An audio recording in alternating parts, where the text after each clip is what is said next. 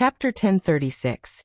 Using the god-killing arrows, Noah emerged from the debris, his radiant form shining like a miniature sun. The darkness that Eve had cast upon the battlefield with the destruction of the light orbs was instantly dispelled by Noah's presence. He exuded an undeniable aura of the god of light, absorbing the arch and celestial energy that surrounded him. With this surge of power, the energy dome encasing Rivertown cracked and shattered, unable to contain Noah's divine might. Meanwhile, Michael activated the death range, causing the surrounding area to plunge into darkness. Storm clouds roiled above him, unleashing thunderous claps and torrential rain. The opposing forces of intense light and pitch-black darkness clashed, setting the stage for the ultimate battle between the god of light and the god of darkness. Noah's gaze fell upon the mummified remains of Norvin, lying lifeless on the ground below Michael. A profound anger welled up within Noah, resonating with a powerful hum that reverberated throughout the battlefield. The sound was so intense that it caused everyone, including Eve and Gaia, to cover their ears in agony. The impact was immense, knocking the beastmen, vampires, and all airborne fighters to the ground, their bodies trembling in response. The humming sound triggered a chaotic response from the undead. The alpha undead lost control over their minions, unleashing a bloodthirsty frenzy. The undead charged recklessly, attacking the Skyhall angels, beastmen, dwarves, and anyone unfortunate enough to be in their path. However, just as the undead were about to descend upon Noah's army, a shockwave emanated from Noah's body, altering the very fabric of gravity in the battlefield. Suddenly, the undead and other combatants were rendered weightless, suspended in midair, their movements suspended by this extraordinary force. That is a surprising power. Michael remained calm and composed, unfazed by the gravity-altering power unleashed by Noah. As a god himself, the fluctuating forces had no effect on him. Hovering in the sky, their eyes locked. The contrast between Noah's boiling anger and Michael's unwavering composure was stark. The radiance surrounding Noah concealed the turmoil brewing within him, leaving Michael unaware of the changes beneath the surface. With a taunting tone, Michael goaded Noah. "What are you waiting for, Noah?" However, before his words could dissipate, Noah vanished from his position, reappearing behind Michael in a blink. An instinctual jolt surged through Michael as he felt the hairs on the back of his neck stand on end. Reacting swiftly, he activated his lightning dash, swiftly evading Noah's incoming punch by mere inches. Noah's fist struck the empty air, releasing a shockwave of incredible force that dispersed the storm clouds, revealing the resplendent moon and stars once more. Michael had little time to react as Noah immediately lunged at him once again. The clash between their powers created an extraordinary phenomenon in the sky, where light and darkness wrestled for dominance, casting an eerie gray hue over the battlefield. The opposing forces struggled to overpower each other, but their equilibrium remained unbroken. Amidst the clash, Noah's sole focus was on his consuming rage, his determination to kill his brother, the Dark Lord, unwavering. A fleeting foxy smile graced Michael's face before swiftly vanishing in the heat of battle. "I'm going to end your life." Noah's enraged scream echoed through the air as he relentlessly unleashed a barrage of punches. Some strikes found their mark on Michael's body, causing bones to crack under the force. However, thanks to the advanced healing properties of his APD-integrated armor, restorative potions coursed through Michael's bloodstream, mending his injuries in real time. A wicked smirk formed on Michael's lips as he taunted, "What happened to your no-kill rule?" With lightning-fast reflexes, he caught Noah's incoming fist midair, countering with a rapid series of punches to Noah's gut. Raising his hand, Michael unleashed a deadly combination of lightning and dark flames, propelling Noah through the air. Blood trickled from Noah's mouth as he was engulfed by the luminous aura surrounding him. Yet he remained undeterred, dashing towards Michael once more. Noah charged with a thunderous roar, his mouth aglow with radiant light. As he bellowed, the light erupted from his gaping maw, materializing into a colossal ethereal dragon crafted from pure luminosity. The sight of the magnificent dragon stunned all onlookers, their attention drawn skyward. The beast's ferocious roar resounded through the battlefield as it soared towards Michael, jaws poised to snap shut. Undeterred by the imminent threat, Michael, the god of darkness, demonstrated his unwavering prowess. In the face of such battles, he pushed his limits, honing his skills to perfection. Seizing the moment, Michael activated Silenes, causing time to slow down within his vicinity. Swiftly ascending into the sky, he soared above the luminous dragon before diving with the Doomsbringer gripped tightly in his hand. With a resounding impact, the Doombringer collided forcefully with the dragon's head, unleashing a deafening clap of thunder that reverberated across the battlefield. The shockwave annihilated countless trees in a half-mile radius, leaving destruction in its wake. With the cracking of the dragon's head, Noah seized the opportunity and sprang into action. Summoning swords forged from pure light and radiant flames, he prepared to face Michael head-on. Sensing the impending danger, Michael swiftly hurled his Doomsbringer towards Noah, who deftly evaded the incoming attack. Simultaneously, Michael extended his hands towards the ground, causing the dark swords to tremble before launching them skyward. The clash between the two godly forces intensified as Noah unleashed lightning-fast sword strikes, pushing himself to the limits of his speed and agility. Undeterred, Michael tapped into the full potential of Silenes, slowing down time within his bubble of influence. Yet even in this slowed-down state, Noah's movements remained lightning-quick, making it a formidable challenge for Michael to evade his onslaught. "I think you should take a look at." Amidst the flurry of sword slashes, Noah managed to land a cut on Michael's shoulder. Although the armor absorbed most of the blow, the searing light flames managed to breach the defenses, leaving a burning wound that elicited a grimace from Michael. Recognizing the need for a decisive move, Michael made a calculated risk. He intentionally allowed Noah's sword to slice across his chest, using the opportunity to grab hold of Noah's wrists. Locked in a fierce face-off, the two brothers exerted their godly strength against one another, their eyes locked in a battle of wills. Regret seeping through his voice, Noah gritted his teeth as he spoke to Michael. The realization of his mistake lingered in his words. "I made a mistake by letting you live. I regret that." With a snicker, Michael taunted Noah, reveling in his change of heart. "Attaboy, now you realize you shouldn't let your enemies live. I am glad you are finally seeing things." Determined to make his point, Noah retorted, "You are not my enemy. You are a curse to the whole world." Unleashing his frustration, Noah launched a powerful headbutt towards Michael, who in turn cracked his neck and reciprocated with a headbutt of his own. As the two brothers clashed, each headbutt sent shockwaves rippling through the sky, cracking the ground beneath them. In the midst of their confrontation, Neela and Olivia soared through the sky, witnessing the cataclysmic battle between two godly beings. Olivia carried the two god-killing arrows entrusted to her by Noah, a strategic move to prevent the Dark Lord from gaining complete control. In a split second, the dark swords defied the gravity distortion caused by Noah's power. Sensing the opening, Michael released Noah's wrists, swiftly grasping one of the dark swords and driving it into Noah's gut. Simultaneously, a sharp pain surged through Michael's own abdomen, realizing that Noah had retaliated by plunging a sword into his own gut. The momentary stillness was shattered by the intensity of their shared pain. A searing pain tore through their stomachs, causing blood to trickle down the darkened sky. Ominous thunders rumbled and lightning streaks illuminated the battlefield. From his castle, Andor sensed the weakening of the barrier and erupted into maniacal laughter, hoping that the god of darkness and god of light would destroy each other, shattering the barrier that kept him from reaching the realm of gods. With a firm grip on their swords, Michael and Noah drove the blades deeper into each other's bodies. In a desperate move, Michael raised his other hand, releasing a dense cloud of poison from a contraption built into his palm. The noxious fumes engulfed Noah's face, momentarily disorienting him, and giving Michael an opportunity to grasp the second dark sword suspended in the air. However, before the second blade could find its mark, Olivia appeared unexpectedly, seizing Michael's hand. With tear-filled eyes and a voice filled with regret, Olivia addressed her teacher. "I am sorry, teacher."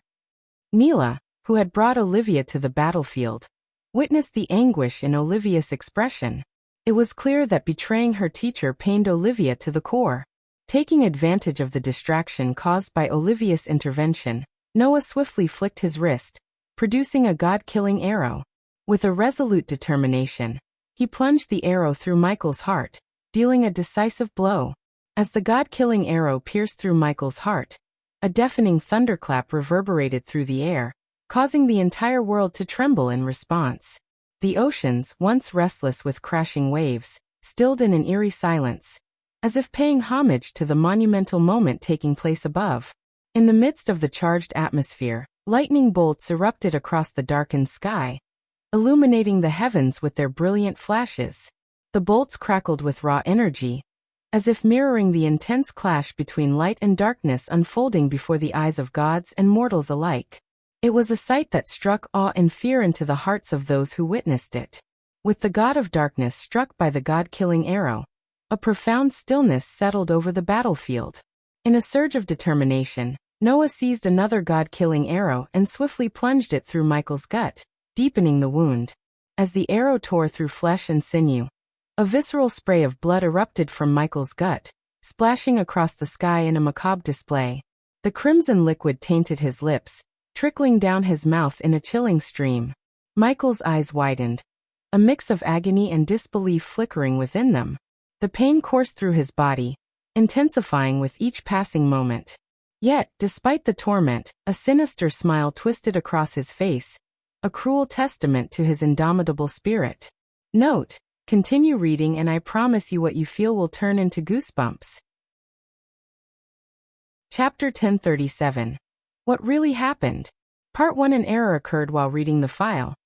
Could not find file/data/www/panda_novel_py/used_emails.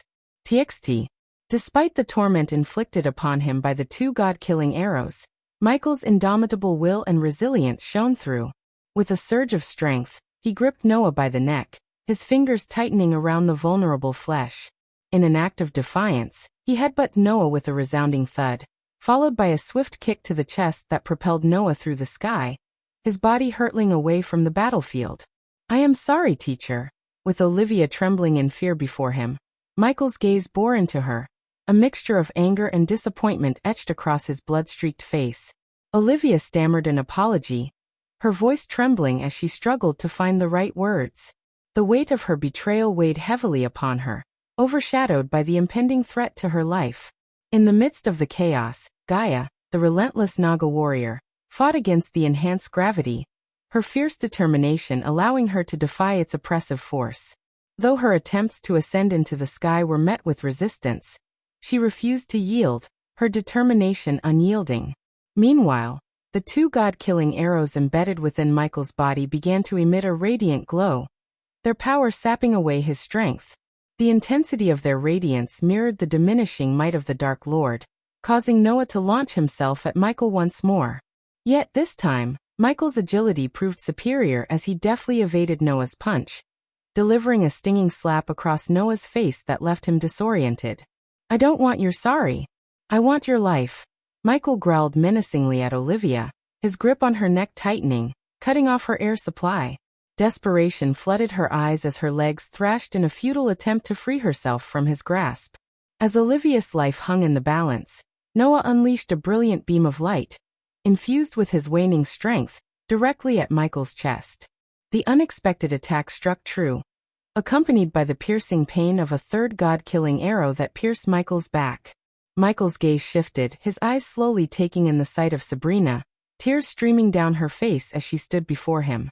"I had no choice," Sabrina murmured through her sorrow, her voice laced with regret and sadness.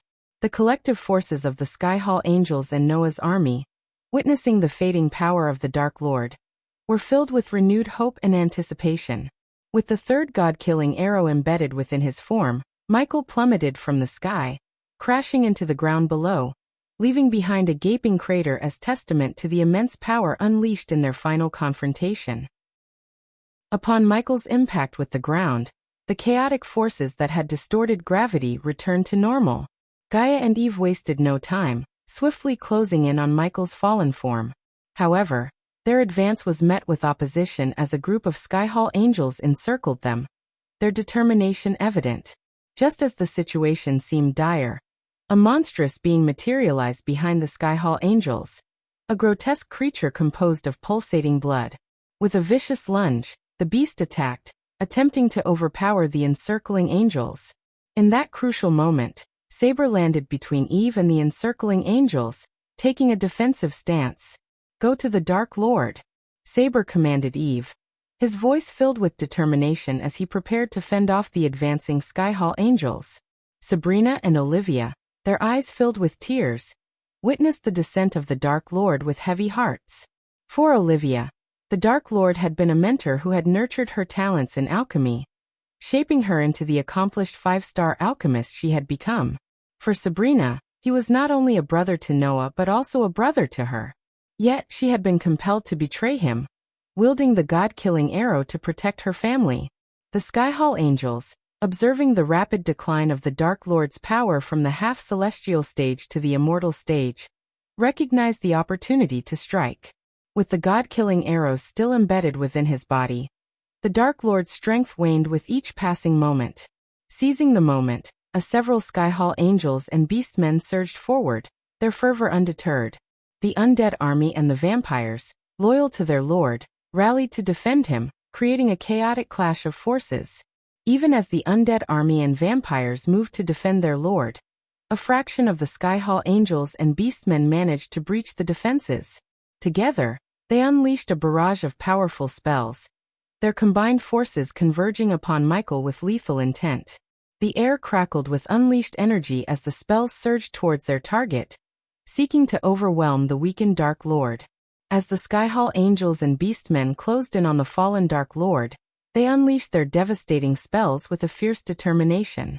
Blazing orbs of fire streaked through the air, exploding upon impact and engulfing the surroundings in searing flames. Arcs of lightning crackled and danced, striking the ground with electrifying force. Spears of ice materialized in midair, hurtling towards their target with deadly precision. Yet as the onslaught of spells descended upon the Dark Lord, a pale blue shield manifested around him. This shield shimmered with a protective aura, absorbing the majority of the spell's destructive power.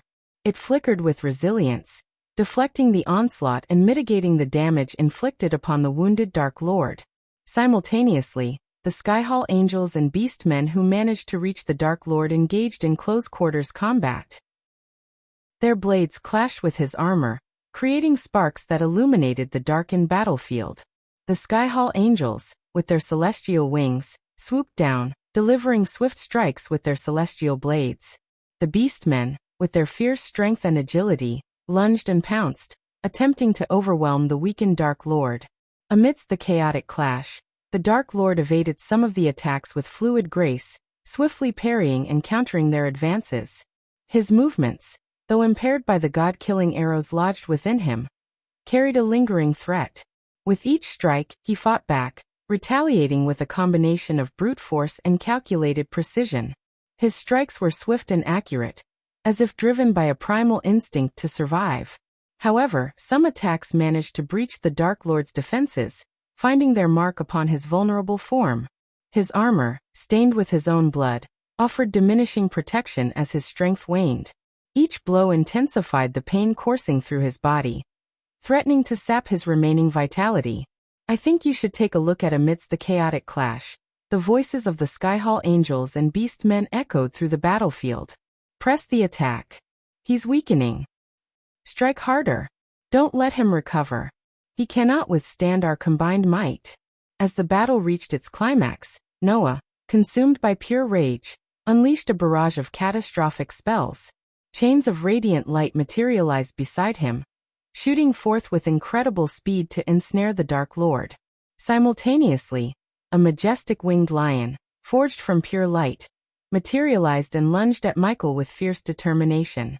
The third spell Noah conjured resembled Michael's devastating meteor spell, but instead of fiery projectiles, Noah summoned 3 spheres of scorching light enveloped in radiant flames.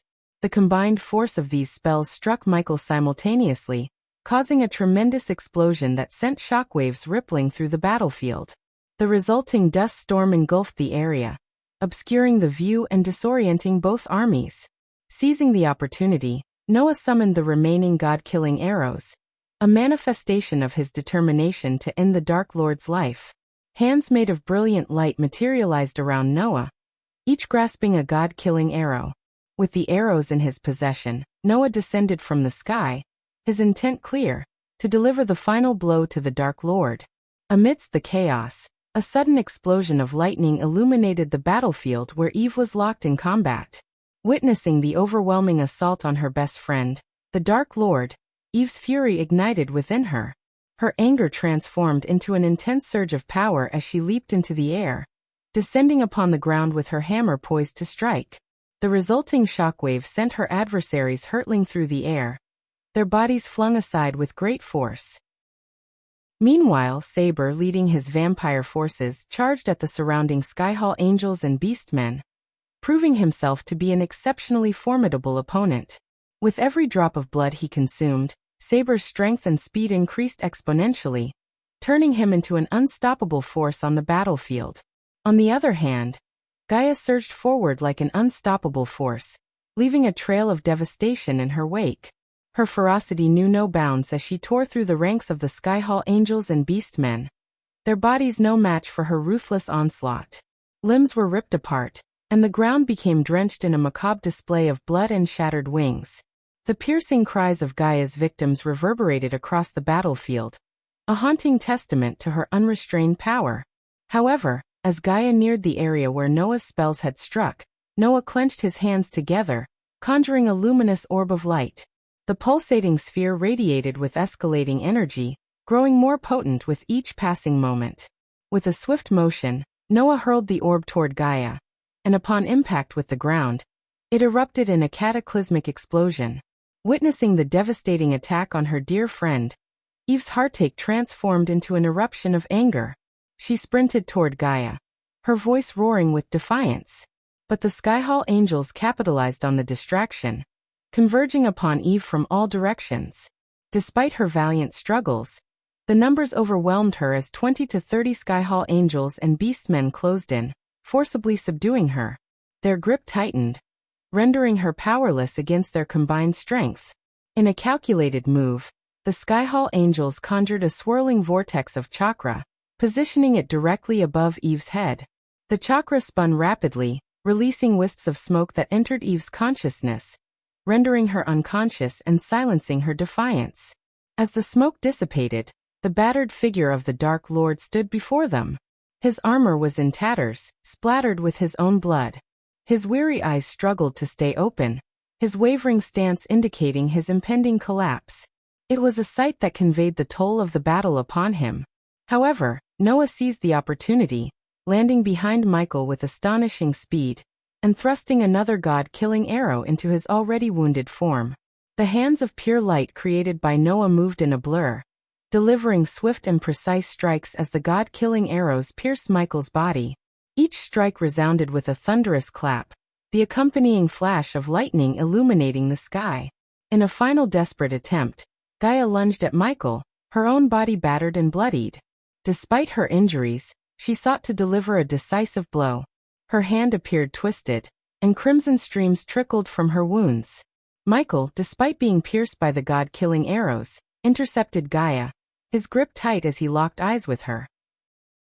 Gaia collapsed onto Michael, their bodies entwined, as Noah unleashed the last and ultimate god-killing arrow, piercing through both their hearts. At that moment, the darkness that had shrouded the battlefield began to recede, allowing the gentle rays of the rising sun to illuminate the horizon. Michael plummeted to the ground, cradling Gaia in his embrace, while Sabrina and Olivia stood nearby, witnessing the fall of the Dark Lord. As Michael's body made contact with the earth, the god-killing arrows pulsated with an intense surge of energy.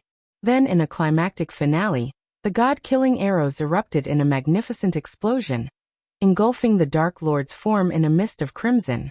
Noah gazed up at the emerging sun, a symbol of a brighter future now that the Dark Lord had been vanquished. Noah, having finally exacted his revenge upon the Dark Lord for the deaths of Alicia and Norvin, sank to his knees. As the radiant light surrounding him subsided, the true extent of the damage inflicted upon Noah became evident. His body was covered in bruises, blood seeping from numerous wounds. His once majestic armor now lay in tatters, a testament to the fierce battle he had endured.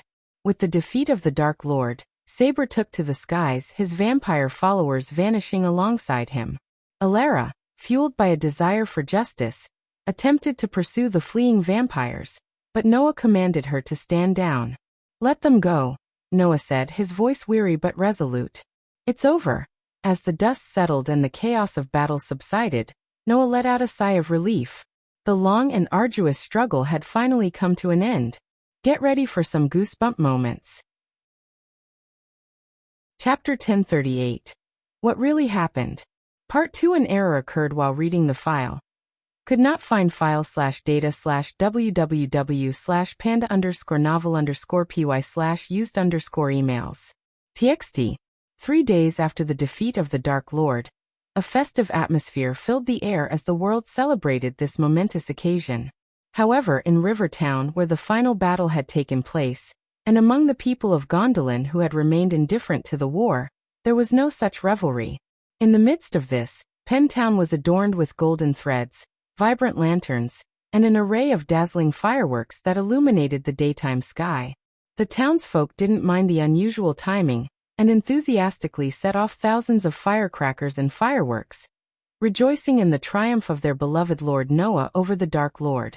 Distinguished figures and leaders from all corners of the realm arrived at Pentown to partake in the grand celebration, hosted by Noah at his opulent residence, Winston Manor. The manor itself was a sight to behold, bedecked with colorful lights, shimmering lanterns, and intricately woven golden decorations. The entrance to the manor was lined with a red carpet, where people eagerly gathered, their cheers resounding like thunderclaps. Amidst the jubilant atmosphere, Olivia Palmer, hailed as one of the heroes for her courageous efforts to thwart the Dark Lord, arrived in her carriage. The carriage gracefully made its way through the sea of people, who stood on either side of the red carpet, offering their cheers and adoration. Outside the walls of Winston Manor, the townsfolk of Pentown had congregated, eagerly awaiting glimpses of the illustrious guests and the festivities unfolding within. Their excitement was palpable as they cheered and applauded, their joy reverberating through the air.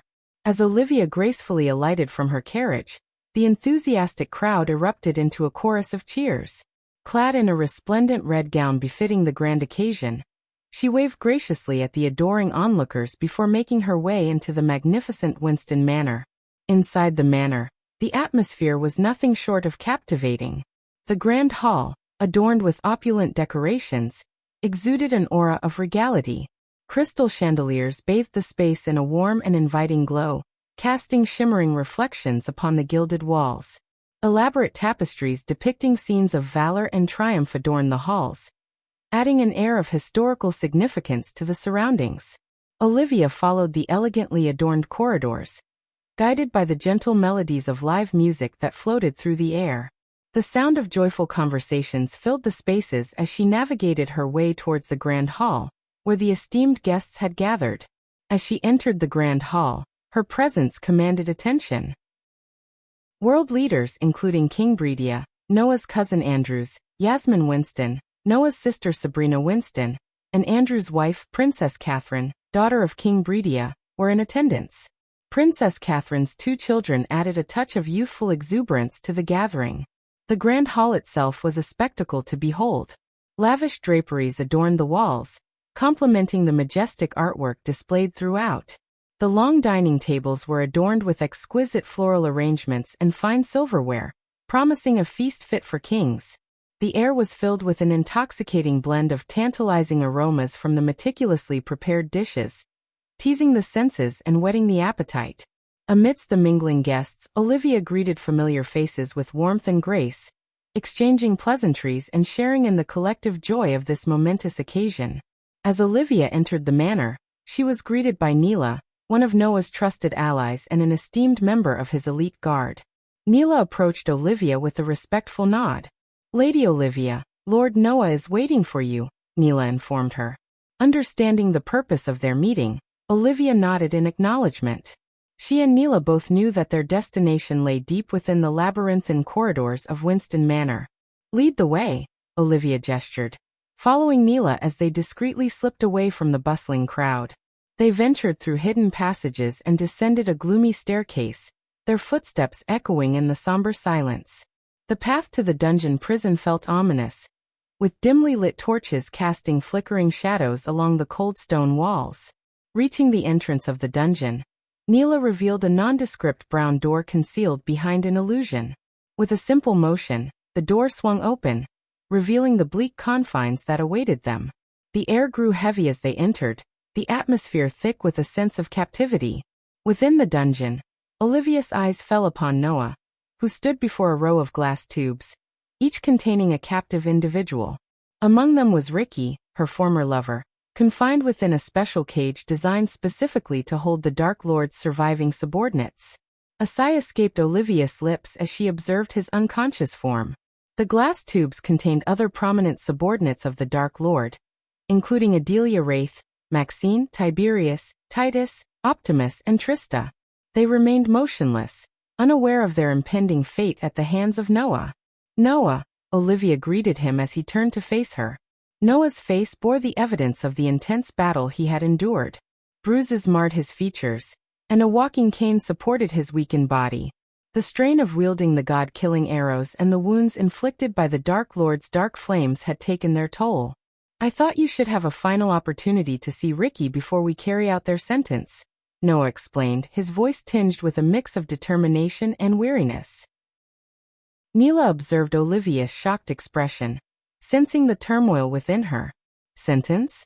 Noah, I believed we were planning to imprison them, Olivia responded, her voice betraying her deep-seated astonishment. Noah's gaze held a resolute conviction as he spoke. I do not wish to subject them to the cruelty of the Sky Hall. Handing them over would only result in prolonged suffering. What I offer is a swift and painless end, sparing them from a lifetime of torment for the crimes committed by the Dark Lord, Noah explained, his words filled with a somber gravity. Olivia's lips parted to voice her objections, but her words faltered before they could escape. She realized that Noah's perspective held a painful truth she couldn't deny. Though her heart ached for Ricky and she longed for Noah to spare him, she understood the difficult choices he had to make. In the grand scheme of things, a swift death was a merciful alternative compared to the cruelties the Sky Hall would inflict upon them. With a heavy heart, Olivia approached the glass cage containing Ricky, her hand tenderly pressed against the cold surface. Ricky, you should have left Ghost when you had the chance. We could have built a future together, she whispered, tears streaming down her cheeks. Concerned for the fate of the remaining Dark Lord subordinates, Olivia turned her attention to Noah, seeking answers. What about the others, Noah? She inquired, her voice filled with genuine curiosity. Noah's response was resolute, yet tinged with a sense of understanding. The undead and vampires have been confined within a separate pocket dimension, under the care of the Sky Hall. As for the remaining subordinates, they are scattered and without leadership. We will track them down in due time, Neela interjected, offering a response to Olivia's question. Eager to uncover the fate of her dear friend, Olivia voiced her concerns regarding Eve Voldegard, the Dark Lord's closest ally. And what of Eve? Olivia's voice trembled with a mix of curiosity and sadness. She had noticed Eve's absence from the glass cages, and her heart yearned to know her friend's fate. Neela's response held no trace of sympathy, displaying her unwavering resolve. Eve chose to take her own life.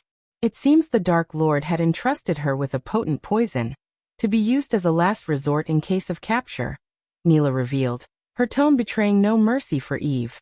In Neela's eyes, the Dark Lord's subordinates held no value, and their actions warranted no compassion. We have managed to extract a sample of the poison from Eve's body, Olivia. I need you to replicate it in order to ensure a painless death for them. Noah's voice echoed with a hint of urgency. Olivia, still engrossed in her sorrowful gaze upon Ricky, responded without turning around. I think you should take a look at. Why can't you do it yourself? You're just as skilled an alchemist as I am, Olivia questioned, her voice filled with a mix of curiosity and concern. Noah's response was laced with a tinge of helplessness. I cannot. This poison was created using Ghost's unique recipe. Only you possess the knowledge to replicate it, Noah explained, his words resonating with the weight of necessity. If you are unable, I can use my light flames to end their lives, but I cannot guarantee a painless death, Noah stated, his voice revealing the absence of choice. Olivia, absorbing Noah's words, took a deep breath, steeling herself for the task at hand. I will do it. Just provide me with a secluded space to work, Olivia requested, her voice determined. Noah nodded in agreement, acknowledging her request. I will grant you the solitude you need. Neela will ensure you have everything necessary, Noah replied before limping away from the dungeon. 2 hours swiftly passed as Olivia meticulously brewed the replicated poison, her focus unwavering. With the task completed, she made her way back to the main hall. Emerging onto the front yard, where the guests were gathered, Olivia joined the crowd. A stage, adorned with the glass cages containing the Dark Lord's subordinates, had risen from the ground. As she awaited her cue, Noah finally appeared on the stage, greeted by thunderous cheers from the assembled crowd. The crowd erupted in cheers and applause, their voices reverberating through the air. Hail Lord Noah, the vanquisher of darkness. Praise be to the one who defeated the Dark Lord. Lord Noah, you have saved us all. The resounding cheers echoed around Penn Town, an outpouring of gratitude and admiration for their savior. The people hailed Noah as a hero, their voices filled with hope and reverence. In the distance, Selisi soared through the sky, her face radiating with joy. She had achieved her goal of eliminating the Dark Lord, eagerly anticipating her master's journey into the realm of gods, where she was destined to accompany him.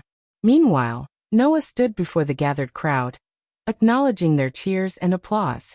With a humble smile, he raised his hand, signaling for silence. As his hand ascended, a hush fell over the crowd, their attention solely focused on Noah. Taking a deep breath, Noah began his speech, his voice resonating with sincerity. My friends, today we celebrate a great victory over the Dark Lord, but let us not forget that darkness does not reside solely within one individual.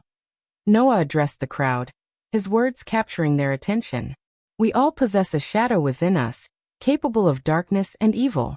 It is a part of our nature, but it is through our choices, our actions, and our kindness that we can overcome this darkness. Noah continued, his voice filled with conviction. He urged the crowd to reflect on their own flaws and the importance of self-improvement. We must strive to be better, to do better, if we are to prevent the rise of another Dark Lord. Each and every one of us has the power to make a difference, to bring light to the world, Noah emphasized, his gaze sweeping across the faces of the people before him. His words resonated with the listeners as they contemplated the significance of their individual contributions in creating a brighter future. The crowd listened attentively, their hearts stirred by Noah's call for self-reflection and personal growth. They understood that it was not only the defeat of the Dark Lord that mattered, but also their own commitment to kindness and compassion in their daily lives. Noah gazed upon the glass cages, his expression filled with a mix of regret and resolve. He spoke to the gathered crowd, his voice carrying a tone of compassion and understanding. I regret having to impose this death sentence upon them. But I do so out of mercy, Noah confessed, his words punctuated by a heavy sigh. I have prepared a poison that will dissolve within the glass cages, ending their lives swiftly and painlessly. Once their souls have departed, I will use my light flames to burn their bodies. The crowd listened in somber silence as Noah continued, his voice filled with determination. This is not an act of vengeance or cruelty. It is an act of kindness. These individuals, once loyal to the Dark Lord, are now condemned to suffer a fate worse than death if they were to fall into the hands of higher authorities. I offer them release from that fate. Olivia watched as Noah nodded, signaling to Neela, who stood beside a lever on the side. With a determined expression, Neela pulled down the lever, and a mechanism was set in motion. A soft hissing sound filled the air as the glass cages were permeated by a swirling purple mist. The sound of Noah's voice broke the silence. May their spirits find peace in the realm beyond, he whispered, his voice carrying a solemn reverence. Olivia could see the anguish in Noah's eyes, a testament to the heavy toll that such decisions took on his soul. As the purple mist diffused within the glass cages, Olivia's eyes were fixed on Ricky and the others held captive. She noticed a subtle shift in their bodies, a slight twitch, as if their unconscious forms were responding to the presence of the mist. Gradually, their movements ceased, and Olivia realized with a heavy heart that their breathing had stilled. Just as Olivia's gaze lingered on Ricky's motionless figure, a gray-haired elder, adorned in ceremonial robes, approached his glass cage. His weathered hand gently pressed against the transparent barrier, causing a rune etched onto the surface to glow softly. The elder closed his eyes briefly, as if connecting with a realm beyond the physical, before turning around to face the expectant crowd. With a voice that carried the weight of both sorrow and reverence, the elder announced solemnly, "Their souls have departed from this world." His words hung in the air, embraced by a brief moment of hushed silence. A surge of relief and gratitude swept through the onlookers. The crowd erupted into a cacophony of cheers and applause, their jubilant voices resonating through the air like a wave of joyous energy. The cheers were a testament to the collective understanding that the Dark Lord's reign of darkness had finally come to an end, and that Noah's decisive actions had paved the way for a brighter future. Then, as he said, Noah's hand ascended into the air, his palm open as if harnessing the power of the sun itself. In response to his command, bright flames materialized, their brilliance illuminating the surroundings. The intense light flickered with vibrant energy, casting dancing shadows across the faces of those gathered. As the flames drew closer to the glass cages, they seemed to defy the laws of physics, seeping effortlessly through the barriers. The flames engulfed the lifeless bodies within, wrapping them in a shroud of radiant heat. In an instant, the bodies began to disintegrate, transforming into fine particles that swirled in the fiery vortex. The brilliance of the flames intensified, emanating an overwhelming light that enveloped the entire hall. It was as if the room had been consumed by a blinding celestial aura, rendering everyone temporarily blind to their surroundings. They shielded their eyes, squinting against the radiance, as the all-encompassing brilliance filled their senses. When the light finally subsided and the onlookers dared to open their eyes, they found themselves gazing upon a scene of ash and remnants. The once prisoned bodies of the Dark Lord's subordinates had been reduced to nothing more than a fine powder scattered across the floor. The air carried a faint trace of their existence, a bittersweet reminder of lives extinguished. Chapter 1039. What really happened? Final. Amidst the lively festivities, Olivia spotted Lord Information amidst the crowd. She approached the elf with a warm smile, extending her greetings. "Lord Information, it's a pleasant surprise to see you here.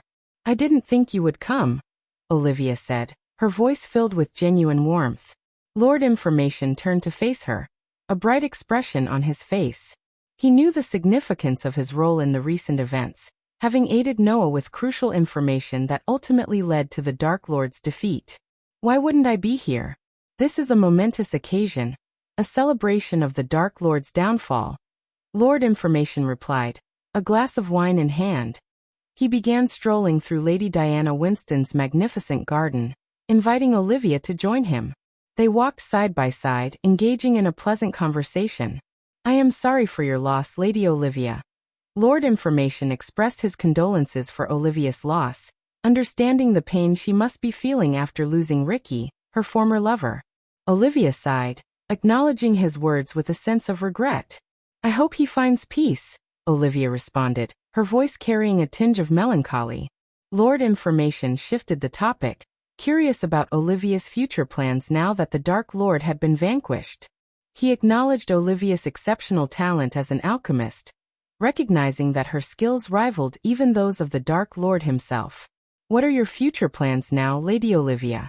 With the Dark Lord no longer a threat, you stand as one of the most esteemed alchemists in the world. Say what you want about the Dark Lord, but his knowledge in alchemy was unparalleled, except perhaps by one man who is not present," Lord Information remarked, alluding to Noah's own prowess in the field. Olivia pondered the question, her footsteps gently guiding her along the dazzling flower beds that flourished beneath the shimmering night sky. She considered a future filled with tranquility, a life of peaceful solitude. "To be honest, I have no idea. Perhaps I will find a place to settle down and spend the remainder of my days in peace and quiet," Olivia replied, her voice filled with a hint of longing for a life away from the chaos and turmoil of the past. After pondering for a moment, Olivia shared her intentions with Lord Information. "I have plans to assist Noah in rebuilding Rivertown. The people of Rivertown deserve to have their homes restored after the devastating final battle between Noah and the Dark Lord," Olivia revealed, her voice filled with determination to aid those in need. However, her hopeful aspirations were soon met with unfortunate news as Lord Information interjected, delivering a somber revelation. Unfortunately, Lady Olivia, the Sky Hall has made the decision to close off River Town. The aftermath of the battle, including the radiation emitted by the god-killing arrows and the residue left behind, has rendered the area highly hazardous, Lord Information disclosed, shedding light on the grim aftermath of the clash between the two powerful entities. Shaken by this revelation, Olivia's concern for the displaced residents of River Town grew stronger. But where will the people go? What will happen to them? Olivia questioned, genuine worry etched on her face. They will be relocated to Breedia. However, we both know the history between the Dark Lord and King Breedia. Considering the Dark Lord's affection for the people of River Town and their devotion to him, it is unlikely that King Breedia will treat them fairly.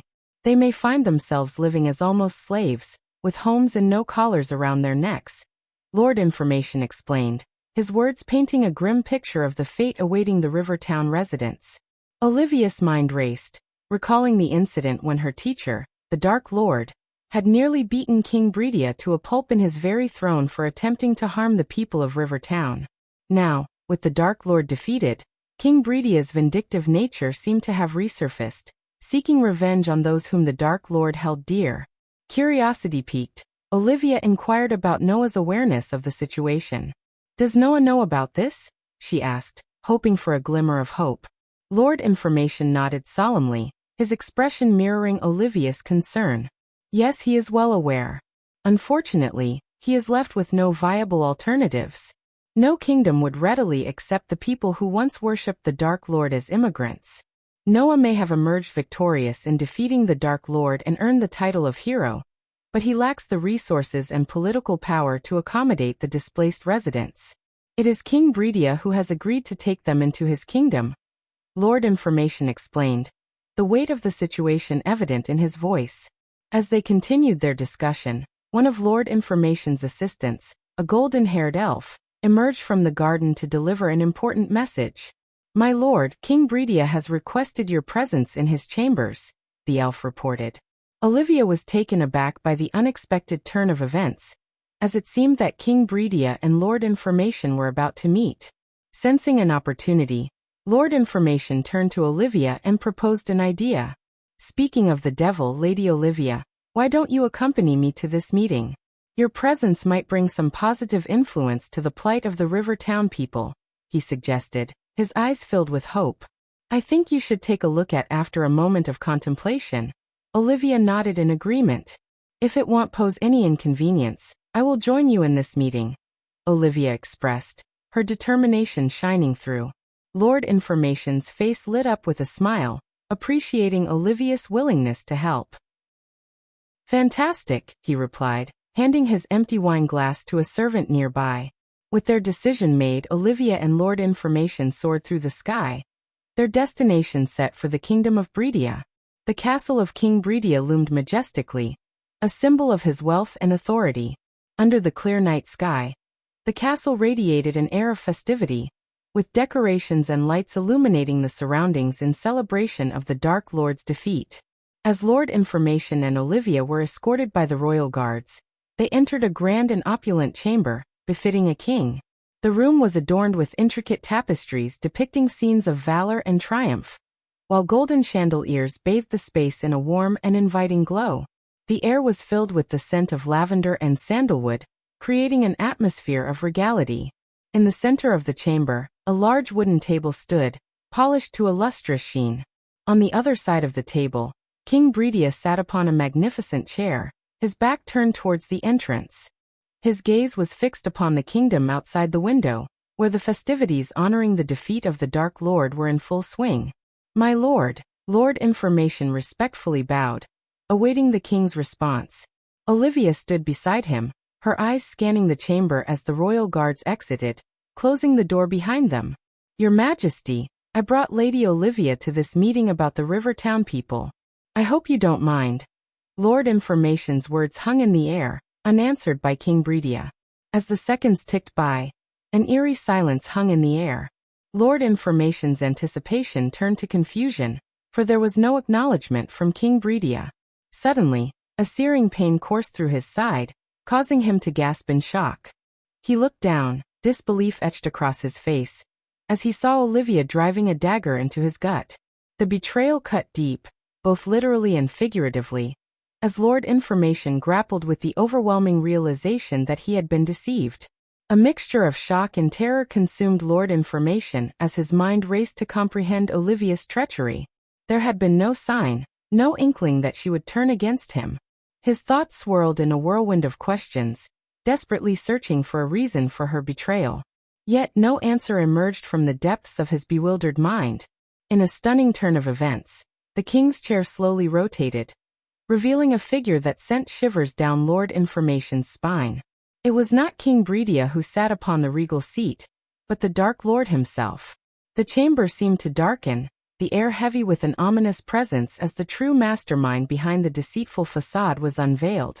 A sinister smile crept across the Dark Lord's face as he reclined in the chair, exuding an air of nonchalance. With a subtle flick of his wrist, he effortlessly summoned an empty chair behind Lord Information. Overwhelmed by blood loss and racked with pain, Lord Information crumpled into the chair, his gaze locked with the Dark Lord's piercing eyes. The greatest betrayal comes not from enemies, but from those we once called friends. Did you think only you can play that game? Asked the Dark Lord with a sly smile. Unbeknownst to Lord Information, he believed he had remained hidden in the shadows, playing a crucial role in providing the map that led to the Dark Lord's defeat. It was an illusion he held on to, thinking that Noah had vanquished the Dark Lord using the god-killing arrows.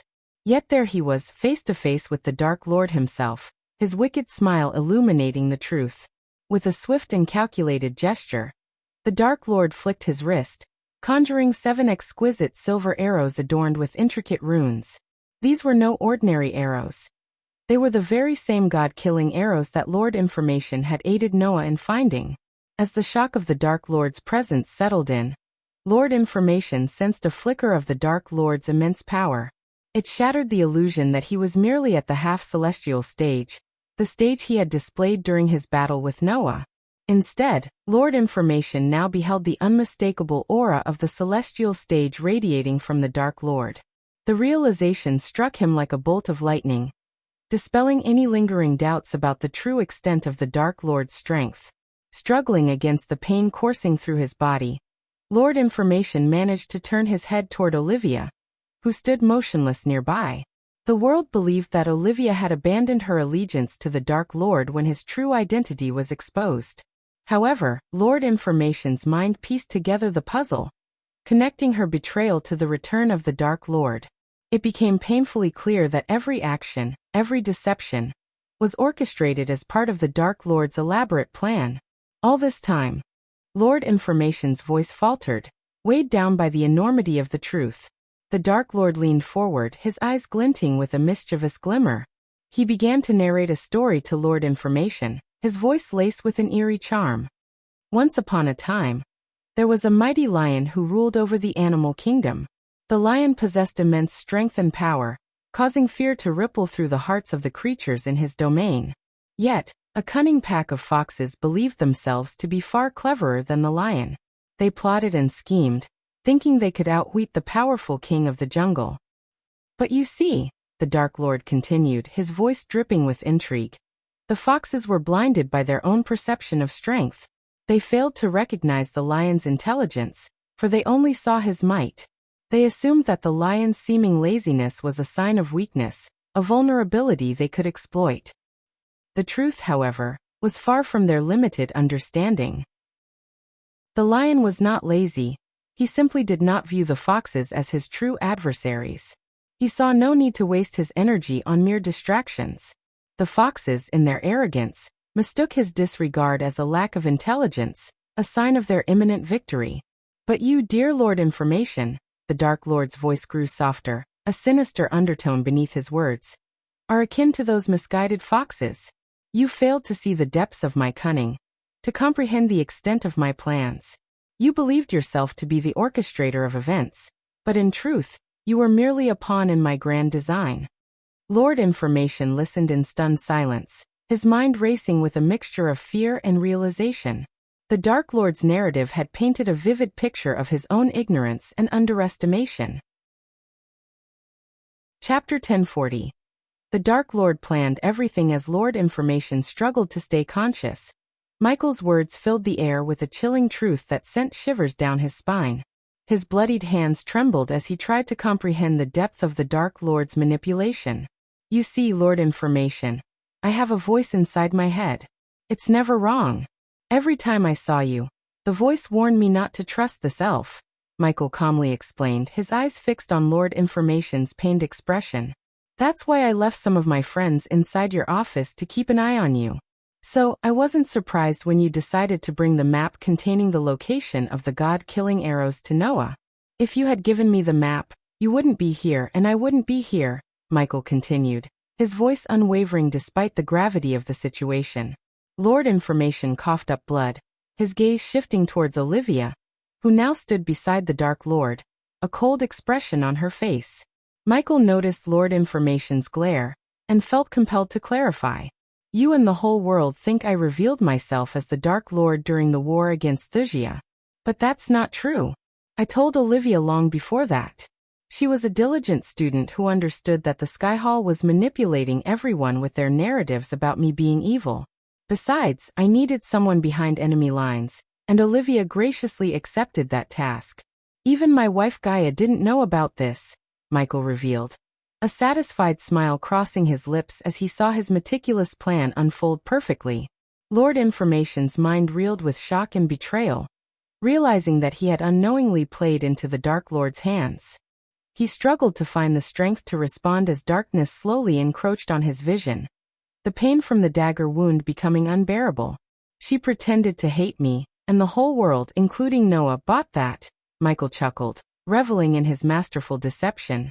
But Ricky, Lord Information mumbled, his voice weak. Lord Information had seen with his own eyes the poison enter the glass cage. The confirmation of the Dark Lord's subordinates' deaths by the Elder of the Sky Hall, and Noah using his light flames to destroy their bodies. Ricky, Michael slowly clapped his hands together, leaning back on his chair. Lord Information heard a footstep and turned his head, gazing at a dark corner of the king's chamber. To his pure shock, Ricky, the young man who was supposed to have died in Noah's light flames, emerged from the darkness. Even more surprising, Ricky was dragging King Breedia with him, the king struggling and muffled by a cloth in his mouth. King Breedia's regal red attire was now torn and tattered, a testament to the beating he had received. His neatly combed hair was now ruffled and disheveled, and his hands and legs were bound as Ricky dragged him towards the Dark Lord. Ricky forced King Breedia's head down onto the table where Michael was seated. The king's head hit the table with a thud, and Ricky firmly held him in place. Michael then slowly ran his fingers through King Breedia's hair, like a predator savoring its prey before the final strike. My dear king, what did I tell you last time? Asked Michael. He ignored Lord Information for a moment, and turned his gaze to King Breedia. HRRMMM. King Breedia managed to mutter through the cloth. Take out the cloth, Michael smiled at Ricky. Ricky, in his black shiny armor, nodded and removed the cloth from King Breedia's mouth. Help! Guards! King Breedia screamed for help, but to his terror, no guards came to his rescue. We soundproofed the room, you old fuck, another voice snickered from the corner. Lord Information turned his head, and saw the Dark Queen emerge from the darkness. He was terrified, as he had witnessed both the Dark Lord and the Dark Queen supposedly die in a bloody mist at the hands of Noah. But it was all a facade. The entire war was orchestrated by the Dark Lord from start to finish. The world had been deceived, and the Dark Lord had won. Gaia, the Dark Queen, came to Michael's side and placed her hand on Olivia's shoulder. Sorry I doubted you, Olivia. You did really great, said Gaia, genuinely surprised and shocked to learn that Olivia had never abandoned the Dark Lord, and had remained loyal to him all along. Guards! Help! The Dark Lord is here. No. King Breedia continued to scream fiercely, even though Gaia had already informed him that the room was soundproofed. The guards and citizens outside were celebrating the Dark Lord's death, completely unaware that he was inside the king's chamber, holding the king's life in his hands. I told you I'd kill you if you tried to harm the people I care about, King Breedia. Did you forget that? Asked Michael. Ricky forced King Bredia to stand straight and look the Dark Lord in the eyes. Just when Lord Information thought the surprises were enough, Michael reached his hand out to another dark corner. This time, it was Eve, the very same person Noah had claimed killed herself after being captured by the Skyhall Angels in the battlefield. She walked out of the corner and handed Michael a large glass bottle containing a glistening red liquor. The highly addictive and potent red bliss that Michael had created and distributed as a part of his business empire to generate a stable income for his dark army. Tomorrow the big headlines. Eve began her words playfully. I think you should take a look at King Bredia fell to his death from his castle chamber, while celebrating the Dark Lord's demise. He slipped from his chamber windows and fell to his death after drinking too much red bliss. King Bredia saw Michael pop open the wooden cork with a flick. He violently squirmed and screamed, but Ricky's hold was too strong, and no one came to his aid. Michael then grabbed King Bredia's jaw and pressed it, forcing his mouth open. He forcefully poured all the red bliss down the king's throat, without spilling a single drop. Then Michael poured some liquid onto his palm, and sprayed it onto the king. Hope you can fly, King Bredia, Eve chuckled as she opened the windows. Ricky then moved the intoxicated king, who had stopped shouting and screaming, towards the open windows. Lord Information watched in horror as Ricky pushed the king closer to the edge. As Ricky stood with the king facing the opened windows, Michael turned his gaze back to Lord Information. You have no idea about the forces you are meddling with. Lord Information managed to utter these words in a weak and pained voice. You mean Seraphine, Michael calmly said, revealing his knowledge of the goddess Lord Information served. Where do you think I am going next? Why fight the minions when you can kill their lords? Michael calmly asked Lord Information, hinting at his grand plan. He seemed to know something about the goddess Seraphine, which troubled Lord Information deeply. As far as the world is concerned, you disappeared from the face of this world. Poof, Michael gestured, explaining how he intended to make it seem like Lord Information had vanished without a trace. We can harvest his organs and use them in Project Phoenix.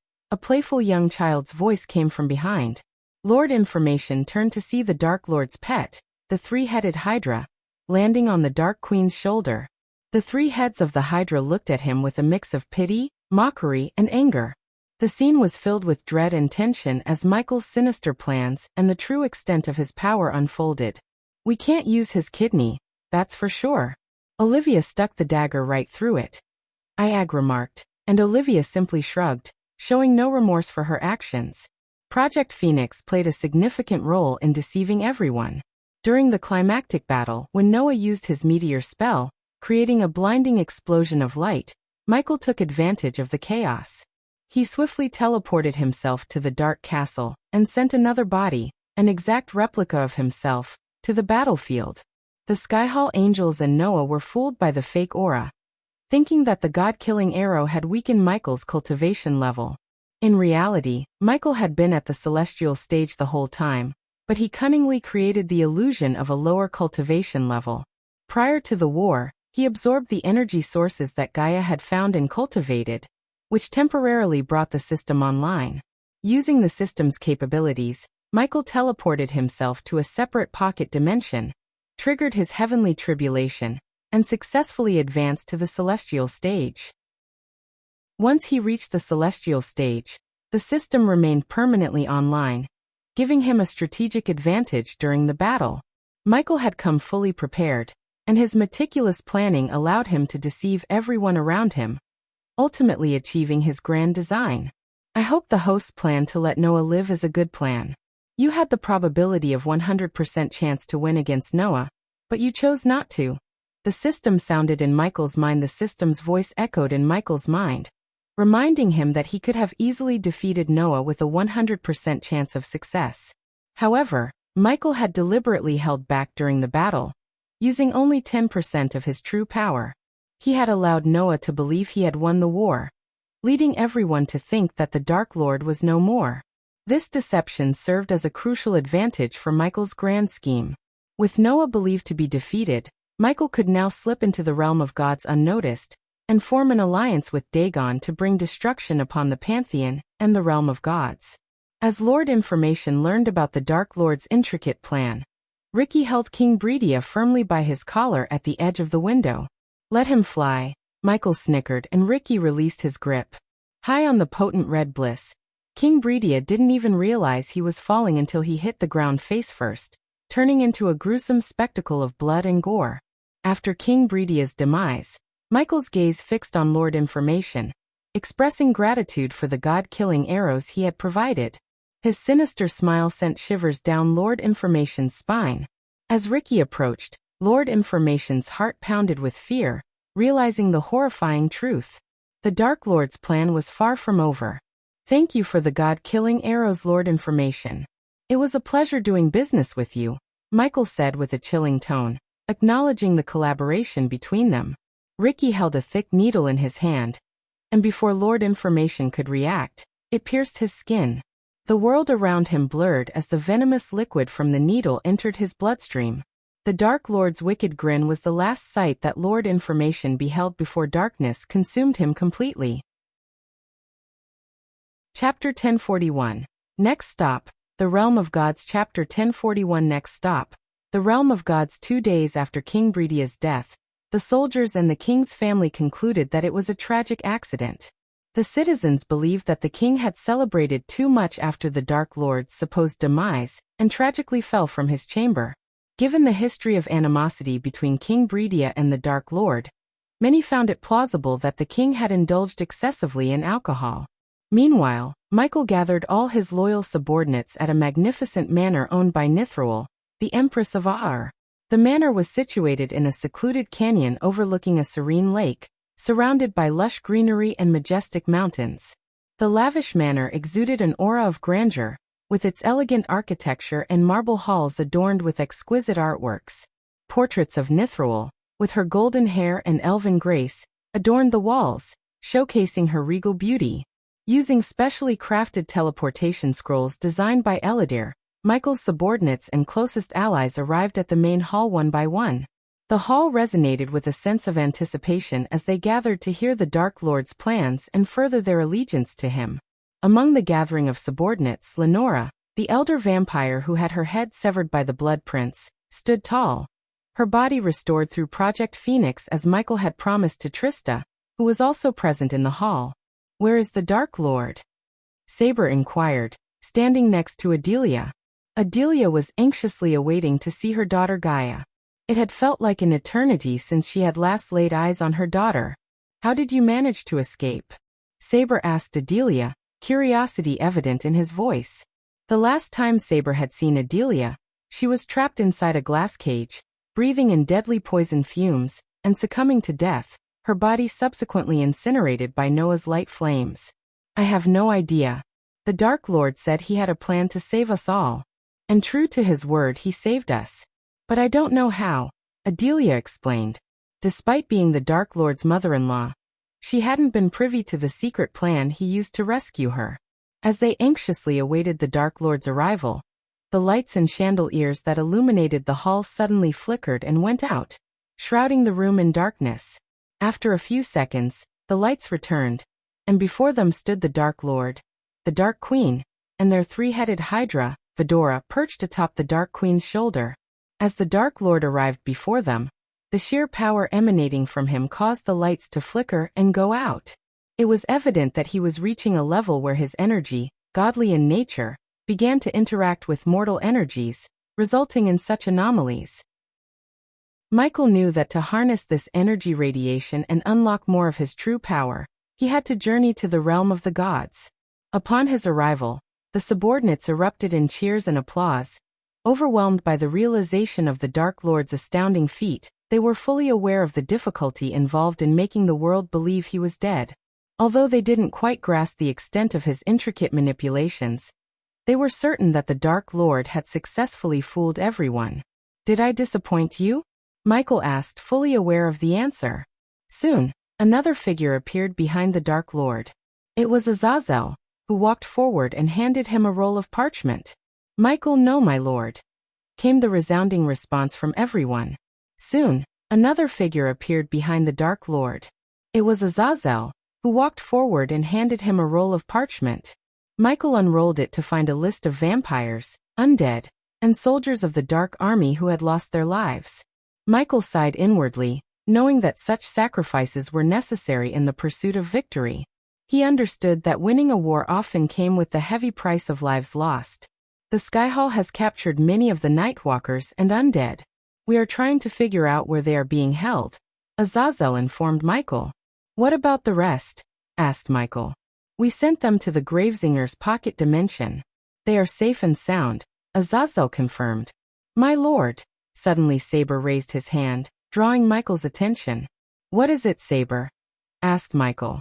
Now that you have entered the celestial stage, why can't we get rid of the Skyhall once and for all? Saber asked Michael. As an elder vampire, Saber was displeased that his brethren and fellow Nightwalkers were being held captive by the Skyhall. You cannot underestimate the mortals, Saber. I was once a mortal and believed to be one. Look at me now. We cannot overestimate ourselves and underestimate our enemies just because we won one battle, Michael said in a serious tone. Despite achieving the impossible, he never underestimated his enemies or Noah, who may have few brain cells but have whole heap of luck. Besides, we have bigger enemies now, the gods, Gaia continued. When the subordinates heard Gaia's words, they murmured in shock and surprise. At this moment, only the Dark Lord as the God of Darkness can stand a chance against the gods. But we all witnessed what happened at the wedding. Even he wasn't strong enough to fight someone possessed by just a sliver of a god's power. So just imagine how powerful higher-level gods will be, said Gaia. Gaia allowed her words to sink in for a moment, and a heavy silence filled the hall before she spoke again. That's why we must become gods ourselves. Gaia's words sent a chill down their spines, but excitement also stirred within the subordinates. Even Claire, who had recently learned about her mother's imprisonment in another world like Itanes, felt a mix of emotions. Adelia had previously discovered that the Dark Elves had imprisoned Claire's mother, Elasha Mortero, in a separate world. However, with Michael's plan in motion, he couldn't spare the resources to rescue Elasha at the time. Since Michael's plan to fake his death and so many moving parts, Michael did not risk deviating from his plan. Everyone who heard Gaia was shocked and left speechless, including Adelia. But to achieve that, I have to go somewhere else, leaving you all here. That's why I called everyone here, Michael calmly explained. He didn't mention that to build the contraption capable of turning his subordinates into gods, he needed materials that could only be found in the realm of gods and beyond.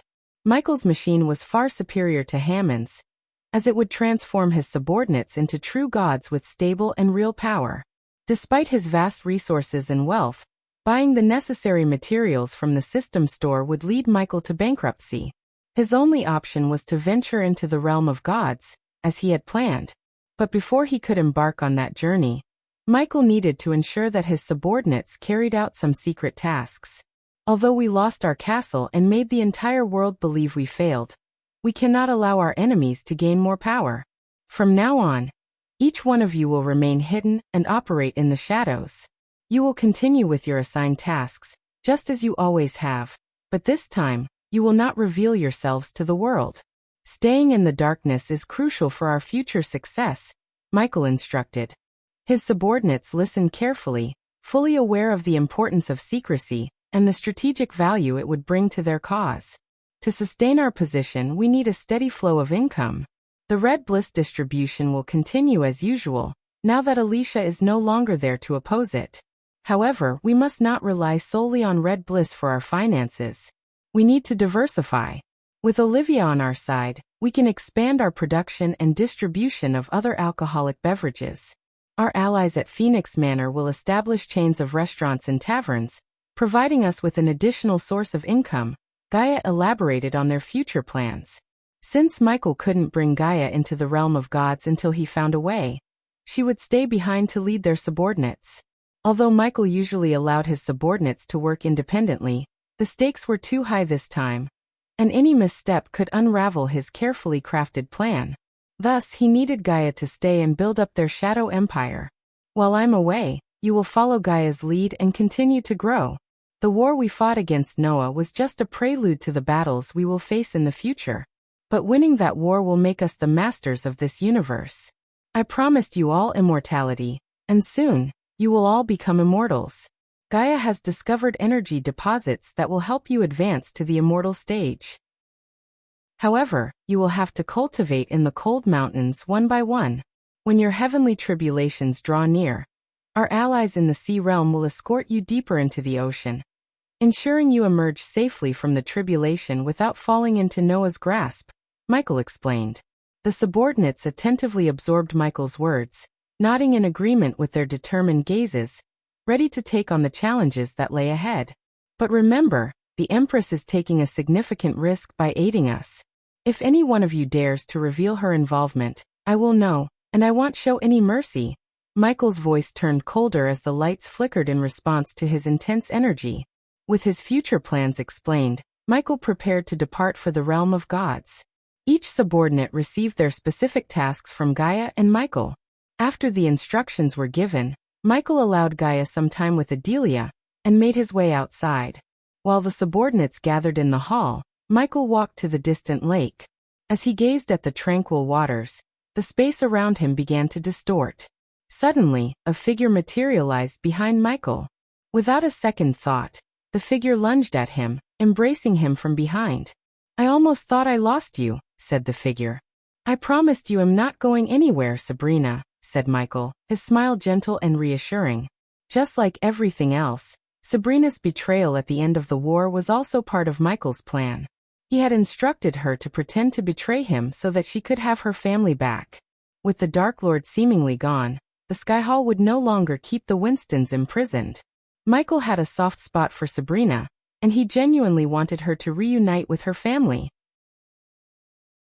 Chapter 1042 Kill your father-in-law for me. So, what's your next move, brother? Asked Sabrina, holding Michael's hand tightly.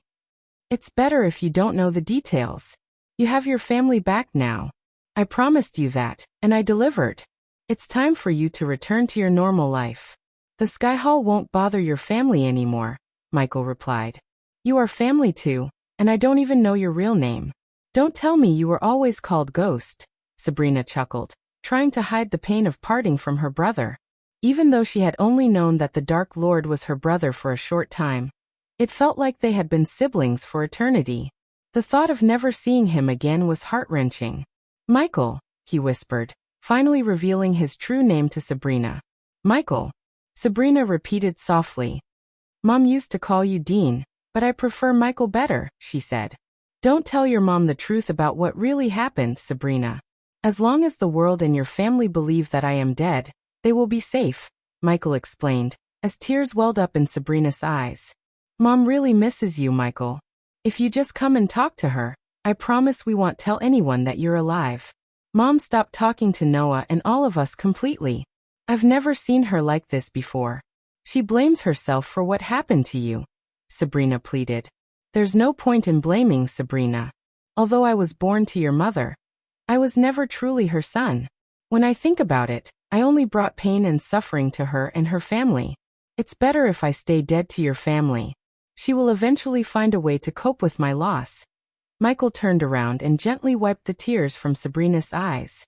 With the Sky Hall believing that the Dark Lord had died, they brought Diana back to their home with Ethan and all the others they had captured when Diana revealed that the Dark Lord was her son.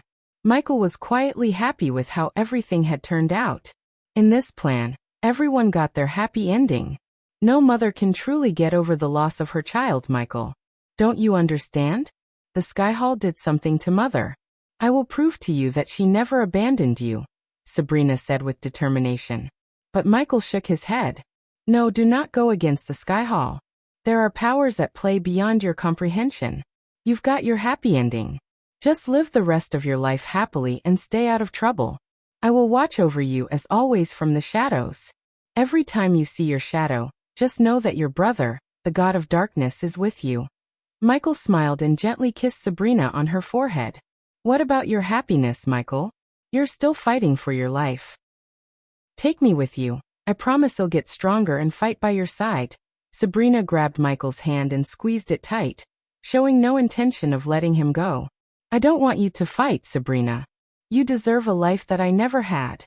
What kind of big brother would I be if I put you in harm's way? Michael's voice showed the deep love he had for his little sister. Back on Earth, Michael grew up as an orphan, dreaming of having a family. But when he learned the truth that he was abandoned in this world and thrown into Earth like trash, abandoned by his own mother, his heart was shattered. However, despite his anger towards Diana for abandoning him, he never felt anything but love for Sabrina, who had been nothing but a good sister to him. Even though Michael only discovered that Sabrina was his little sister for a short amount of time, he couldn't help but love her with all his heart. Michael rarely showed his vulnerable side and loved someone like he loved Gaia, his wife. To Michael, Sabrina was his little sister, and he felt the strong urge to protect her from all harm. If you want to do something for me, keep Harry and Layla safe. Love them like you love me. Harry will be branded as the Dark Lord's son for all his life. Keep him safe from being manipulated and turned into a weapon like your brother Noah. Don't shield him from the reality of this world. But don't let the world hurt him either, said Michael. I will, I promise. I will look after him and love him with all my heart, Sabrina said. Good girl. Michael playfully ruffled her hair. What about Rowena? Have you heard anything about her? Asked Sabrina. She had never seen her elder sister since the Nagaland War. Although the world believed the holy maiden Rowena Winston made an unholy sacrifice by saving the Dark Lord, no one had found her body. If she is alive, my minions will find her, said Michael. Deep inside her heart, Sabrina sighed in relief. In her heart, her elder sister Rowena could fix any situation. She was the perfect embodiment of the word elder sister. If she was here, Sabrina had no doubt that she would reunite Michael with the rest of the family. Although Sabrina decided to pretend to agree to Michael's terms, she would never stop trying to bring him back into her family. Now you be a good girl and stay away from trouble. Don't make me come down there in the darkness and kick your ass, Michael playfully said once again, emphasizing for her to stay out of trouble. I'll find trouble if it means I can see you again, Sabrina chuckled and cried at the same time, showing her emotions as she didn't want to be separated from her beloved brother. I bet you would. Michael smiled as Sabrina embraced him once again. He sighed heavily, feeling the weight of their parting, and gently patted her on the back. As much as he loved Sabrina, he knew that staying with her would put her in mortal danger. Sometimes leaving the ones we love is a way of showing love and care for them. Now you have to go, Michael said, putting some effort into pushing her away from him. Sabrina clung to him, not wanting to let go. Promise me you will come back to me once you've dealt with everyone who stands in our way of being a family, or I won't let you go. I would even tell everyone that you're still alive. Sabrina blackmailed him out of pure love. Michael couldn't help but laugh at her tactics. Don't laugh. I'm serious. I am your sister. I can be evil too, she said playfully. I promise you I will come back to you. But you need to achieve immortality and reach beyond the half-celestial stage. I don't know how long it will take for me to dismantle and destroy my enemies, said Michael, his voice turning serious, reflecting the magnitude of the mission he was about to undertake. I will wait for you and challenge death itself if I have to, Sabrina said with unwavering determination. I know you will. Now go, Michael said, once again cupping her head and kissing her on the top of her head lovingly. The emotions between them were palpable as they reluctantly prepared to part ways, each carrying their own burdens and promises. After Sabrina disappeared from his sight, a spatial portal suddenly opened up nearby, and Nithruel, the Empress of Ar, stepped through the teleportation portal. She walked calmly and gracefully to Michael's side, her golden hair shimmering in the dim light.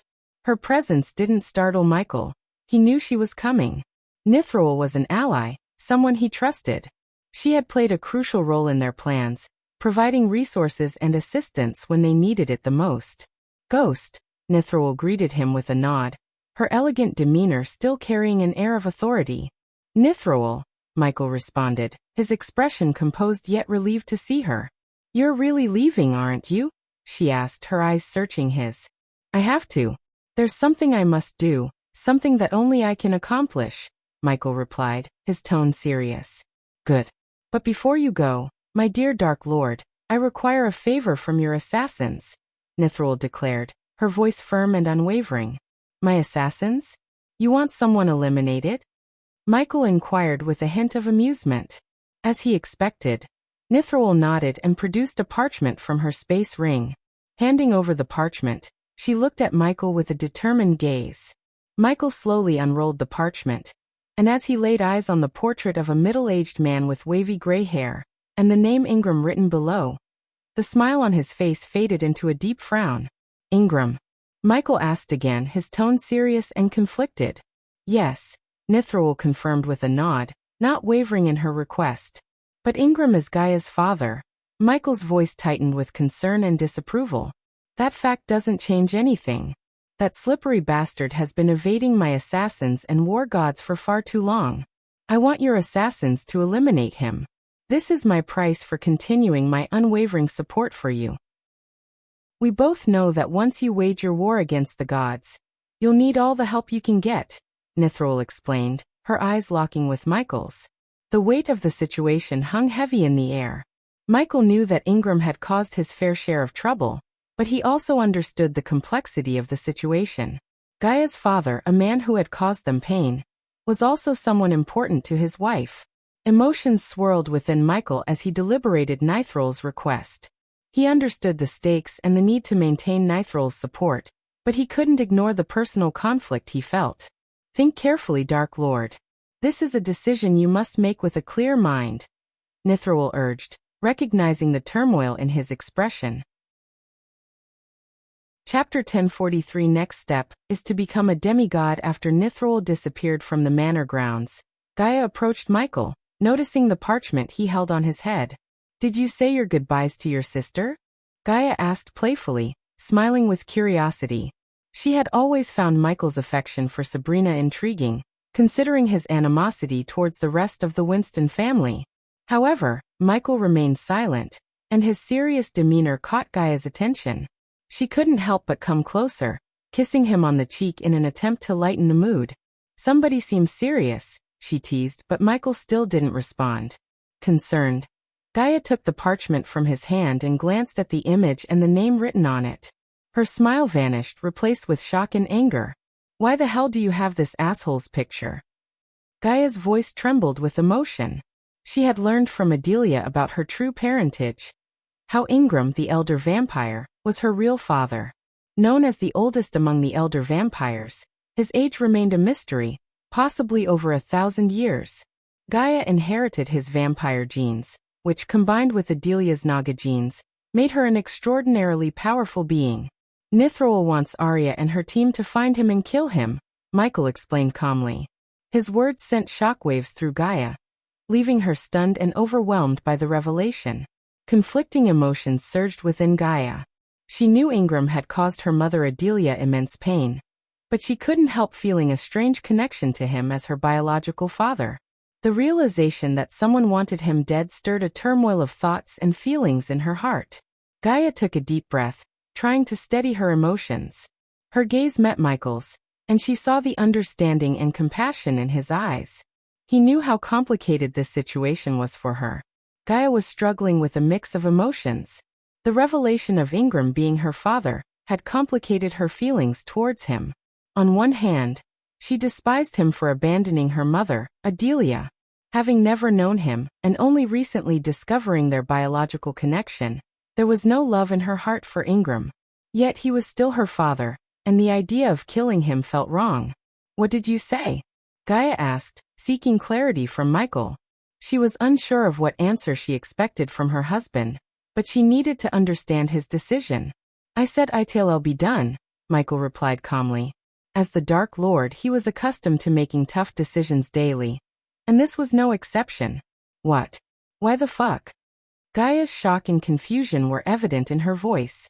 He's Nithral's target, and she wants him dead if we are to remain allies, Michael explained.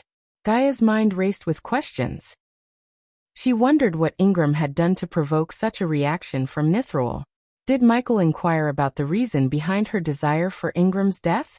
She didn't say why, only that it's a condition for her continued support. Michael responded to Gaia's unspoken question. Michael realized that the task of killing Ingram was far more complicated than he initially thought. His plan to ally with Dagon, the ruler of Hell, against the Pantheon added another layer of complexity. Unbeknownst to him, Ingram was a loyal servant of Dagon, and killing him might not be well received by the powerful ruler.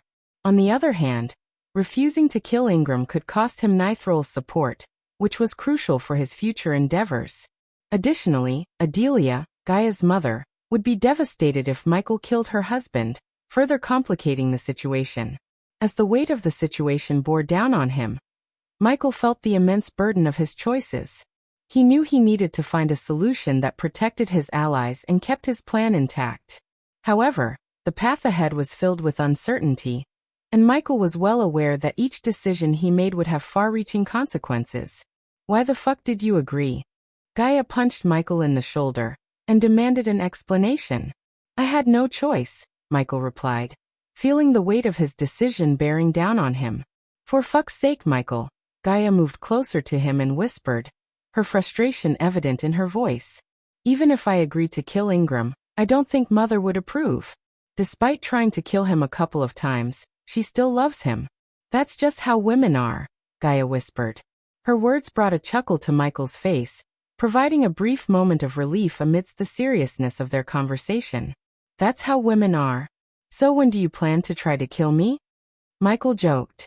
"Don't joke around, idiot. I'm serious." Gaia rolled her eyes, her emotions still running high. "Besides, you kinda sealed your fate when you chose to marry me." Realizing the gravity of their situation, Gaia proposed a solution. "Then we must fake his death. Let Nithrol believe we killed him, but only tell Mother we didn't. That way, we can satisfy both ends." While it seemed like a great idea, Michael knew it wouldn't be easy to deceive Nithrol, a fallen god and the goddess of hunting. Faking Ingram's death might not be enough to fool her. "I don't think we can fool Nithrol. We have to kill him and make it look like an accident," Michael said, his voice serious and resolute. The prospect of killing her own father weighed heavily on Gaia's heart, but she understood the necessity of the situation. As the Dark Lord and his wife, they were faced with difficult decisions that required sacrifice and strategic thinking. "I have a feeling Nithrol might not be what she seems, Michael. We need to be careful around her.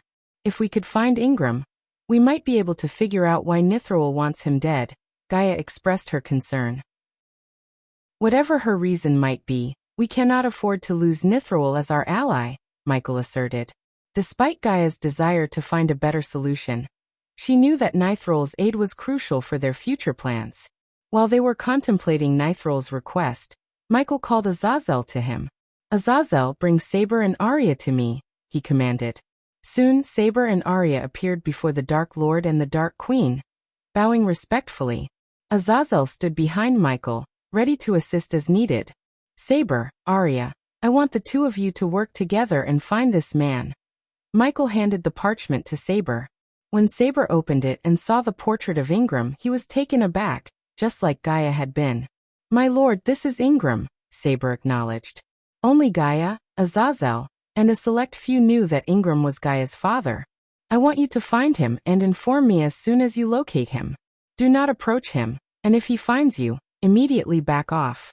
You are not to engage him under any circumstances," Michael instructed firmly. Saber and Arya nodded, understanding the seriousness of their task. Once they received their orders and disappeared to carry them out, Lenora and Trista approached Michael and Gaia. Both of them knelt before the Dark Lord, showing their respect and gratitude. Lenora couldn't believe that the Dark Lord had brought her back from the brink of death, constructing her a new body. Being an elder vampire, she knew the odds were against her, but Michael's power and determination had defied those odds. Trista, too, was filled with gratitude towards Michael, knowing that he had fulfilled his promise to her by rebuilding Lenora's body. "I have eternal gratitude for you, my lord." Lenora expressed her heartfelt thanks. Her new body, skillfully crafted by the Phoenix Project, had strengthened her vampiric abilities to new heights, making her a formidable force. Michael turned his attention to the next task at hand. "I have a new mission for both of you. Since the Skyhall execution team has eliminated our allies, we have lost control of the southern continent, including Tiberia's Freedom Land. It's time we reclaim our authority over the region. Your job is to work with Sadie, recruit new members, and discreetly re-establish our control. If necessary, you may employ the Death Squad to eliminate the Skyhall execution team. but ensure their deaths appear to be accidents. We don't want the Sky Hall suspecting our involvement behind the scenes, Michael instructed, entrusting Trista and Lenora with the responsibility of regaining control over the southern continent. Consider it done, my lord. When you next venture into the southern continent, our subordinates will be the ones ruling and governing the land, Lenora vowed, determination evident in her words. So what's the plan now? Gaia asked, looking at Michael after everyone had left. I have one more thing I must do before heading to the realm of gods, Michael replied, cracking his knuckles. Inside his mind, memories of his intense battle with Evan resurfaced. It's time for me to become a demigod and deal with Evan once and for all. Khaleesi has shown her power, but now shall experience what it means to be on the world's #1 hitman's list, Michael declared with a mix of snickering and confidence, knowing that he was renowned as the most skilled and deadly assassin. Let me kill that bitch, Gaia growled with anger, her eyes blazing. When you find her, you're free to take her out. But finding her won't be easy, Michael replied, acknowledging the challenge of tracking down Khaleesi, who had managed to evade them until now. After gathering the dark seeds, Michael had everything he needed to step into the second level of godhood, the demigod level. He had already chosen a secluded and powerful location where he would trigger the heavenly tribulation to ascend to the next stage of his divine power. Once he became a demigod, Michael knew he would possess enough power to confront Evan without any fear. Even though Evan had been turned into a god by Sales's contraption, he would no longer be a threat to Michael, the god of darkness. Michael's newfound power would ensure that Evan's abilities were nothing compared to his own. However, Michael was not interested in a direct confrontation with Evan. Instead, he wanted to take him out in an old-school style assassination, leaving no trace of his involvement. Michael was a master of stealth and deception, and he relished the idea of taking down Evan from the shadows. Unaware that the Dark Lord had survived and orchestrated his own death as a ruse, Evan spent his days in bliss with his fiancée, Victoria, completely oblivious to the impending danger that loomed over him. Little did he suspect that Michael had singled him out as the next target before embarking on his journey into the realm of gods. This is the end of the battle between the gods arc. From the next chapter, the realm of gods arc will begin. Chapter 1044 Reaching the next godhood level. After departing from Nithral's safe house, Michael used a teleportation scroll gifted to him by Elidar to arrive at the ominous demon's grave. The skies above the grave were a crimson red, creating an eerie atmosphere that matched the terrifying landscape. Michael's first objective was to locate the Queen's energy crystal and fulfill his promise to her. However, before he could do that, he had to ascend to the level 2 of godhood, the demigod level. In the distance, Mount Hades belched volcanic fumes into the crimson sky. The forge beneath the mountain awaited Michael's return, but for now, he had a different destination in mind. To trigger a heavenly tribulation and attain demigod-level power, he needed to face extreme heat. Mount Hades, with its bubbling lava and scorching temperatures, offered the perfect opportunity. Clad in his dark suit, Michael activated the powerful metal wings integrated into his armor. With a mighty flap, he defied the oppressive force of gravity and gracefully ascended into the crimson sky. As he soared higher, memories of his earlier arrival at the demon's grave resurfaced, when he struggled against the unyielding pull of gravity. Now, thanks to the enhancements of his armor, he effortlessly cut through the air, ascending towards the scorching summit of Mount Hades. With each powerful flap of his metal wings, Michael soared higher into the air, getting closer to the scorching summit of Mount Hades. As he approached, waves of intense heat washed over him from the bubbling, lava-filled depths of the mountain. Despite his godly-powered body, he couldn't help but sweat profusely, feeling the intensity of the fiery environment. Finally, Michael landed on the mountain's peak, his gaze fixed on the boiling, oozing lava below. He hesitated for a moment, contemplating the system's instructions to immerse himself in the lava. With a hint of sarcasm, he addressed the system, questioning its peculiar plan. "Do you really want me to go into the lava? Did I do something to you?" Michael asked, a mix of humor and concern evident in his voice. The system replied, "Your body needs to be tempered with each element in its most powerful form. First, the fire. This lava isn't the purest form, but it'll have to do for now. Now imagine the lava as a cool swimming pool and jump down. Rolling his eyes at the rather simplistic suggestion, Michael couldn't help but feel a mix of annoyance and amusement. Imagine it as a swimming pool and jump down? That's your plan? He scoffed, feeling the challenge ahead of him. With the system's insistence, Michael braced himself for what was to come. He knew he had to trust the system, even if the idea of jumping into scorching lava seemed absurd. With a firm resolve, he reminded the system, "If I die, make sure to bring me back through the Project Phoenix." The system responded in its usual nonchalant manner. "You are not going to die. Maybe get some burns. Nothing a healing potion can't fix." Though skeptical, Michael understood he had little choice. He removed his armor, setting it aside, and focused his power to store it safely within the system. Standing atop the building, naked under the ominous glow of the lava's fiery light, Michael's body bore the marks of his many battles, illuminated by the deep orange hues. Here goes nothing. Summoning his courage, he took a deep breath, his heart pounding in his chest. With determination, he ran to the edge and, shouting, closed his eyes and leaped straight into the molten pit. Fuck! As his body made contact with the lava, an agonizing surge of pain coursed through him. It felt as if every nerve ending was ablaze, but before his mind could fully register the torment, he was enveloped by the searing liquid. The world around him became a hazy blur of intense heat and burning sensations. Inside the dilapidated castle, Andor stood in disarray. His once noble and composed appearance was now replaced by torn clothes, disheveled hair and bloodshot eyes, reflecting his inner turmoil.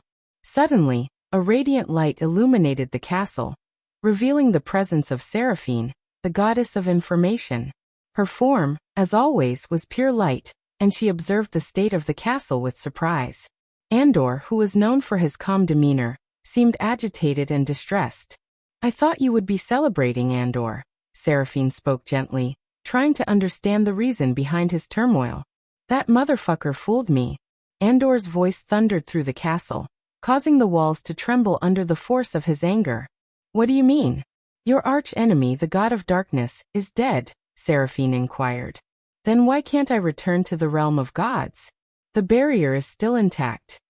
Andor's frustration was evident. For 5,000 years, he had believed that the death of either the Dark Lord or Noah, the god of light, would shatter the barrier separating the mortal realm from the realm of the gods, a barrier created by the previous Dark Lord. In his current state of distress, Andor was grappling with the shocking revelation that the barrier remained untouched, despite the Dark Lord's supposed demise.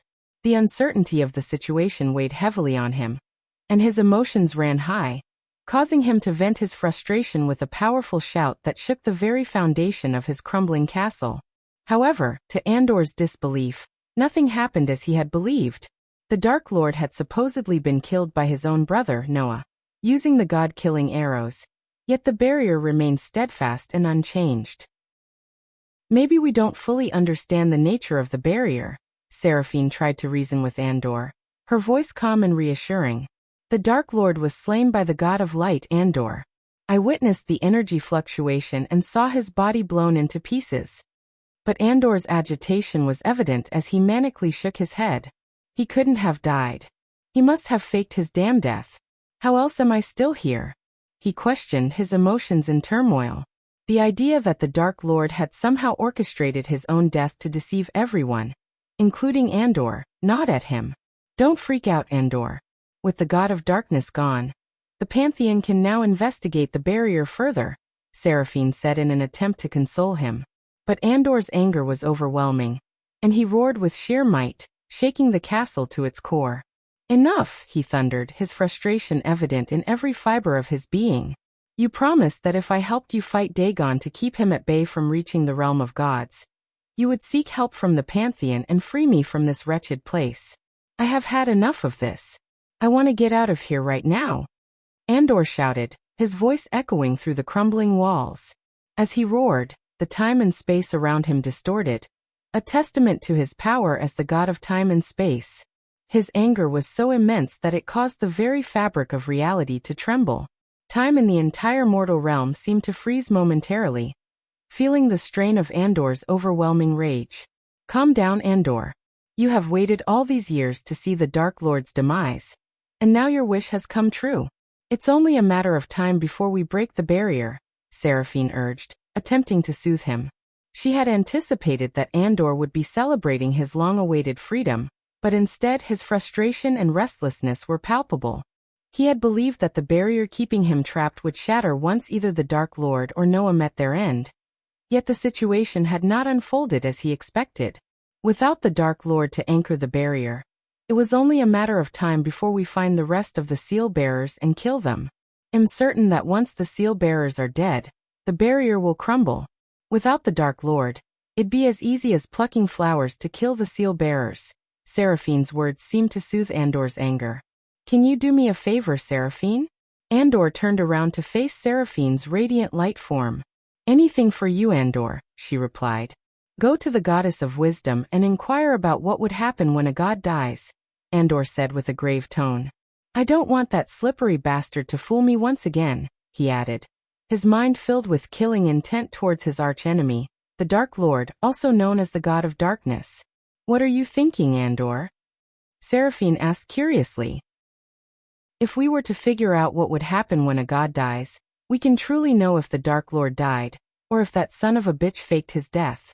But the only person who might possess such knowledge outside the pantheon would be your sister, the goddess of wisdom, Andor explained with determination in his voice.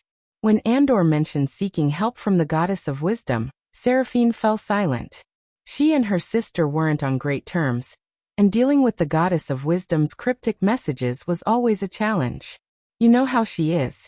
I'm the goddess of information and her sister, but even I have a hard time decoding her cryptic messages, Seraphine said, her annoyance evident in her voice. We have no choice, Seraphine. If that bastard survived, he would never reveal himself. I know how he thinks. He will be striving to become even stronger as we speak. Once he reaches the demigod level, no one can keep surveillance on him. He will operate alone in the shadows. You have no idea what he is capable of when he's hidden. You and the entire pantheon would be walking with a target on your backs, Andor warned, his voice filled with concern and urgency. Very well, Andor. I will go talk to her. But if I were you, I wouldn't hold my breath. She can be quite elusive, Seraphine sighed, acknowledging the difficulty of dealing with the goddess of wisdom. Honey, if the god of darkness is alive, his next move would be to meet Dagon. We must prevent them from allying. Otherwise, you and the pantheon are as good as lost in the war, Andor said with a hint of amusement in his voice. The light surrounding Seraphine gradually faded away as she left the castle, returning it to its previous eerie look. Now alone, Andor stood in the middle of the castle, his mind consumed with thoughts of how to confront and defeat the Dark Lord. However, for the first time in a long time, Andor felt a sense of unease. He feared that he might be losing his edge in the ongoing battle against the elusive and cunning god of darkness. Chapter 1045. Reaching the next godhood level. Too deep within the fiery pits of Mount Hades, Michael endured the excruciating pain of the lava melting his flesh. The intense heat pushed his limits to the maximum. According to the system, to trigger a heavenly tribulation and ascend to the demigod level, he had to undergo a trial by a specific element. In this case, it was the trial by fire. His mind, soul, and body were being tested to their utmost capacity as he braved the scorching heat of the molten pit. Inside the lava where no one could see, Michael surrounded himself with the dark flames to endure the volcanic lava. As he was cultivating, his mind wandered into another realm. Soon, Michael found himself in a desolate, nightmarish landscape, the skies above a pitch-black void. Strange, shadowy creatures lurked in the darkness, their glowing eyes fixated on him. These monstrous beings were the illusions he had to face to ascend to the demigod level. The creatures appeared as dark, ethereal beings with elongated limbs and sharp claws. Their bodies seemed to be made of an ever-shifting, inky substance, and their eyes emitted an eerie, glowing light. Each creature had unique features, some resembling twisted amalgamations of multiple animals, while others seemed to embody the embodiment of fear itself. These creatures were purposefully created by the universe to challenge and temper Michael as the god of darkness. Every god had to undergo different trials to ascend to the next level of their godhood. While some trials were easier, others, like Michael's or Rudra, the god of war, faced much harder tests to reach the next stage of their divine power. As Michael confronted the illusions, the whispers of the creatures echoed through the nightmarish landscape. Their voices were haunting, weaving through the darkness like sinister melodies. "Look at him stumbling in the shadows," one creature hissed, its eyes glowing with malice. "The Dark Lord, they call him.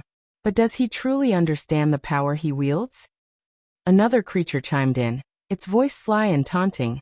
"Oh, he may think he's embraced the darkness, but he's yet to comprehend its true essence. Darkness is not just the absence of light. It's the embodiment of all that lies within the hearts of living beings." Michael, battered and determined, could hear the whispers surrounding him. Despite the pain, he questioned the creatures. "What are you? Illusions born from my fears, or something more?" A third creature slithered closer, its form shifting and contorting in the shadows. "We are the manifestation of your doubts, your insecurities, and your deepest fears," it rasped. "But we are more than just illusions. We are the echoes of the power you seek." Michael's curiosity piqued, and he asked, "What do you mean, the power I seek?" "I am the Dark Lord, the god of darkness. I have embraced the shadows within me." "Oh, but darkness is not just about destruction and chaos," the first creature replied, its voice echoing with ancient wisdom. "A true god of darkness has the power to harness and control the darkness within others. It is the power to influence minds, to manipulate emotions, and to bend the will of both mortals and immortals alike." The second creature continued, its tone eerie and mesmerizing. "With darkness comes the ability to cloak oneself in secrecy, to move unseen through the world, and to strike fear into the hearts of those who oppose you. It is not just brute strength, but a subtle, insidious power that can control the very fabric of existence." Michael listened intently, beginning to grasp the deeper significance of the darkness he wielded. "So, a god of darkness can control the darkness within people," he pondered, "making them instruments of their will?" "Indeed," the third creature hissed, "but it is not without consequences. The darkness can consume both the wielder and the wielded. A god of darkness must master the balance between wielding this power and succumbing to its allure." The first creature added, "And that is where true strength lies. The power to control the darkness without letting it control you." As Michael absorbed their words, he realized that embracing darkness was not merely about brute strength or ruling through fear. It was about understanding the intricacies of the shadows and their influence on both the world and oneself. The second creature whispered seductively, "Join us, Dark Lord. Embrace the true power of darkness and become an unstoppable force." As Michael stood firm, empowered by his newfound understanding of darkness, he was taken aback as more and more creatures emerged from the shadows. They swirled around him, their forms shifting and twisting with malevolence. Their sudden attack left him confused and shocked, as just moments ago, they were whispering and conversing with him. Before he could react, the creatures lunged at him, their movements swift and relentless. Michael tried to fight back, but his attacks seemed futile against these spectral entities. Their dark tendrils coiled around him, restricting his movements and draining his strength. In the midst of the chaos, the creatures revealed their true intentions. With ghastly precision, they reached into Michael's very being, pulling out wisps of darkness that took the shape of his deepest fears. One by one, the shapes materialized into haunting figures. Among them was Spectre, the mentor who had once turned him into a ruthless hitman on Earth. The Spectre wore the same dark, hooded cloak, his cold eyes locking onto Michael's. The memories of his past life as an assassin flooded back, stirring feelings of guilt and remorse. Beside Spectre stood a tall, menacing orc, the very same one who had been possessed by the god of war Rudra's sliver of grace, and attacked him on his wedding day. The orc's eyes glowed with malevolence as he wielded a wicked, blood-stained blade. The fear of losing his loved ones all over again gripped Michael's heart. These manifestations of his fears and past experiences were overwhelming, and for a moment, Michael felt helpless against the onslaught. The creatures seemed to feed on his vulnerability, their sinister laughter echoing in the dark abyss. However, as he struggled to regain control, he remembered the whispers of the creatures before their betrayal. The true power of darkness was not just about destruction, but also about harnessing and controlling the shadows within. Drawing upon his new understanding, he steadied his mind and focused on the darkness within himself. As Michael confronted the illusions, each attack from Spectre, the orc, and the creatures felt terrifyingly real. He was thrown, slashed, and pummeled by these spectral foes, causing immense pain and challenging his determination. With every blow he endured, the system instantly rebuilt his body, allowing him to persevere.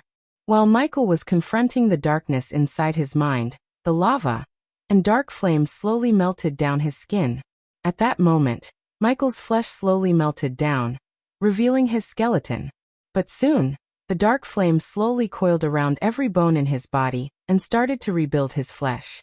The seed of darkness Michael acquired after completing a speed trial in the form of golden energy slowly infused with the dark flames to enhance his speed. On the other hand, the system started to upgrade all his spells. The system has upgraded the Silene spell to level 2. The system has upgraded the Meteor spell to level 2. The system has upgraded the Energy Devover to level 6. The system has upgraded the Soul Eater to level 6. The system has upgraded the Soul Stare to level 5. The system has upgraded the Responsive Shield to level 9. The system has upgraded the Environment Scanning to level 9. Inside Michael's mind, the battle against the darkness raged on. The creatures of darkness, led by Spectre and the menacing orc, relentlessly attacked him. Each blow felt agonizingly real, and the pain was intense. Michael struggled to hold his ground, feeling overwhelmed by the relentless assault. But something inside him snapped. With a fierce roar, he unleashed a powerful shockwave that sent the dark creatures flying backward. The whispers of the creatures echoed in his mind, urging him to embrace the darkness, to feel the connection that bound them all. His eyes closed, and he embraced the connection to the darkness, sensing the pulsating energy within the creatures. The whispers grew louder, goading him to tap into his true self, to embrace the darkness that was part of him as the god of darkness. Amidst the pummeling from Spectre and the orc, Michael opened his eyes unflinching, as if welcoming the pain. He allowed the attacks to hit him without yielding an inch, drawing strength from the growing connection to the darkness. With newfound clarity, he reached out with his hand, his touch suffused with power. He felt the beating heart of darkness within the creatures, and understood that this was an integral part of his own power as the god of darkness. With conviction, he crushed the darkness within them, absorbing it into himself. As the dark creatures were stilled by Michael's actions, their whispered encouragements intensified. They urged him to embrace their essence, to become one with the darkness. Michael, now embracing his role as the god of darkness, stood tall and unyielding. With each dark creature he absorbed, he felt a surge of strength and confidence coursing through him. His form grew larger within his own mind, towering over the defeated creatures. Yes, embrace it. Become one with the darkness. The creatures urged, their voices resonating with excitement. Michael's determination was unwavering, and he continued absorbing the darkness within them. As he did, a new sensation washed over him, a power that felt innate, beyond the system's limitations. It was his own power as the god of darkness, and it surged through him, making him feel more potent than ever before. At that moment, he realized that he had always possessed this power within himself, waiting to be acknowledged and harnessed. It wasn't just a title given to him, it was who he truly was. Congratulations to the host for reaching level 2 of the godhood, demigod level. An innate power has unlocked. Body reconstruction has 65% completed. As Michael battled the darkness within his mind, a sudden echo reverberated through the dark realm. It was the voice of the system, breaking through the haunting whispers of the creatures. As the system's voice reached him, the darkness began to gradually fade away, leaving a sense of clarity in its wake. In the realm of volcanic lava, Michael's body was encased by the dark flames and the system's power. Slowly, he emerged from the molten pit, floating effortlessly in the air. The dark armor of the god of darkness gently covered his once naked body, bestowing him with an imposing and powerful appearance. His hair, as black as the night, cascaded down to his shoulders, adding to his formidable aura. The transformation was complete, and Michael now exuded an air of confidence and strength as the god of darkness. Chapter 1046. On the way to Council of Immortals. After ascending to level 2 of godhood, Michael stood proudly atop Mount Hades, his fists clenched in determination. The power within him surged, and dark flames flickered and danced around his body. However, before he could take a step forward, a commanding voice echoed through the realm. "Where is my promised soul piece?" demanded the unmistakable voice of the queen, radiating immense power. Recognizing the urgency in her tone, Michael replied without hesitation, "I am on my way to retrieve it right now. No excuses." "Idiot." The queen's anger erupted, and Michael was pushed backward by the force of her shout. She continued, her voice seething. "The mortals have found my crystal, and are attempting to extract my soul piece. I want it back immediately. Do you have any clues about its location?" Michael inquired, mindful to remain respectful in his tone. He knew better than to provoke an ancient, powerful entity like the queen, especially since he intended to use her in the impending war against the gods. "The place they call the Council of Immortals," the queen revealed. "It's as good as done. I will retrieve it within 4 days," Michael assured her, confident in his abilities to fulfill the task. "You have 2 days." The queen's roar echoed through Michael's mind before her presence faded away. With a heavy sigh, Michael activated his metal wings and gracefully soared away from Mount Hades. As he flew, the colossal bulls still grazed in the distance, and the monsters roamed freely, but none dared to challenge the god of darkness. Soon, Michael left the eerie demon's grave behind, and appeared high above the sea surrounding the Ar continent. From this vantage point he could see the vast expanse of Ar, with its cold mountains in the north covered in snow. The tallest peak reached into the clouds, standing majestically beyond their reach. To conceal his true identity, Michael suppressed his powerful cultivation level to appear as a mere core-strengthening stage cultivator. He donned silver robes over his dark armor, and wrapped himself in a cloak, carefully hiding his face with the hood. The last thing he needed was for anyone to recognize him, and spread the news that the feared Dark Lord was still alive. Concealing his face and cultivation level, Michael flew swiftly toward the cold mountains. For ordinary cultivators, the journey would have taken months, but thanks to his newly attained demigod-level powers, he reached the vicinity of the cold mountains in just 10 hours. The region was thick with arch and celestial energy, making it a coveted destination for those seeking breakthroughs beyond the soul-refining stage. However, the extreme cold rendered the place uninhabitable and perilous for most. Many cultivators who attempted the journey either succeeded in their breakthroughs, or met their end in the freezing temperatures. The top of the tallest mountain in the cold range, Mount Galleon, served as the headquarters of the Council of Immortals. The energies there were abundant and potent, attracting cultivators from all over who hoped to attain higher stages of cultivation. The mountain's sheer size made even Mount Everest pale in comparison. As Michael approached the mountain, he noticed several groups of cultivators heading towards the cold range. Among them was a group of young cultivators adorned in bright ruby-red robes adorned with intricate golden engravings.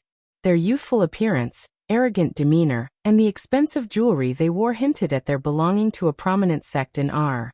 The remaining groups consisted mostly of elderly men, clearly stuck in cultivation bottlenecks, and seeking seclusion within the cold mountains to progress further. Michael quickly activated the APD to inject a hair growth pill into his bloodstream. Soon, a thick black beard sprouted on his face, adding to his disguise. His long hair completed the transformation, making it nearly impossible for anyone to recognize him as the feared Dark Lord. With the upgraded environmental scanning ability, Michael sensed several powerful beings in the vicinity of the mountain. Though strong, none of them came close to his level. These figures stood at the fusion stage, half-immortal stage, and immortal stage of cultivation. Michael knew that the Immortals would be stationed at their headquarters atop the peak of Mount Galleon. As he approached the mountain, Michael felt the presence of an energy dome surrounding it. True to his senses, a translucent white barrier enveloped the cold mountains. By the time he slowed his flight, the sun had set, and the mountains were bathed in the soft glow of 4 dazzling moons and the shimmering light of stars. The snow under the moonlight seemed to sparkle with its own radiance. Once Michael and the other groups reached the outskirts of the cold mountain and noticed the barrier, a beast man floated through it and ordered everyone to stop. This beast man had the upper body of a hyena and the lower body of a human.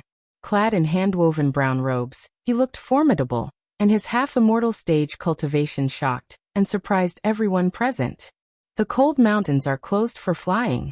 To reach the summit, please continue on foot, the beast man stated firmly. An old man with a hunchback and dressed in black robes questioned the beast man's decision. What is the meaning of this? I traveled all the way from Azare continent, and I haven't heard that the mountains are closed for cultivators, he said, his annoyance evident, though he still maintained respect for the guardian of the cold mountains and the servant of the Council of Immortals. Another youngster from the group, dressed lavishly in fine clothes, voiced his frustration. How are we supposed to reach the summit without flying? Do you expect us to trudge through this freezing cold all the way to the top? He demanded. The guardian of the cold mountains simply replied, yes. If you enter the mountain range and start walking, you can reach the summit in 2 months, the guardian added matter-of-factly. Inside, Michael couldn't help but snicker at the thought of taking 2 months to reach the summit.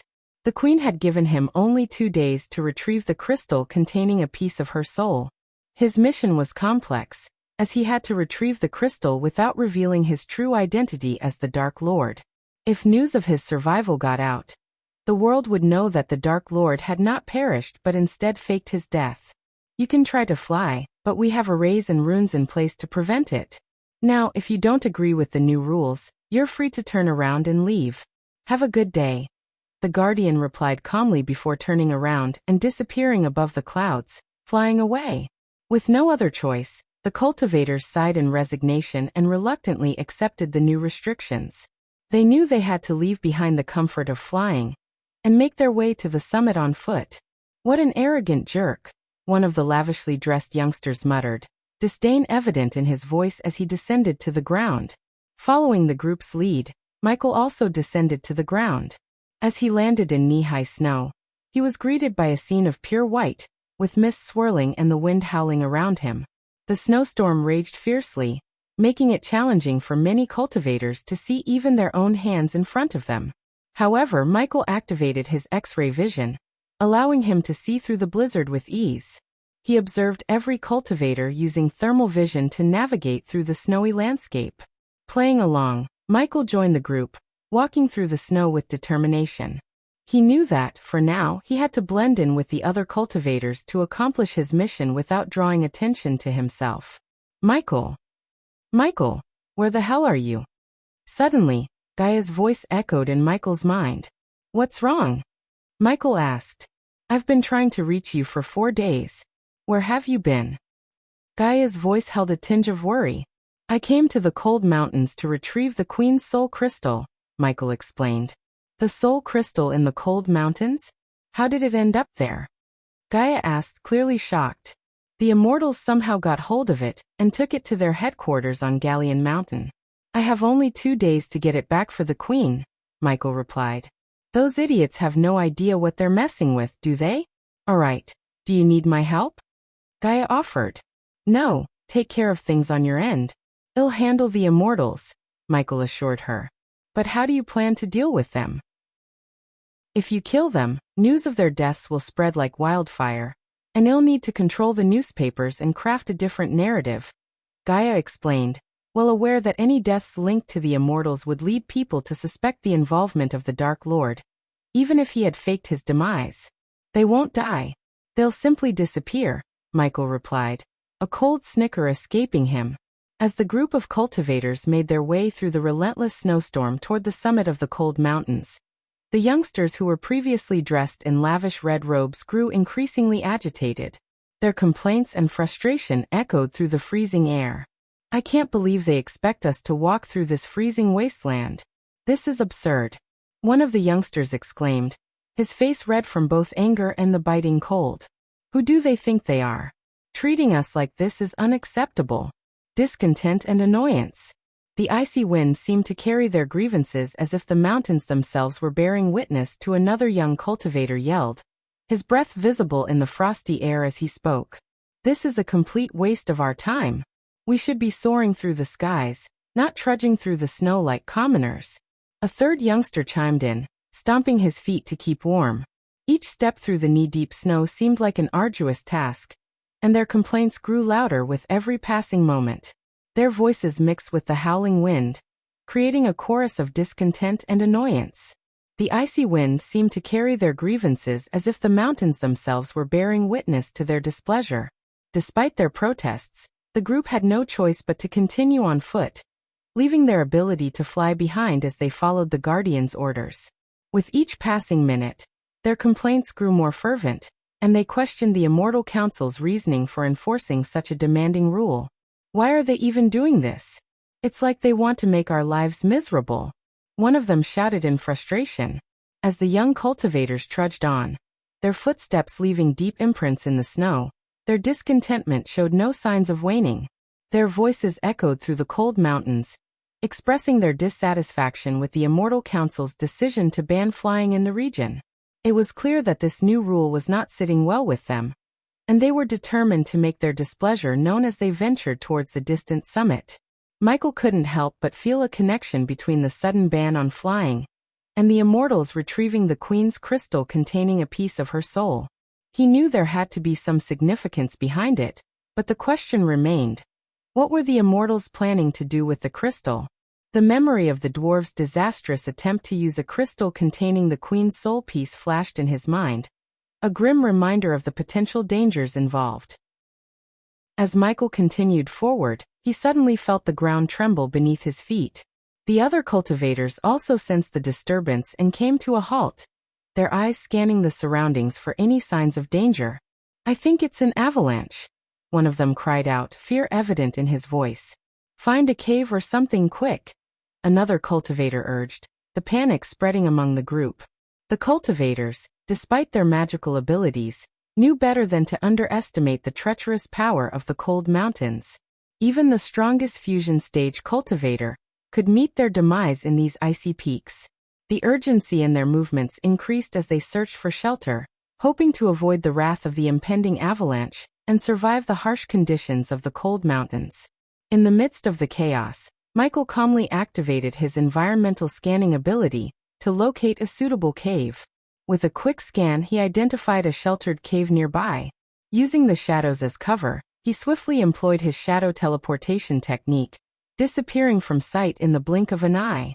In just a few blinks, he had effortlessly reached the safety of the cave, leaving the other cultivators unaware of his movements.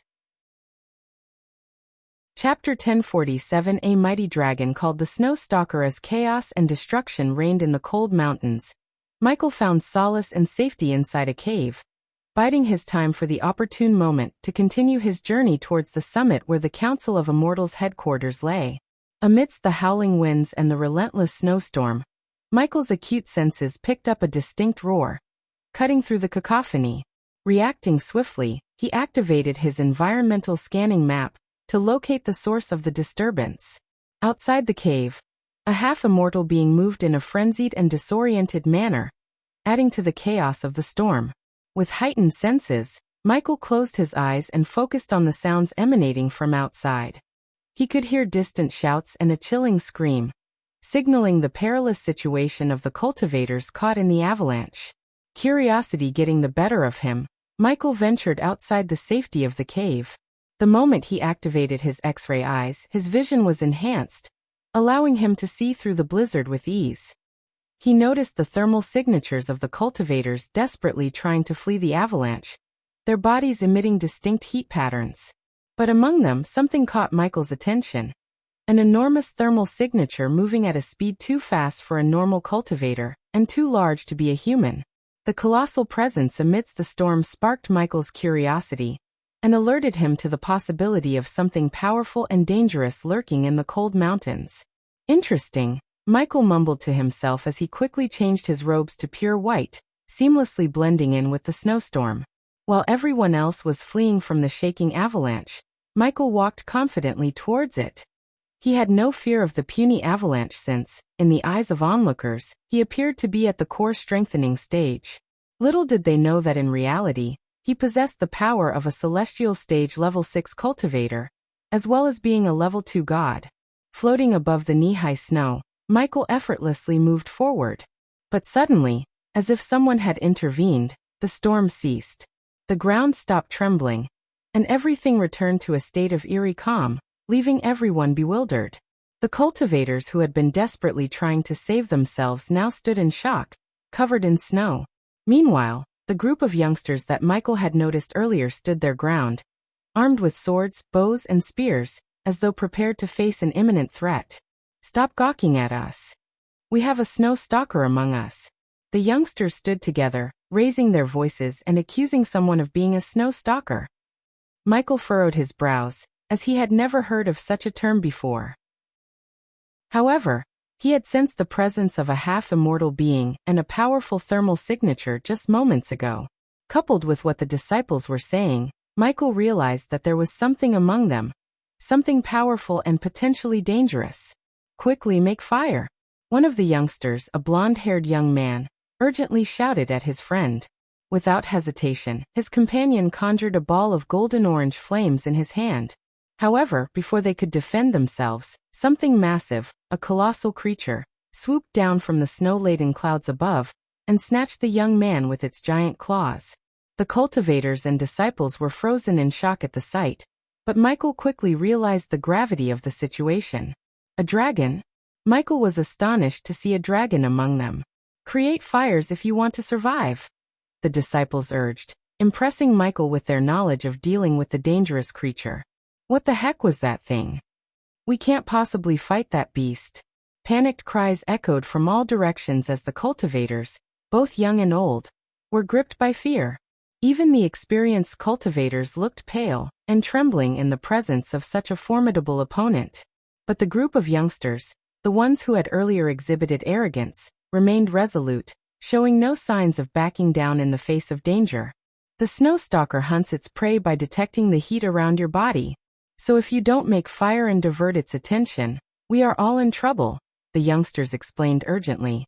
Their words snapped the cultivators out of their fear, and they quickly conjured fireballs, throwing them far away to create fiery distractions. Amidst the chaos, Michael heard a deafening roar, accompanied by a powerful gust of wind. Looking up, he saw a disturbance in the snow clouds, confirming his suspicion that the dragon, known as the snow stalker, was on the move. The creature swooped down and snatched the burning snow where the fireballs had exploded, following the targets the cultivators had created. "Keep doing it until we reach a safe place," the youngsters instructed as they began to move forward. Michael's eyes locked with theirs, and he noticed a sly smile on the face of their leader, a golden-haired young man in his late 20s. "Sly bastards," Michael chuckled, amused by their clever trickery.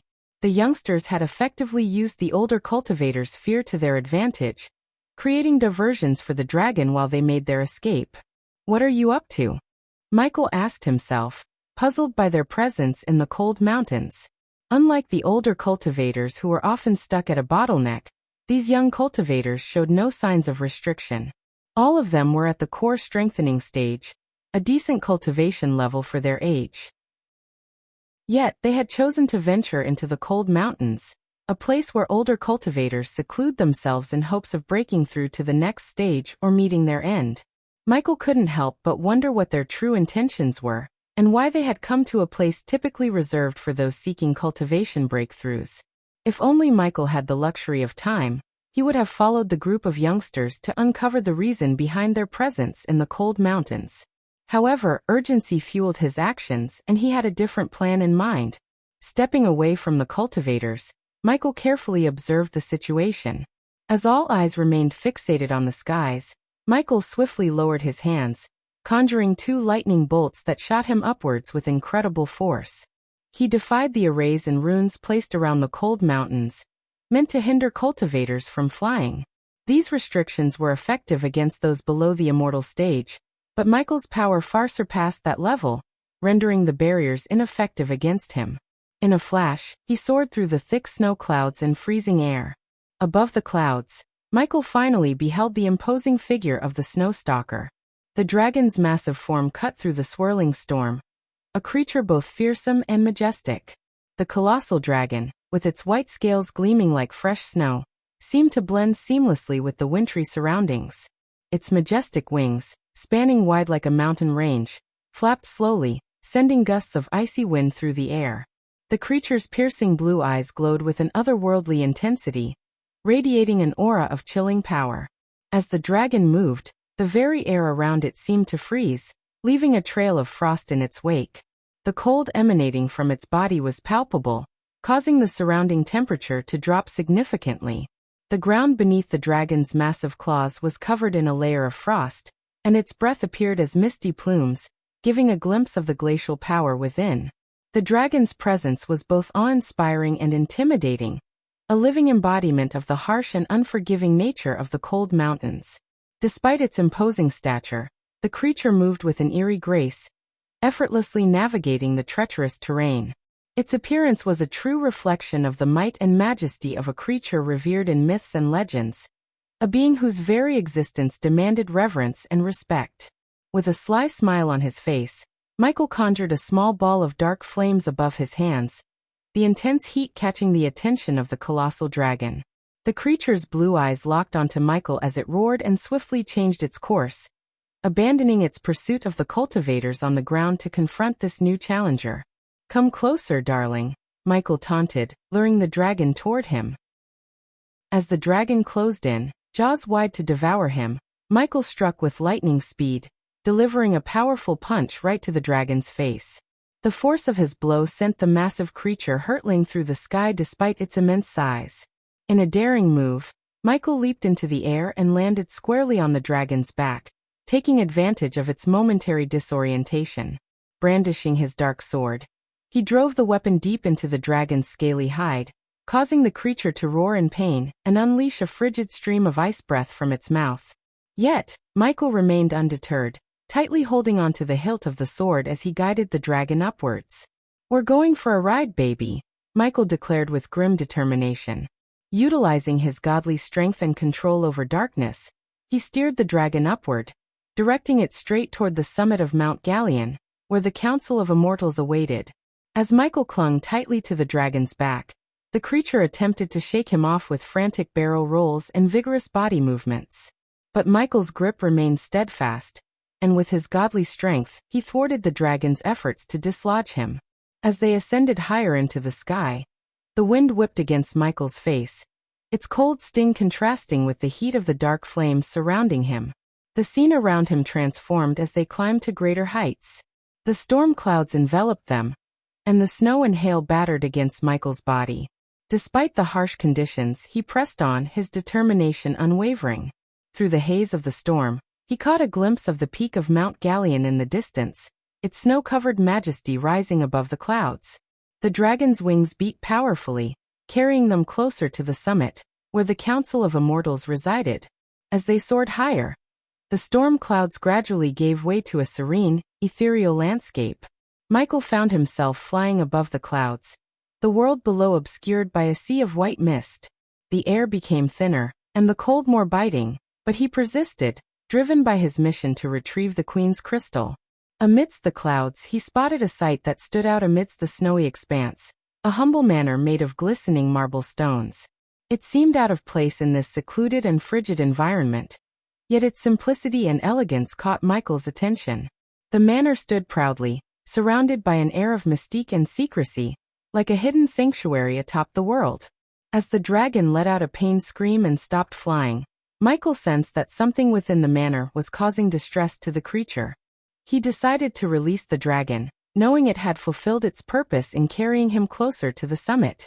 Gently, he retrieved his dark sword from the dragon's back. Curiosity gnawed at Michael as he observed the dragon's behavior. It was as if the manor held some mysterious power that deterred the creature from getting any closer. Determined to find out what lay within, Michael chose not to press the dragon any further. Something intriguing must be happening in there, he mused to himself, deciding to let the dragon go. With a compassionate gesture, Michael retrieved a healing potion from his space ring and tossed it onto the dragon's wounded back. The potion shattered upon impact, its magic swiftly mending the dragon's injury. Happy hunting, Michael patted the dragon, acknowledging its assistance. With a tap on his chest, his dark armor materialized and encased him from head to toe. His metallic wings unfurled, and with powerful flaps, he soared towards the mysterious marble manor, where he believed the Council of Immortals resided. System, disable the security measures surrounding the manor, and make me invisible to their detection, Michael requested with a calm demeanor as he hovered in the sky. With his impressive 80 million badass points, Michael exuded confidence in his ability to infiltrate any location. It will cost the host 1 million badass points. The security measures won't be permanently disabled, but a rune will be placed upon the host, rendering you undetectable by the manor's security measures. That works too, Michael replied calmly, accepting the system's terms without hesitation. Chapter 1048 Gods are about to fight inside the elegant manor atop Mount Galleon. A group of 5 immortals stood around a polished round table, deep in serious discussion. The meeting hall exuded an aura of wisdom and power, with ancient tapestries adorning the walls, depicting the history of the immortals. The room was illuminated by mystical orbs of light, casting an ethereal glow over the place.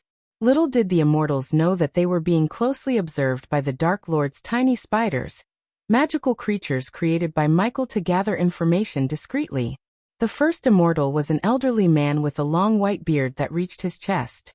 He wore an intricately embroidered robe with silver patterns, and his eyes shimmered with ancient knowledge. Next to him stood a stern-looking woman, her face etched with the wisdom of centuries. Her silver hair cascaded down her back, and she exuded an aura of power and authority. The third immortal was a man of regal bearing, adorned in royal purple robes with golden accents.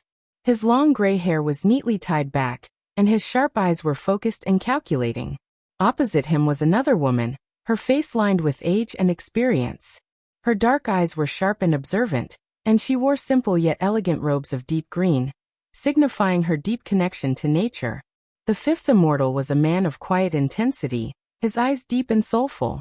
His ash-gray hair fell to his shoulders, and he wore robes of deep blue, representing his affinity with the heavens. All 5 immortals looked serious and engrossed in their discussion, unaware of the tiny spiders discreetly observing their every move. Little did they know that the Dark Lord himself, disguised and undetectable, was about to make his move. As the immortals continued their discussion, their voices filled the meeting hall with a sense of urgency and concern. The first immortal, named Elder Arion, spoke with a deep frown. I have never seen such an anomaly before. These immortals are unconscious, and their life forces are slowly withering away. The stern-looking woman, High Priestess Era, nodded in agreement. Indeed, the crystal seems to be corrupting their souls more than we initially calculated. We must act swiftly to save them. The regal immortal, Lord Roderick, chimed in. Perhaps we should inform the Sky Hall and seek help from our elders. This is beyond our expertise. The female immortal with a connection to nature, Lady Sylvana, added. Yes, their condition is deteriorating rapidly, and our efforts to purify the crystal are not enough. While the immortals debated their next course of action, Michael watched the scene unfold in the mirror held in his hand, floating above the manor. He sighed, realizing that the Queen's crystal containing her piece of soul had indeed started to corrupt the immortals. He knew they were clueless about the true nature of the crystal. The tiny spiders continued to record the conversation, allowing Michael to gather valuable information. He knew that he had to act carefully and secretly to retrieve the crystal without arousing suspicion. As the immortals continued their heated discussion, Lady Sylvana stood her ground, her emerald eyes filled with determination. We cannot afford to keep the crystal any longer. Its corrupting influence will bring disaster upon us, she urged. However, Lord Roderick, with a gleam of ambition in his eyes, countered. You fail to see its potential. The crystal contains the power to elevate us all to the half-celestial stage. With such power, we could reshape the world. High Priestess Era added. We have spent centuries searching for a way to reach the half-celestial stage, and now it lies before us. We cannot let this opportunity slip away. Sylvana remained resolute. There are other paths to the half-celestial stage that do not involve such a tainted crystal. The Dark Lord himself managed to achieve that stage without the use of this corrupted artifact. If he could do it, so can we.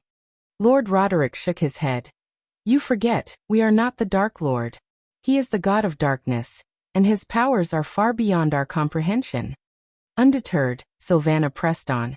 If we do not abandon the crystal, we will suffer the same fate as the Dark Lord in the end, regardless of whether we reach the half-celestial stage or not. Its corrupting influence will consume us all. The other immortals fell silent, considering Sylvana's words. The weight of their decision hung heavily in the air as they pondered the consequences of their actions. The allure of immense power was tempting, but the risk of succumbing to darkness loomed ominously. Unbeknownst to the immortals, the Dark Lord, Michael, remained concealed and observed their every move. The immortals discussed their plan to seek the Skyhall's help, unaware that Michael's tiny spiders were capturing their conversation. I believe it's wise to inform the Skyhall and seek their counsel, suggested Lord Roderick. The other immortals nodded in agreement, convinced that involving the elders of the Skyhall was the best course of action. Yet, as they reached their decision, an unsettling shift filled the air. The light orbs in the hall flickered and sputtered, casting eerie shadows across the room.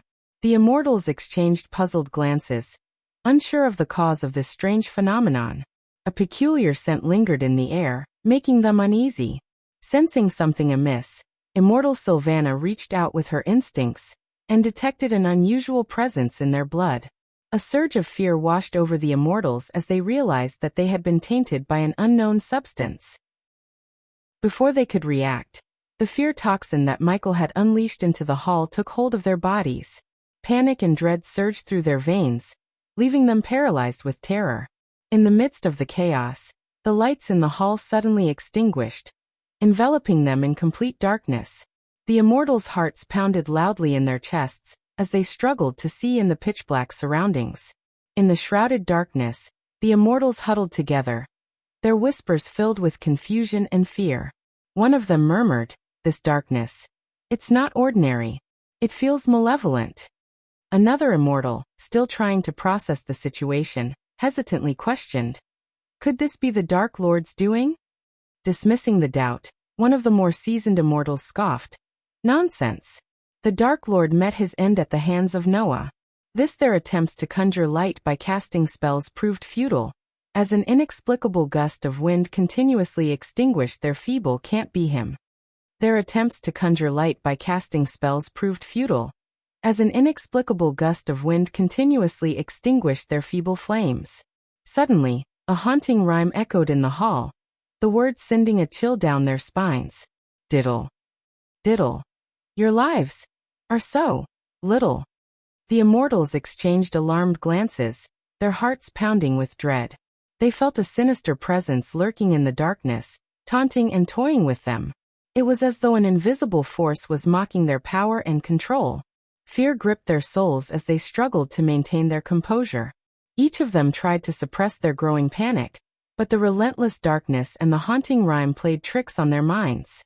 In their desperation, one of the immortals attempted to summon divine light, but the darkness seemed to devour even the brightest illumination. The more they tried to dispel it, the thicker it seemed to grow, as if the very shadows had come alive and encircled them. In the suffocating thickness of the darkness, the immortals were blinded, unable to see anything around them. They shouted out into the void, their voices trembling with fear, demanding to know who was behind this sinister manifestation. To their horror, a menacing, devilish voice echoed back, chilling them to the bone. "You know the answer to your question," it hissed, sending shivers down their spines. One of the immortals, his voice quivering, mumbled, "Dark Lord." As the fear toxin continued to grip their hearts, the immortals became more and more petrified.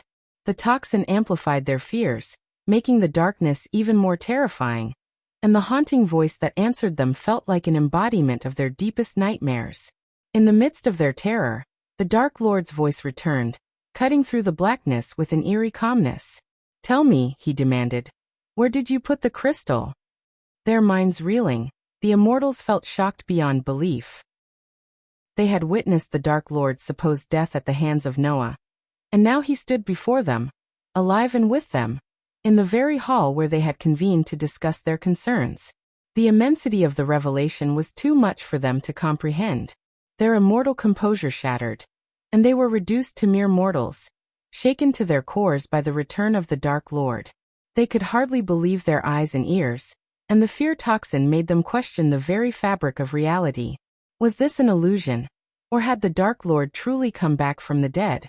In the pitch-black darkness, the immortals stood paralyzed, not knowing how to respond to the unexpected and chilling presence of the Dark Lord. As Michael interrogated the immortals, a powerful aura suddenly appeared on his environmental scanning. Reacting swiftly to the change in the situation, Michael tapped into his innate power, connecting with the darkness within each immortal. In response, the immortals felt an intense pain in their chests, coughing and collapsing to the ground. With his dark swords unsheathed, Michael sprang into action, moving with deadly precision. In the pitch-black darkness of the hall, the only sounds that echoed were the chilling growls of the immortals. Michael swiftly ended their lives, cleaving their heads in a few blinks of an eye. Originally, he had planned to extract information about the crystal before eliminating them, but the unexpected appearance of another powerful being left him with no choice but to swiftly kill the immortals. Leaving no witnesses who had realized the Dark Lord was still alive became an imperative for Michael, even at the cost of ending their lives without mercy. After swiftly dispatching the immortals, Michael dispelled the darkness in the hall and moved to a corner where shadows lingered. Embracing his role as the god of darkness, he melded with the darkness, becoming one with it. With perfect harmony, he blended into the shadows, waiting for the powerful being detected in his environmental scanning to reveal itself before him. Chapter 1049 The Overwhelming Power of the Dark Lord. As Michael concealed himself in the darkness, a figure descended from the rooftop and landed beside the round table where the immortals once sat. It was none other than Evan. Shock was evident in his eyes as he saw the beheaded bodies of the immortals, and fear crept into his expression. What happened here? Evan's voice trembled as he took in the horrifying scene. Michael couldn't help but smirk at Evan's reaction, noting the unstable energy radiating around him like a ticking time bomb. The last time they clashed, Michael had been at Godhood level 1 and had to resort to using Victoria, Evan's fiancée, as a hostage to gain the upper hand. However, this time, Michael was at the celestial stage with Godhood level 2, making him more powerful than Evan. Despite them both being at Godhood level 2, Michael's strength surpassed Evan's several times over.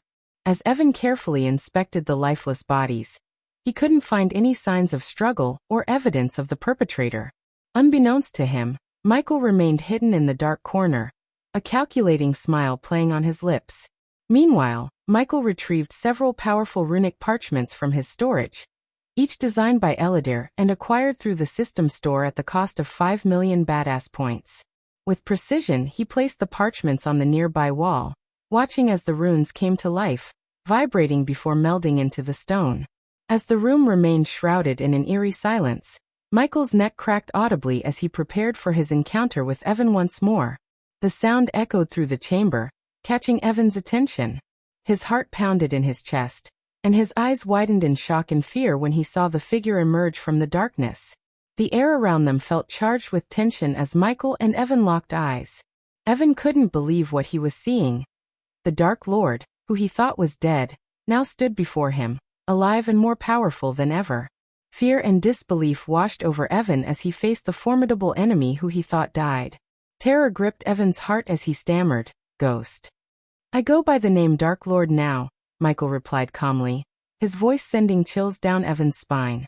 With each step Michael took forward, Evan stumbled back, his fear intensifying. The combination of the fear toxin in the air and the shock of seeing the Dark Lord alive made Evan tremble uncontrollably. "You are dead." "No." Evan mumbled in disbelief. He vividly remembered witnessing Noah strike the Dark Lord with the god-killing arrows, leading to a fiery explosion. Unbeknownst to Evan, the 2 god-killing arrows Olivia gave to Noah during the final moments of the war were actually fakes. In a clever twist, Olivia had entrusted the real god-killing arrows to Michael.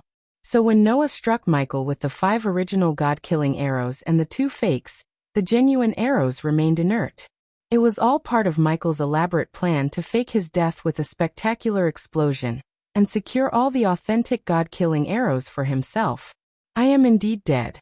I am just your deepest fear," Michael taunted, toying with Evan's emotions.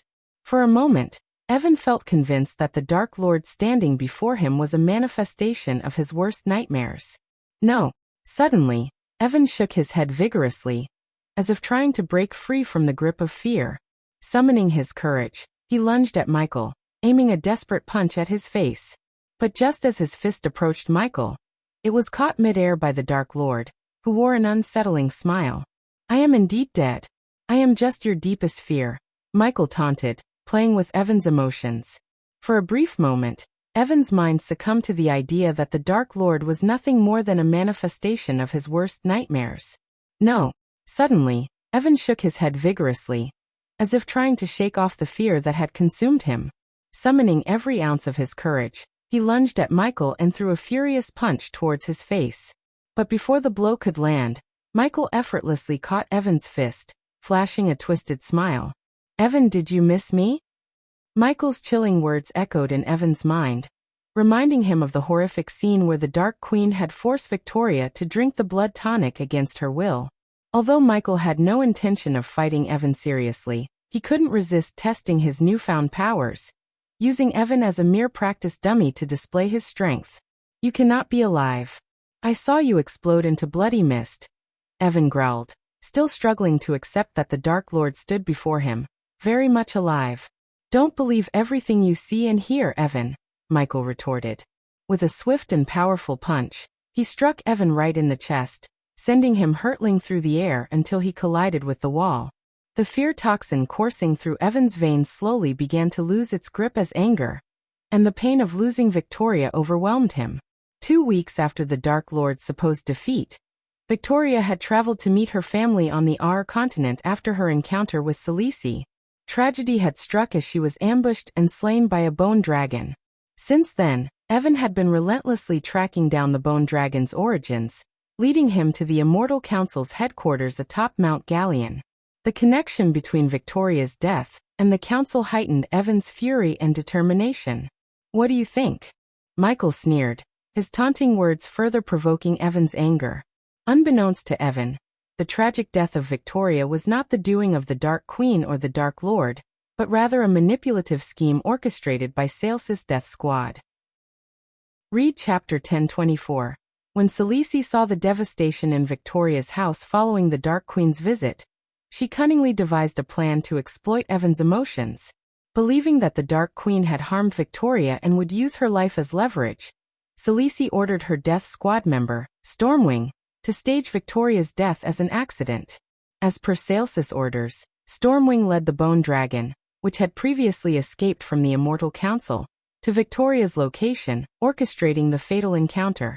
When Evan arrived, all he found was a pool of blood and the heartbreaking sight of Victoria's severed wrist, spared by the jaws of the vicious creature. Consumed by overwhelming grief and seething with fury, Evan's heart was now consumed by the pursuit of vengeance. In his anguish, he became a relentless hunter, relentlessly tracking the bone dragon with a determination bordering on madness. As Michael snickered arrogantly, Evan's grief and anger reached its breaking point.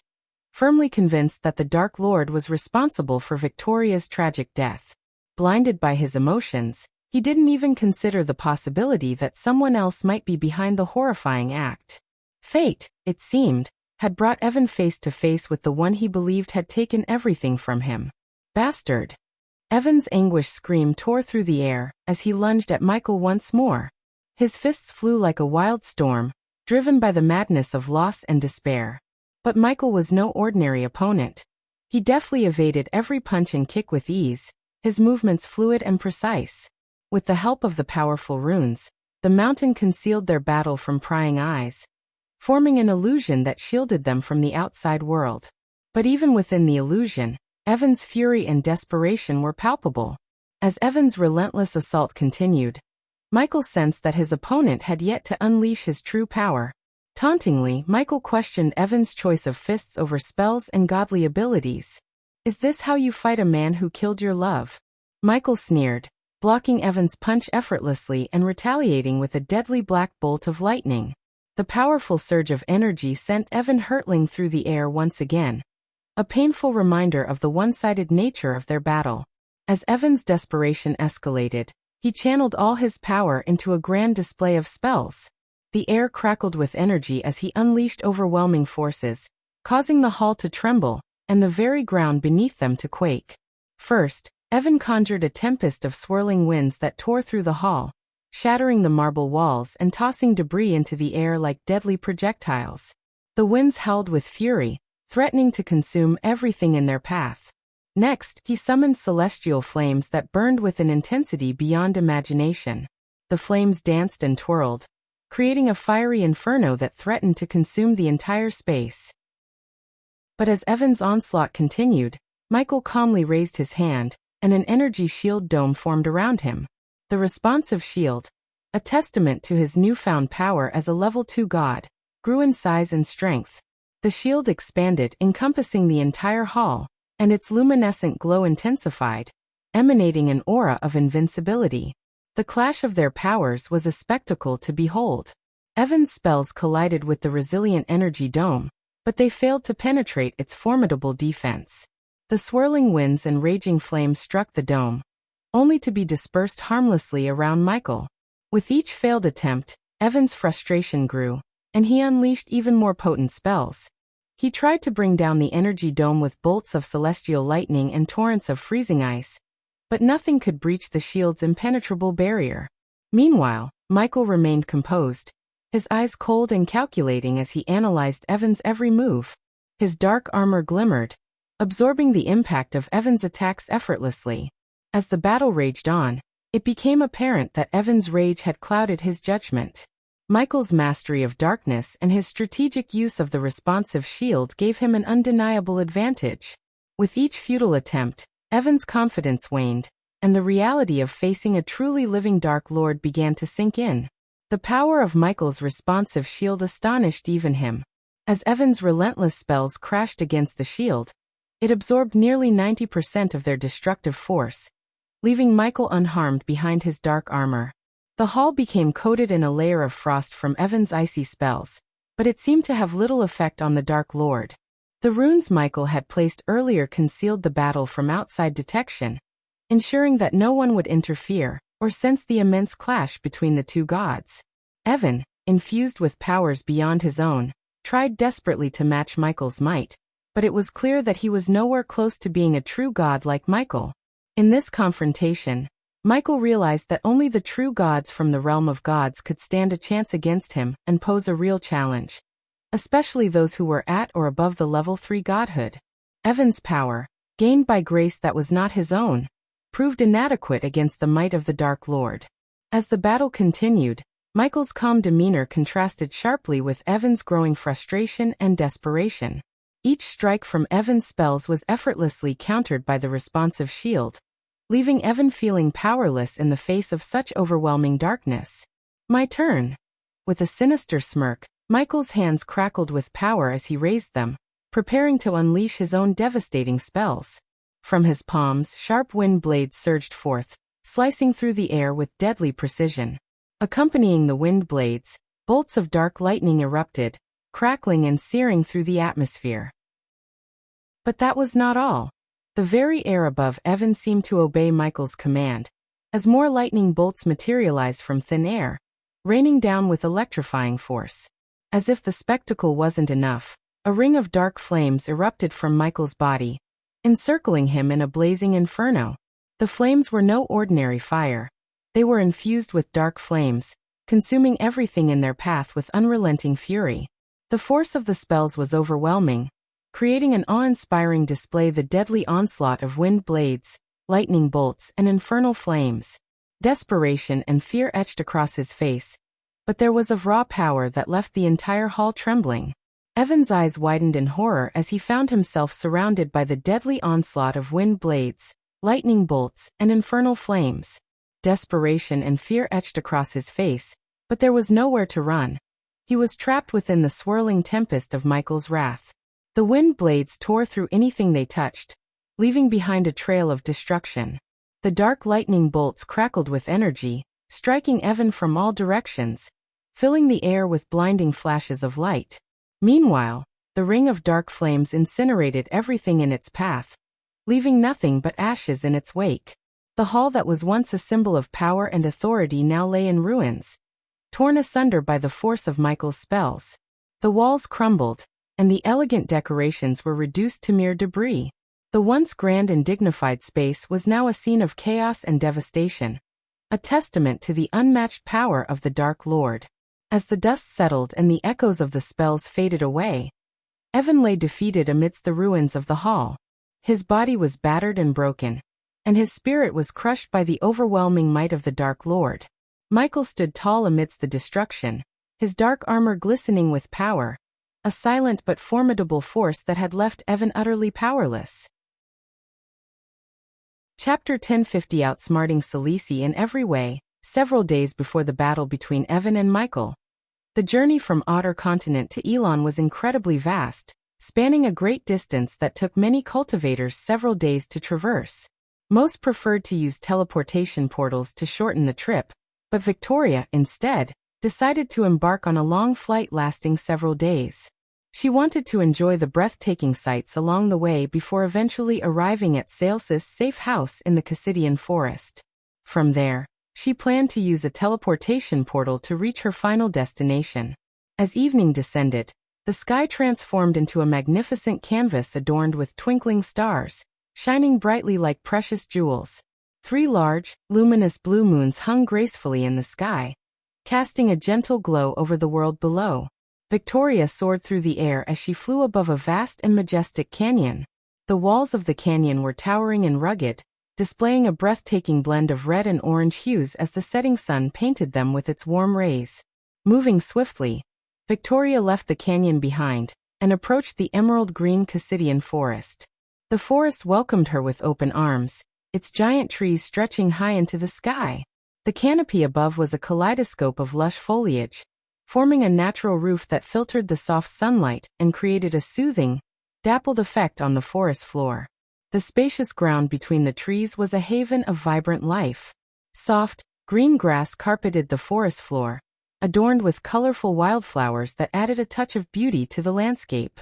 The air was filled with the sweet scent of nature, and the forest seemed to sing with the harmony of chirping birds and gentle rustling leaves. It was a place of peace and serenity where Victoria could find solace and comfort amidst the wonders of nature.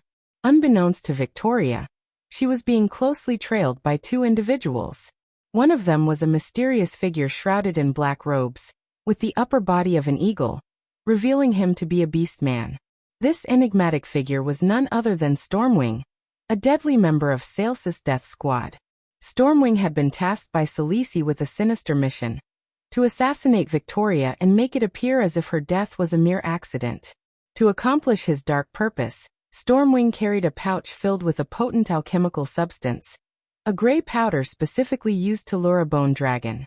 The very same bone dragon that had seemingly escaped the Immortal Council's control. Meanwhile, unknown to both Stormwing and Victoria, a silent and watchful presence trailed them from the shadows. It was Michael, who had been tracking their movements with great caution. Michael was well aware of Sales's intentions, and he had anticipated her every move.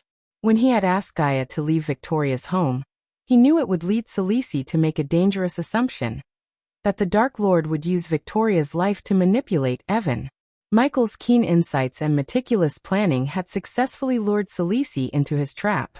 Now, as he followed Victoria and Stormwing, he waited for the perfect moment to intervene and thwart Sales's wicked plot. From the vantage point of a massive tree, Michael observed Victoria setting up her camp for the night. He remained silent and concealed, hidden within the dense foliage of the tree. As he watched her, Victoria's words drifted up to him. She expressed relief that the Dark Lord's reign of terror was finally over. "I never felt like this in months. Glad everything is over with the Dark Lord," Victoria murmured softly to herself. She swiftly prepared her camp, changing into more comfortable clothes. Respectful of her privacy, Michael looked away, refusing to invade her personal space. With her camp arranged, Victoria conjured a gentle spell to ignite a warm campfire. Seating herself before the crackling flames, she placed her long sword by her side and closed her eyes, entering a state of peaceful cultivation. Unbeknownst to her, Stormwing was silently descending from the skies, landing on a distant branch, unaware that every movement he made was being meticulously observed by the Dark Lord. As Stormwing approached, he carried a handful of bone dragon bait, a potent substance used to attract the deadly creature. With a subtle movement, Stormwing released the gray powder into the air, allowing it to disperse around Victoria's camp. The bait had no discernible scent, ensuring that Victoria remained unaware of the impending danger that lurked in the air. My job here is done. With a sly grin concealed beneath his hood, Stormwing believed his task was complete. He swiftly departed from the forest, cautious not to be caught between the bone dragon and Victoria. Fully aware of Victoria's limited cultivation at the core strengthening stage, Stormwing knew she would be defenseless against a formidable fusion stage bone dragon. From his hidden perch, Michael kept a keen eye on Stormwing's every move, his mind racing with calculations and strategies. Moments after Stormwing's departure, a distant rumble echoed through the forest, catching Michael's attention. He knew that such a sound was impossible, for the sky above was clear and devoid of any storm clouds. Recognizing the peculiar noise as the bone dragon's thunderous wings, Michael understood that the powerful and deranged creature was heading straight for Victoria's location. Unaware of the imminent danger, Victoria continued her peaceful cultivation on the ground. The tranquility around her soon gave way to an eerie darkness as the colossal creature approached, its monstrous form casting an ominous shadow on the forest floor. The trees quivered violently in response to the bone dragon's immense power. Suddenly, Victoria's eyes snapped open, a surge of instinctive alertness coursing through her. She sensed a formidable presence nearby, a feeling of danger that sent shivers down her spine. However, she was unable to detect Michael, the Dark Lord, as he skillfully concealed himself within the darkness, a master of blending in and remaining hidden. As the bone dragon drew nearer, the ground trembled under its immense weight, and the air seemed to grow colder, carrying the scent of danger that Victoria couldn't ignore. Little did she know that this creature had been driven to madness after being imprisoned for decades, and it was now on a destructive path, seeking to unleash its fury upon any living being it encountered. Michael silently observed the scene as the bone dragon descended through the thick canopy, leaving a trail of destruction in its wake, much like a raging storm. Its skeletal form, devoid of flesh, gave it an eerie and sinister appearance. With its crimson-red eyes emanating a palpable killing intent, the dragon's immense size instilled fear in Victoria's heart. The bone dragon's eyes locked onto Victoria, a live and breathing human, and its roars echoed through the forest, shaking the very ground beneath them. The dragon's hatred for humans, stemming from its long captivity, fueled its aggression upon seeing Victoria. It lunged at her with a ferocious snap, aiming to devour her in a single gulp. Victoria's instincts kicked in, and she swiftly evaded the bone dragon's massive jaw, narrowly escaping its deadly bite. Panic surged within her as she realized her sword was left behind at the now extinguished campfire. With each step the dragon took, the forest around them crumbled, uprooting trees like mere twigs. Desperate to defend herself, Victoria tried to cast spells, but before she could muster enough energy, the bone dragon's bone claws struck her with devastating force. She was sent hurtling through the shattered trees, leaving her body battered and bleeding. In agony, Victoria coughed up blood, her dress torn and covered in mud, her leg and arms broken from a single strike. Victoria reached for her space ring that had fallen off her finger during the fall. Crawling backward, she sought her only hope of survival, a teleportation scroll within the space ring. However, the bone dragon was relentless, closing in with each thunderous step. Fighting back tears, Victoria clutched a broken branch with her good hand, trying to stand despite her injuries. "I am sorry, Evan." In the midst of pain and despair, she whispered an apology to Evan, reflecting on the cruel twists of fate that had led her to this dire moment. "Come on, you ugly son of a bitch." Victoria roared in defiance, refusing to yield without a fight. Though facing a seemingly insurmountable foe, she refused to give up her will to survive. The bone dragon sensed Victoria's fear and reveled in her suffering, enjoying the taste of vengeance against humans. As it advanced towards her, she clenched her fists, ready to face her doom with courage, despite knowing she stood no chance against the colossal beast. Just as the dragon's jaws were about to close around her, A sudden figure appeared, landing boldly between Victoria and the monstrous creature. It was Michael, the Dark Lord himself. His calm demeanor contrasted sharply with the chaotic situation. "Ever heard of mouthwash?" Michael taunted the dragon before delivering a powerful punch that sent the creature tumbling to the ground. Victoria's eyes widened in shock and terror, unable to comprehend the sight before her. She had believed the Dark Lord to be dead, but here he stood, very much alive and powerful as ever. "Let me take care of this bug," Michael declared with a confident smile, assuring Victoria that he had everything under control. Before she could react, he raised his hand, releasing a knockout potion that quickly overwhelmed her senses. Victoria collapsed to the ground, her fears and worries momentarily subdued by the potion's effects. After gently knocking out Victoria to ensure she remained safe, Michael turned his attention to the suffering bone dragon. He could sense the deep scars of torture etched into its very being, which ignited a spark of empathy within him. Determined to end the dragon's torment, Michael chose to end its life swiftly and mercifully. With a solemn expression, Michael leaped onto the dragon's bone head, looking into its crimson eyes filled with hatred and pain. He understood the dragon's history of suffering at the hands of each side of the dragon's face. In an instant, a connection formed between them, and they locked eyes. Michael's immense power humans, and he didn't wish to cause it any more pain than it had already endured. Summoning the Soul Eater skill, Michael placed his hands gently on each side of the dragon's face. In an instant, a connection formed between them, and they locked eyes. Michael's immense power overwhelmed the dragon's feeble resistance, allowing him to absorb its soul without inflicting further harm. As the process unfolded, a faint white wisp of smoke emerged from the depths of the dragon's eyes, gracefully coiling into Michael. It was a poignant moment, witnessing the dragon's pain slowly dissipate, and its soul finding peace in the embrace of the Dark Lord's power. Michael's expression softened, as he knew he had granted the creature a final release from its suffering. "Now it's time to turn Evan against Selisi," Michael said with a sinister smile, his mind already plotting the perfect revenge. Little did Selisi know that Michael had outsmarted her, recording the conversation she had with Stormwing about assassinating Victoria. Despite Sales's protective artifact, Michael ingeniously devised a long-range camera, using arch-energy crystals and Elidar's runes to bypass her defenses. The camera captured every damning word, and Michael stored the evidence in a recording crystal, a commonplace item in this world. With Victoria now safe from the assassination attempt, Michael held the key to exposing Sales's deceitful scheme. He felt a sense of triumph, knowing that with this recording, he could easily turn Evan against Selisi and make her pay for her crossing paths with him. The thought of watching Sales's downfall brought a wicked glint to Michael's eyes as he reveled in his cleverness. Chapter 1051 Turning Evan against Selisi. Inside the cozy wooden cabin nestled deep within the forest, Michael stood before Evan and Victoria. They were seated in chairs facing a large mirror that Michael had conjured for this moment. He wanted to reveal Sales's treachery to the couple and make them understand the truth.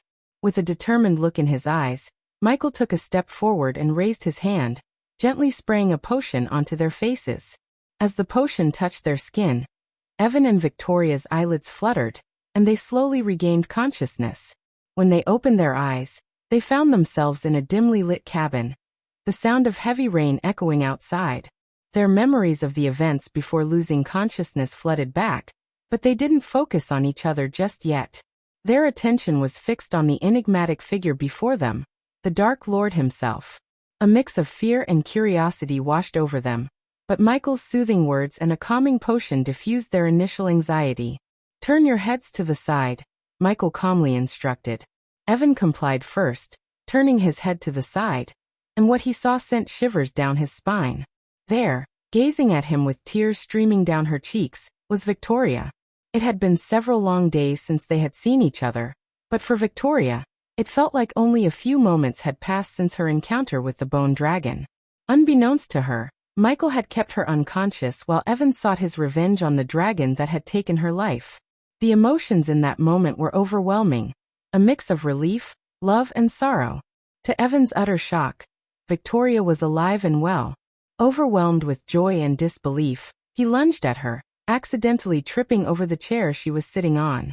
Ignoring their surroundings, the couple embraced tightly, tears of relief and happiness streaming down their cheeks. Michael watched the emotional reunion from the sidelines, allowing them the moment they deserved. "I thought you were dead," Evan said, holding Victoria as if he would never let her go. "Evan," Victoria choked out through her tears, her heart overflowing with emotions. "The dragon. How did you? I saw your wrist."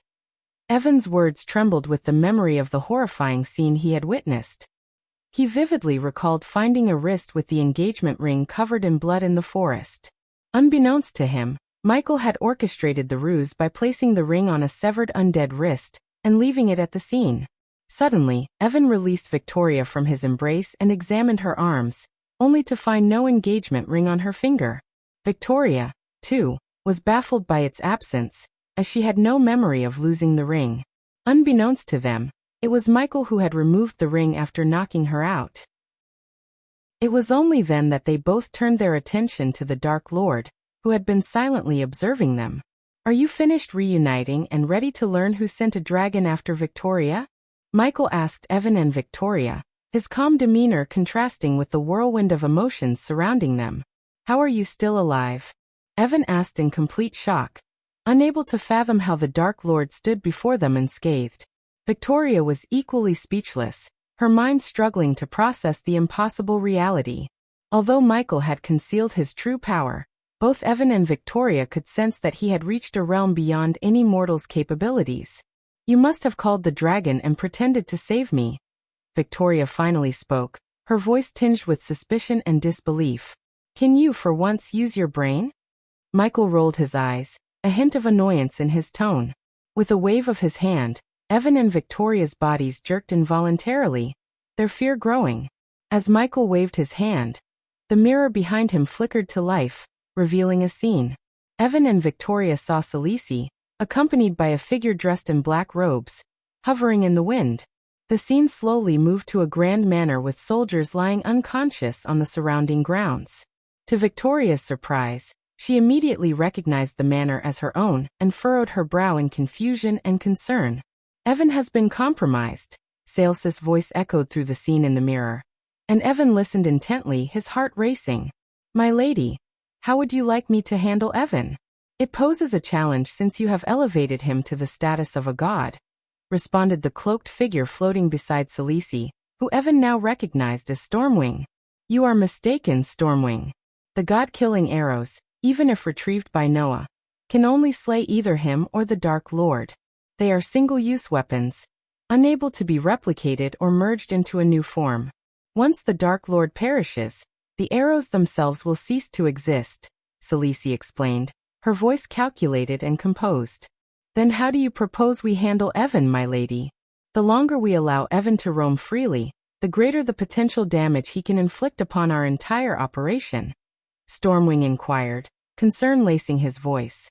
"If Evan has indeed struck a deal with the Dark Lord, his actions will undoubtedly revolve around the life of Victoria. The Dark Lord will undoubtedly use Victoria as a pawn to manipulate Evan into carrying out his bidding. However, if we eliminate this pawn, Victoria, the Dark Lord's hold over Evan will crumble. Evan is a valuable asset that we cannot afford to let slip away," Celici explained, her tone firm and resolute. Evan's and Victoria's minds went blank with shock and confusion as they listened to Sales's ruthless plan. Michael couldn't help but grin, seeing the emotions play across their faces. Celici intended to turn Evan into a weapon against the Dark Lord, but little did she know that Michael was now turning Evan against her. "Eliminate Victoria, Stormwing. Make it appear as though her death is accidental. If the Dark Lord truly struck a deal with Evan, we cannot orchestrate her demise to make it seem like the Dark Lord was responsible. It would raise suspicions, and Evan might grow wary. However, if her death appears to be an unfortunate accident, the Dark Lord will lose his hold over Evan. This will enable Evan to focus his energies on defeating the Dark Lord's army, without the distraction of his fiancée. I can channel his grief and anger towards our advantage." Sales's cold and calculating voice echoed through the cabin. The pain of betrayal slowly dug deeper into Evan's heart as he clenched his fist. He had served and believed in Celici, thinking she was a strong and benevolent leader, only to be proven wrong. The revelation showed Evan that Selisi was not the leader he thought she was but a vengeful snake. Is that so? Michael snickered, his eyes narrowing as he focused on the image of Stormwing. For a brief moment, Stormwing's cloak. No, this must be trickery. Victoria shouted in disbelief, unable to accept the shocking truth. Is that so? Michael snickered, his eyes narrowing as he focused on the image of Stormwing. For a brief moment, Stormwing's cloak moved, revealing a glimpse of his upper body, and Michael's instincts picked up on a crucial detail. With another wave of his hand, Michael changed the scene in the mirror once again. This time, he showed Stormwing standing atop a tree branch, pouring a gray powder into the air. As the scene unfolded, Victoria's memories came rushing back. She recalled the events of the campsite, the peaceful cultivation, and the sudden ambush by the bone dragon. What he scattered in the wind is a powerful substance that lured the bone dragon to your place, Michael explained calmly. Lady Selisi, she cannot. Victoria's voice trailed off, unable to comprehend the depth of Salesis' betrayal. Michael understood her confusion, knowing how skilled Selisi was at manipulation. Blaming the Dark Lord and painting him as the villain was a tactic that easily deceived people, even those like Victoria who believed in her cause. As silence enveloped them, Michael allowed Victoria and Evan to process the shocking revelation. I have seen him. Evan finally broke the silence. I saw him once, he continued, recalling a day when he entered Salesis meeting hall and saw a figure leaving through a window. Although Selisi dismissed it as one of her spies, Evan had caught a glimpse of an eagle-faced man, just like the one the Dark Lord had shown them. You and the whole world believed I was evil. You said I am evil when I destroyed Thusia. You said I'm evil when I fought Nagaland. But you never bothered to ask why. Michael's voice was cold and powerful, sending shivers down Evan and Victoria's spines. They were left speechless, unable to trust anyone anymore. As the truth of Salesis' betrayal sank in, Evan's mind replayed Salesis' words about fighting the Dark Lord's minions and making Victoria proud, only now realizing it was all a manipulative ploy. Think about this, she could have called off the assassination because the whole world saw me dying, including Selisi. Yet she proceeded with a hit, just to manipulate and use you, Michael revealed, exposing Salesis' deceit. But there was more shocking news to come. Michael revealed that the powers Selisi had given Evan were killing him. Evan wasn't born as a god, yet Selisi had somehow infused his body with a grace that was now rejecting him. The grave is rejecting you. It's only a matter of time before your soul explodes into nothingness, Michael stated, leaving Victoria in panic and her heart aching for Evan's fate. Evan was stunned, unable to dismiss the acute pain and energy radiation surrounding him. The reality of his body rejecting the grace Selisi had given him was hard to ignore. He knew the Dark Lord wasn't lying to him. His words resonated with Evan's own experiences. If you don't believe me, you are welcome to leave this place. But when you explode, you will take out everyone around you, Michael warned Evan. Victoria, on the other hand, was hesitant to trust Michael completely. She questioned his intentions, fearing that he might be manipulating them for his own gains. So how do we know we can trust anything you say? What if you are just manipulating us? Victoria questioned. He is not, Evan answered Victoria. I feel something wrong with me. I asked Selisi, but she said it was nothing. But I can feel the grace is rejecting my body. When Evan explained, Victoria instinctively grabbed Evan's hand and shivered at the thought of losing him. Whether you choose to believe me or not, I am the only one who can save you and reveal the truth of what's really happening. I am not your enemy, Evan. In fact, neither you nor the world truly understands the impending terror that awaits us, Michael asserted. His voice was filled with conviction, and he looked directly into Evan's eyes, trying to convey the urgency of the situation. Chapter 1052. Evan is now Michael's ally. As the life-changing truths sank in, Evan and Victoria's expressions shifted from disbelief to contemplation. Victoria's animosity towards the Dark Lord began to wane after learning about Salesis' betrayal, and she found herself torn between trust and skepticism. Feeling lost and uncertain, they both turned to Michael for more answers. Before blindly trusting anyone, Always seek the full truth and know both sides of the story, Michael advised them, his tone earnest. Intrigued, Evan finally mustered the courage to ask the Dark Lord about his own story. He wanted to understand the motivations behind the infamous figure, known as the Dark Lord.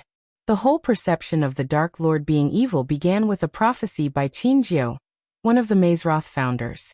That prophecy set off a chain of events that led us to this moment. However, Qinjiu or the Sky Hall never revealed the true intentions of the realm of gods, Michael explained. And what are their intentions? Victoria inquired. To make mortals their unquestioning worshippers.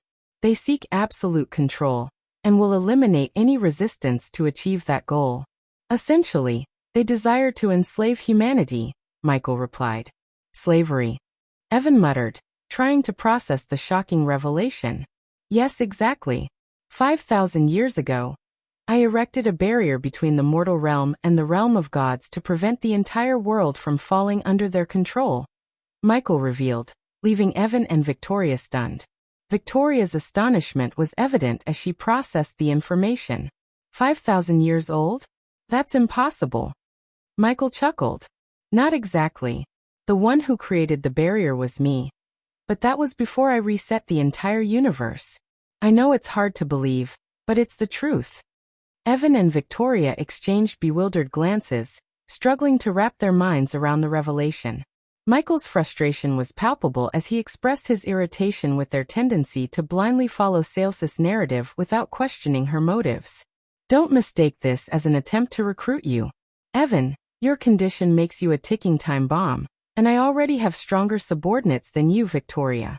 I have no use for either of you, Michael clarified, wanting to set their expectations straight.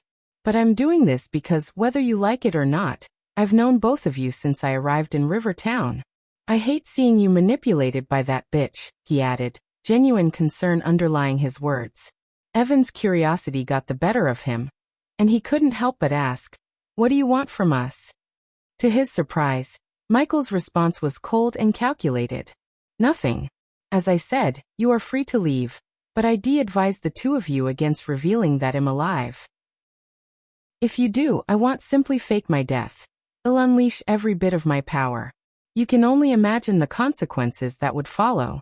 I may be on the side of good, but I am not a saint. If someone threatens my life, I will go all out, prioritizing my well-being. Michael knew that Evan and Victoria wouldn't easily leave the cabin without falling into his plan. He wanted to give them the truth and offer them a choice, rather than manipulating them completely. Though he had his own battles to fight, he hoped that they would stay out of his way and keep the world in peace, until he was ready to settle down with Nithroel ruling the world. But if Noah and his allies stood against him at that time, he would not hesitate to face them head-on, even if it meant taking their lives for real. I want to have a long talk with Salisi. Evan clenched his fist, his sadness and pain replaced by a fiery fury. Killing her won't solve anything, Evan. If we take out one Salisi, another will rise to take her place. We need to figure out who is truly behind all of this because there's always a bigger threat lurking in the shadows, Michael explained. So, I should just let her go and pretend nothing happened? Evan growled. Yes, Michael nodded. Let the world believe Victoria died, just like they believe I'm dead. I'll keep her safe while you stay close to Salisi. But remember, don't pick sides until you know the truth. When you're with her, observe how she manipulates everyone around her. Use your brain, Evan. Deep down you know it's the right choice, said Michael. For a few moments, Evan and Victoria contemplated Michael's words. Finally, Victoria broke the silence in the room. I want him safe. If what you said about his grave rejecting his body is true, I demand a cure for him, Victoria asserted firmly, showing her determination. I'm heading somewhere next, where I might find a cure for him. You have my word that I will do everything in my power to fix him, Michael responded, his tone filled with confidence, which strangely brought a sense of reassurance to Victoria. Then, with a swift motion of his hand, Michael produced a golden parchment and tossed it towards Evan and Victoria. Keep these scrolls safe. They are teleportation scrolls. They will sense if you are in mortal danger and transport you to a safe location, Michael explained, making sure they understood the importance of the scrolls. Both Evan and Victoria nodded, grateful for the aid Michael offered, despite their complicated feelings towards him. After Evan and Victoria left the cabin, Vidora appeared through a teleportation portal. Everything is ready. I've been monitoring the Council of Immortals, and they are heading towards the mountains. We need to go now if we want to secure the crystal, Iag informed Michael. Before leaving Mount Galleon, Michael had asked Vidora to keep a close eye on the Immortals. The destruction and loss of their fellow Immortals had sent them into a panic, and they decided to protect the crystal that held a piece of the Queen's soul. Do you believe Evan will work with us now? Sarba inquired as Michael prepared to head back to the Immortal Council. He will, Michael replied with confidence. We'll have a spy deep within the heart of our enemy's ranks. Iag chuckled in delight. Selisi is not my enemy. I could kill her anytime I want. But I want to learn more about Andor and see if he truly controls Selisi. Someone is pulling her strings, and I need to know who it is before taking action. With Selisi believing him dead, she will soon make a mistake, and Evan will be there to exploit it and give us the information we need, Michael explained. Kane nodded in agreement with Michael's plan. Then, Vidroa leaped onto Michael's shoulder as he teleported himself near Mount Galleon using his runic teleportation. Once he appeared at the freezing cold mountaintop, Michael flew above the manor, scanning the area for any sign of the Immortals. Soon he spotted them, carefully making their way down the mountain using a narrow pathway.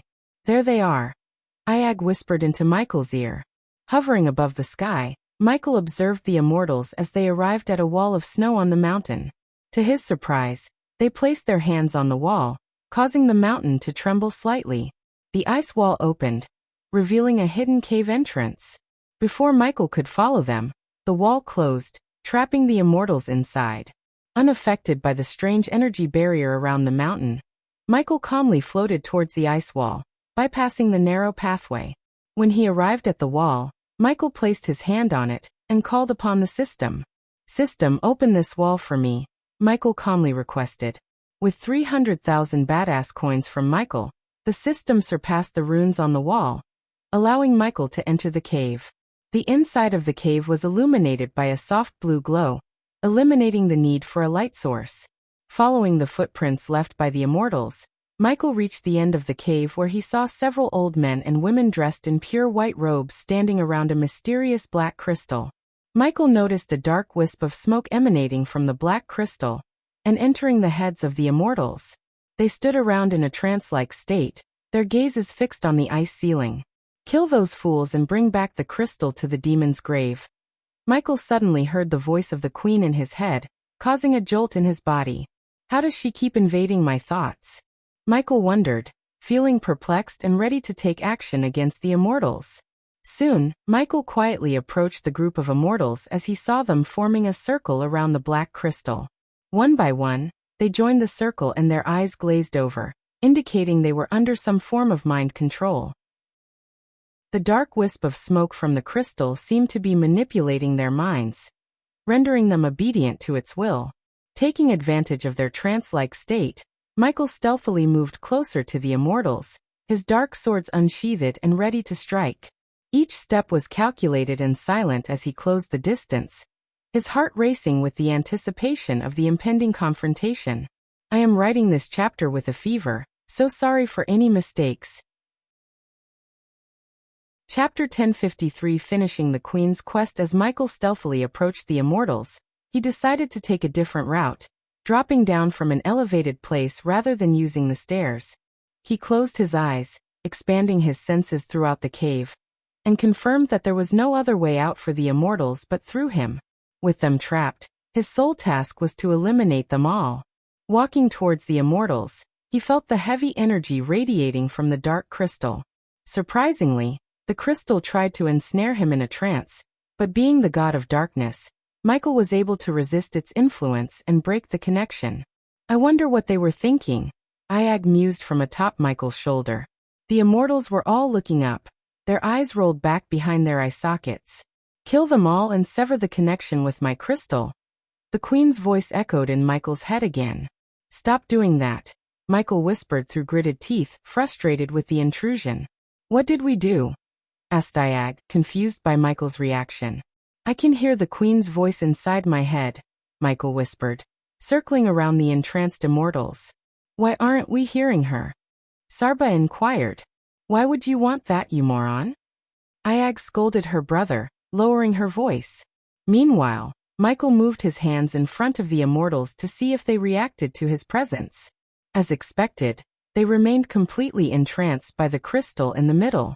Kill them, the queen's voice echoed once more, and Michael couldn't help but let out a slightly annoyed response. Okay.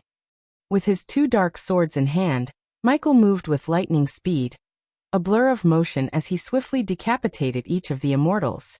Their heads rolled off their bodies, blood spattering on the ground, creating a gruesome scene. Despite the brutal attack, their bodies remained firmly rooted to the ground, unaffected by their severed heads.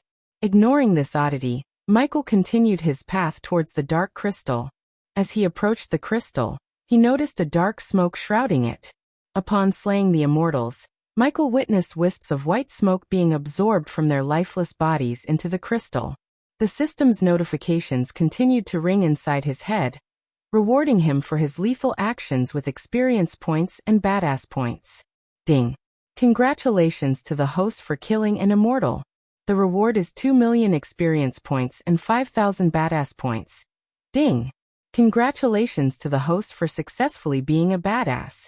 The reward is 8,000 badass points. The crystal seemed to pulsate with energy, and Michael could feel a surge of power emanating from it. He knew that this crystal contained a piece of the queen's soul, and it was crucial to prevent it from falling into the wrong hands. The queen's voice in his head had made it clear that she wanted him to retrieve the crystal, and Michael had no intention of disobeying her. Despite their decapitated state, the bodies of the immortals remained rooted to the ground. Michael paid no mind to this strange phenomenon, and proceeded toward the dark crystal.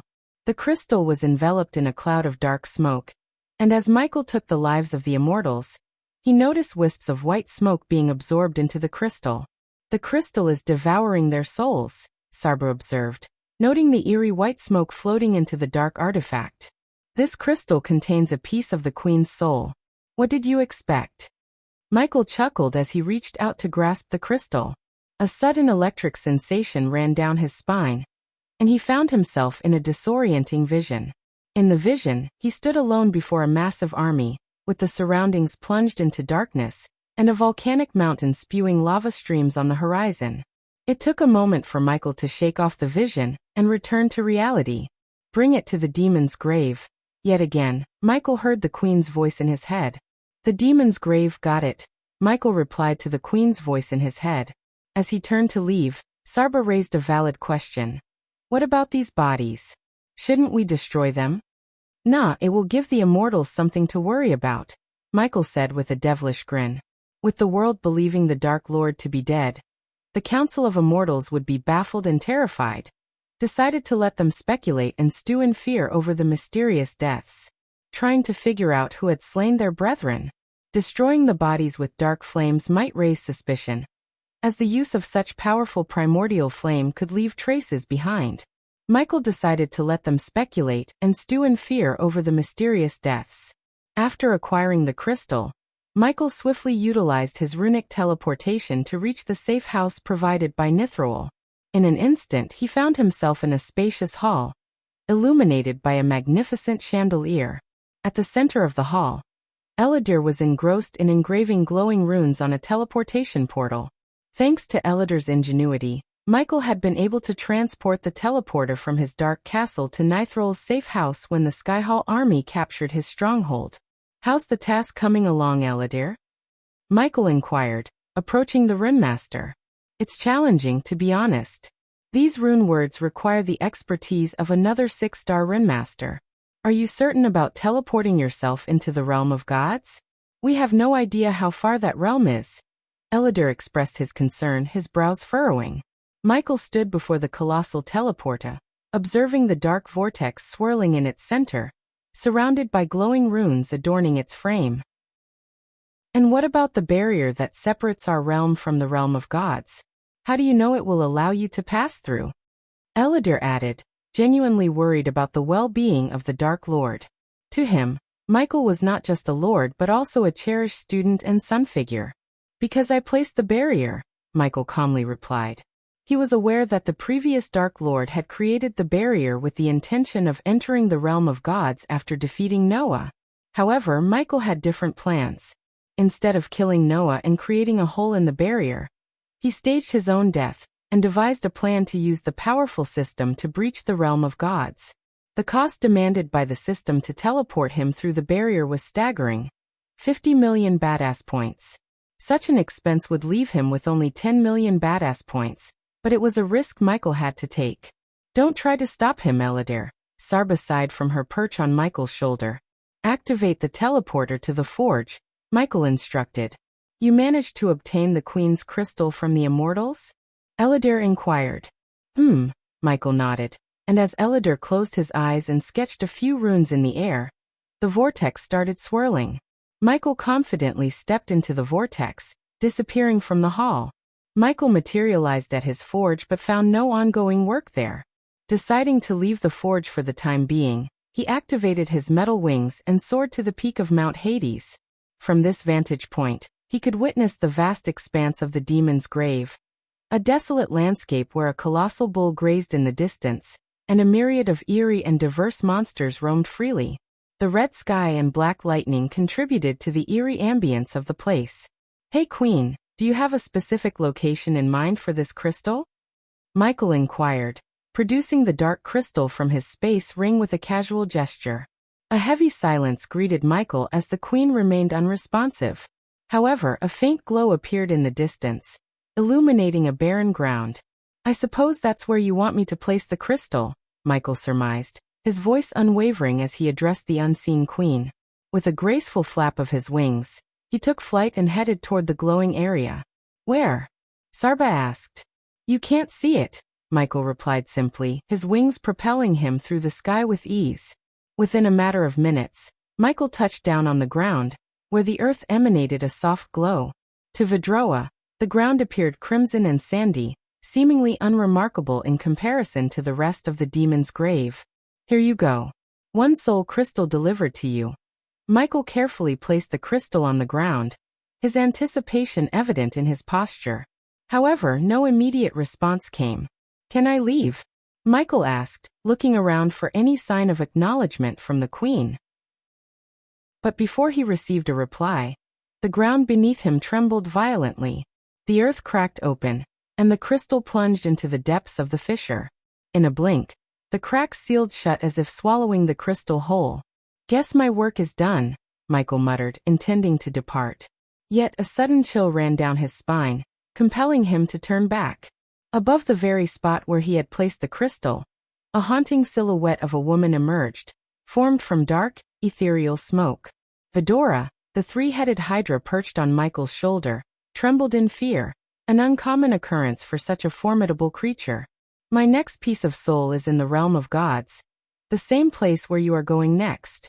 Retrieve it from the god who holds my soul crystal, and I will grant you a favor. The figure spoke, and Michael immediately recognized it as some manifestation of the Queen. While fear didn't grip him, her offer did surprise him, especially her willingness to offer a favor. Since I'm already heading to the realm of gods, it won't hurt to retrieve your crystal. But this time there's no time limit, Michael declared. Very well. Just remember not to keep me waiting for too long. Otherwise, my pet over there can turn your beloved forge to dust, the Queen warned, pointing a smoky finger toward the colossal bull in the distance. Michael was taken aback, finally uncovering the truth behind the enigmatic creature. Ever since he set foot in the demon's grave, the colossal bull, towering enough to touch the clouds, had puzzled him. Now he understood that the bull was a pet of the Queen. Deal, Michael sighed, agreeing to the Queen's terms. Chapter 1054 Introduction to the Realm of Gods. With the Queen's task completed, Michael returned to Nithrol's manor, where Gaia eagerly awaited him. She knew Michael was about to embark on his journey to the realm of gods, and wanted to bid her husband farewell. The hall was empty, with only a cozy sofa set in the middle and windows overlooking the serene canyon and the shimmering lake. Everything went well? Gaia asked Michael, her eyes filled with concern and love. Michael nodded and wrapped his arms around her, pulling her into a warm hug. They shared a passionate kiss, cherishing each other's presence before parting. Nithral will be here in a few moments, Gaia informed him. Michael settled on the sofa, and Gaia joined him, their eyes locked in a loving gaze. I am only going there next week, Michael calmly revealed, surprising Gaia. Why? What's the reason? She asked in shock. Because I promised you I would take you on a honeymoon when everything is over. And I intend to keep my promise, said Michael, holding Gaia close. He kissed her on the side of her head, showing his affection for her. When did you become so romantic? Gaia asked, her voice filled with joy. It had been months since they spent quality time together without any worries. She thought Michael had forgotten about their promise, but she understood the immense responsibilities he carried. As his wife, she wanted to support him rather than add to his burdens. When I married the most beautiful snake in the entire world, Michael chuckled, planting another sweet kiss on her lips. Where do we go? Gaia asked, her excitement bubbling over. Anywhere you want, Michael replied, his heart brimming with love for his wife. Gaia's eyes sparkled with excitement as she reached into her space ring and pulled out a parchment filled with her neatly written notes. Oh, Michael, you won't believe the places I've been dreaming of. First, there's the Celestial Gardens, a realm of floating islands adorned with vibrant flowers that glow in the moonlight. Michael couldn't help but tease her lovingly. Taking notes on honeymoon destinations, are we? You really are something else. Gaia playfully swatted his arm. Of course. I want this to be a honeymoon we'll cherish forever. And there's more. She continued. Next, we have the Starfall Meadows, where stars descend every night, dancing across the sky in a breathtaking spectacle. It's as if the heavens themselves are celebrating love. Michael raised an amused eyebrow. Starfall Meadows, huh? You sure know how to find the most magical places. But Gaia's excitement was infectious, and she couldn't contain herself. And then there's the Enchanted Forest, where the trees are said to sing melodies and the flowers change colors with every step you take. It's like walking in a living painting. Michael chuckled. You really have put a lot of thought into this, haven't you? It sounds like you've planned our honeymoon better than any war strategy. Gaia giggled and leaned closer to him. Well, my dear Dark Lord, I just want this to be perfect for us. After all, we deserve a moment of magic and joy amidst all the chaos. You're right, Michael said, his tone softening. I couldn't think of anyone better to share this with than you. As they bantered and laughed, Michael and Gaia planned their dream honeymoon, choosing one enchanting location after another. As Michael and Gaia continued planning their dream honeymoon, the door to the hall swung open, and Eve hurriedly entered, her face flushed with exertion from training. Hey, the Empress is here, Eve announced, catching her breath. It was evident that she had been pushing herself to prepare for the battles ahead, determined to fight alongside Gaia when the Dark Lord departed for the realm of gods. Before Michael could reply, Nithral gracefully entered the hall, unaccompanied by any bodyguards. Her decision to forego protection was a wise one, given the need to keep her association with the Dark Lord a secret from the world that believed him to be deceased. Nithral gracefully entered the hall, her presence exuding the regal aura of an empress combined with the power of a goddess of hunt. Michael and Gaia warmly greeted her with smiles as she took her seat before them. I'll take my leave. Eve nodded at Michael and departed from the hall. Wanted to ensure that everything was settled between them since she had ordered Michael's assassins to find and kill Gaia's biological. Are you ready to depart? Nithral inquired, her gaze briefly turning to Gaia. However, Gaia remained silent, giving no indication of any resentment towards Nithral. The Empress wanted to ensure that everything was settled between them since she had ordered Michael's assassins to find and kill Gaia's biological father, Ingram. But as Gaia stayed quiet, Nithral decided not to delve further into the matter. Eladir is still working on the teleporter. It should be ready by the end of next week, Michael replied. Nithral leaned back, crossing her legs gracefully. What are your plans in the meantime? The Empress inquired. Just some personal matters to attend to, nothing major. But it'll be out of reach, Michael responded. Me neither. Tomorrow, I plan to venture into the treacherous ocean. But before I depart, I thought to give you a brief introduction to the realm of gods. Nithral surprised both Michael and Gaia with her announcement. The treacherous ocean was a perilous place, and they couldn't help but wonder what a goddess and empress like Nithral intended to do there. Are you planning to go alone? Don't you have your war gods for such matters? Michael inquired.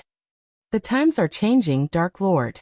Now that the world believes you are dead, every kingdom seeks a new villain to target. I understand mortals well. They need someone to hate, fight, and fear to survive, just like they need food, air, and water, Nithral calmly explained. And what's your point? Michael asked, his brows furrowing. The dwarves and the beast kingdom are amassing a large number of soldiers, preparing for war. I've been hearing about the plans of almost every king and queen to expand their kingdoms. The Beast King is even plotting to send his forces to the southern continent and invade them, Nithral revealed. Gaia chuckled devilishly at the revelation. Let's see how he invades the southern continent, she snickered. Gaia and Michael had dispatched Lenora and Trista, two of the most powerful elder vampires, to regain control of the southern continent. Don't underestimate the Beast King, Dark Queen. He may not be a god like me and your husband, but he is just as capable as any god, Nithral warned Gaia. Curious, Michael inquired. So, what's the connection between expanding and your venture into the treacherous ocean? Power, what else? Whoever controls the untapped potential in the treacherous ocean controls the outcome of any war. And I want that power for the Gondolin Empire, Nithral declared with cold determination. Gaia couldn't hold back her anger and frustration any longer, and decided to confront Nithral about her ambitions. Since I am not refusing your request to have my father killed by my husband's assassins, let me ask you, Empress, why are you so keen on ruling the Aur continent and expanding Gondolin? You are a goddess. Why not plan on returning to your own world? Gaia questioned. Nithral understood Gaia's inner turmoil, and realized that Michael had informed her about the request to find and kill Ingram. However, Nithral didn't harbor any ill intentions toward Gaia. If anything, she empathized with her. When your husband returns from the realm of gods, he will tell you why. The short answer I can give you at this point is that the realm of gods is far worse than this world. Which brings me to why I am here. Nithral paused for a moment and leaned forward. If everything goes according to your plan, you will land in the forest of Elrian, the domain of the goddess Marley. Seek her help, but be careful not to get too close to her, Nithral warned. Why? Asked Michael, intrigued. Because she is a lustful predator, Nithral revealed. Gaia was taken aback by the unexpected revelation as Nithral continued. Once you find the divine portals, I do recommend starting your journey in the realm of gods from Kingdom Nimbosia, ruled by the god of rain, Raynar. It will be a good starting point for you to learn the dynamics of the realm and witness firsthand how cruel a god can be. As Nithral spoke, she gracefully flicked her wrist, summoning a silver chain with a golden arrow attached to it. With a confident gesture, she tossed the chain to Michael. This is my medallion. It will conceal your godly aura and keep you hidden from the pantheon. Remember to wear it at all times while in the realm of gods, unless you want the entire pantheon's army at your doorstep. Dark Lord, you are venturing deep into the den of countless hungry lions, Nithral warned Michael. Her concern for his success was evident, as she knew that if he failed, the pantheon would break the barrier between the mortal realm and the realm of gods. This would lead to a chaotic invasion, with each god seeking to claim a piece of the mortal realm for worshippers and power. Such a catastrophe would shatter her dream of ruling the entire mortal realm, leaving behind the mysterious reason for her ambitious desire. Is there any chance Raynar would want to make a deal or ally with me? Michael inquired, his curiosity piqued. Nithral couldn't help but chuckle at the question. Oh my Dark Lord, you have much to learn about the gods. High gods like Raynar, who hold titles such as God of Rain, are devoted solely to the pantheon. They wield immense power and influence over the mortal realm, even with the barrier in place. For instance, if Raynar were to be killed, the mortal realm would not receive any rainfall until another god of rain was born in the realm of gods, Nithral explained. Michael found himself increasingly intrigued by the realm of gods and the intricate dynamics at play. However, getting more information was a challenge, especially since meeting Nithral in person was nearly impossible due to their need to maintain the facade of his death. Perhaps gods without titles or kingdoms to rule might consider allying with you. But to make that happen, you must become truly formidable. Otherwise, no sane god would dare go against the pantheon. I suggest two potential approaches. Either find a way to join the pantheon and work with them until you can seize an opportunity to double-cross them, or quietly grow your worshippers within the realm of gods, Nithral advised. How do I do that? Michael inquired. Select a messenger, and send them to spread word about your power. As desperate people begin to pray to you, use your abilities to fulfill their wishes. They will see it as miracles, and your worshippers will grow. However, this approach is dangerous, as no god likes their worshippers being poached. As I said, once you enter the realm of gods, you'll find that things are similar to the mortal realm, only much worse and more cruel, Nithral cautioned. Chapter 1055. Honeymoon. Despite Nithral's suggestions, Michael had another risky plan in mind, to ally himself with Dagon, the ruler of Hell. Why? Because Dagon held a deep-seated hatred for the pantheon, making him a potential ally against their common enemy. Do you have any worshippers in the realm of gods? Gaia inquired. Nithral let out a heavy sigh in response. It has been thousands of years since I set foot in the realm of gods. I doubt I still have any worshippers there. Even if they remained, it would be futile since I cannot hear their prayers. Other gods may have already poached them.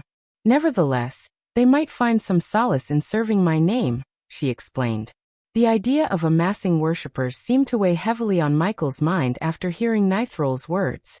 While he had the assistance of the system to grow stronger, he recognized the importance of building his own worshippers for the future. Is there anything else you can tell me about the pantheon? Michael inquired. As Michael inquired about the pantheon, Nithral warned him. They are like the sky hall of the realm of gods, overseeing and controlling everything. Any god who dares to defy them will face severe consequences. Trust me when I say this, you don't want to be on the bad side of the pantheon. But whatever you do, stay away from gods like Rudra. They don't come out of their kingdoms often, but when they do, only death and destruction will follow them. Nithral's warning about Rudra, the god of war, echoed in Michael's mind. He knew firsthand the destructive power of Rudra, as a mere orc possessed by a fragment of his strength had overwhelmed him in battle. The memory of that defeat fueled a deep desire for vengeance against the war god. However, Michael chose to remain silent for now, knowing that facing Rudra would require careful planning and immense power. He understood the gravity of Nithral's words, and the need to tread cautiously in the realm of gods, especially when dealing with beings of such immense strength and ruthlessness. Throughout their conversation, Nithral shared valuable insights about the realm of gods, and offered suggestions on how to navigate it once Michael arrived there. After bidding farewell to the couple, Nithral left them alone. With their preparations complete, Michael and Gaia set off for the Celestial Gardens, a hidden pocket dimension accessible only to those with knowledge of its existence. Nestled above Nagaland, the gardens remained invisible to the people, serving as a perfect getaway for the couple. Let's go, Michael said, surprising Gaia with his sudden decision. What now? She asked. Let's leave now. I fear something might come up if we stay here any longer. So I am taking my lovely wife with me, Michael said with a mischievous smile as he swooped Gaia into his arms. To the honeymoon you truly deserve, he added, his eyes reflecting affection and passion for his beloved wife. Without wasting a second in the safe house, Michael and Gaia teleported themselves to the nearest runic teleportation spot near Nagaland. As they ascended through the clouds, they swiftly changed their armor to disguise themselves from any prying eyes.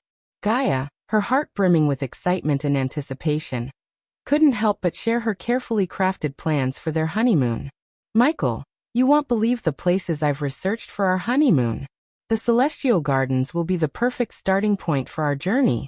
It's said to be a realm of unimaginable beauty, filled with enchanting flora and fauna, and captivating landscapes that will leave us in awe. As they flew closer to the opening of the pocket dimension leading to the Celestial Gardens, Gaia's voice turned slightly melancholic. I can't believe we only have a week together before you must venture to the realm of gods. I wish you could stay with me longer. Michael gently squeezed her hand and spoke tenderly. I wish I could too. But dealing with the Pantheon and growing stronger is crucial for our future together. I promise, once I return, we'll have all the time in the world to be together." While Michael and Gaia soared through the sky, a breathtaking panorama unfolded before them. Fluffy, cotton-like clouds floated gently beneath their feet, casting shadows on the land below. The warm rays of the sun bathed them in a golden glow, while the vast expanse of the blue sky stretched endlessly above, dotted with wisps of white. The wind embraced them like a gentle caress, carrying their laughter and whispers through the open air. As Michael and Gaia approached the distortion in space, Gaia's excitement grew. She gestured for him to stop, and as they hovered in the empty sky, she produced a peculiar snake-shaped key from her space ring. To Michael's surprise, the key floated in midair before them. "A key to the celestial gardens? I didn't know you had it," Michael said, his eyes filled with curiosity. "I didn't. Mom gave it to me last week." Gaia beamed with joy. "So you and your mom planned this all along?" "Sneaky," Michael chuckled, feeling grateful for their thoughtful gesture. "Be grateful Mom didn't kick your butt for not taking me on a honeymoon sooner. Even now, we only have 1 week together. You're lucky to have such a caring and lovely wife," Gaia teased, a playful glint in her eyes as she restrained her laughter. With the key hovering before them, they both reached out and touched it simultaneously. As they did, the distortion in space began to grow, revealing a hidden portal to the celestial gardens. Hand in hand, they stepped through the shimmering portal, leaving behind the mortal realm. As Michael stepped through the shimmering portal, he found himself in a breathtaking world unlike anything he had ever seen before. The celestial gardens stretched out before him, a realm of floating islands adorned with vibrant flowers that glowed in the soft moonlight. Each island seemed to emanate a gentle aura, creating a mesmerizing sight that captured his heart. The air was filled with the sweet fragrance of the blossoms, and a gentle breeze caressed his face, carrying a sense of tranquility and peace.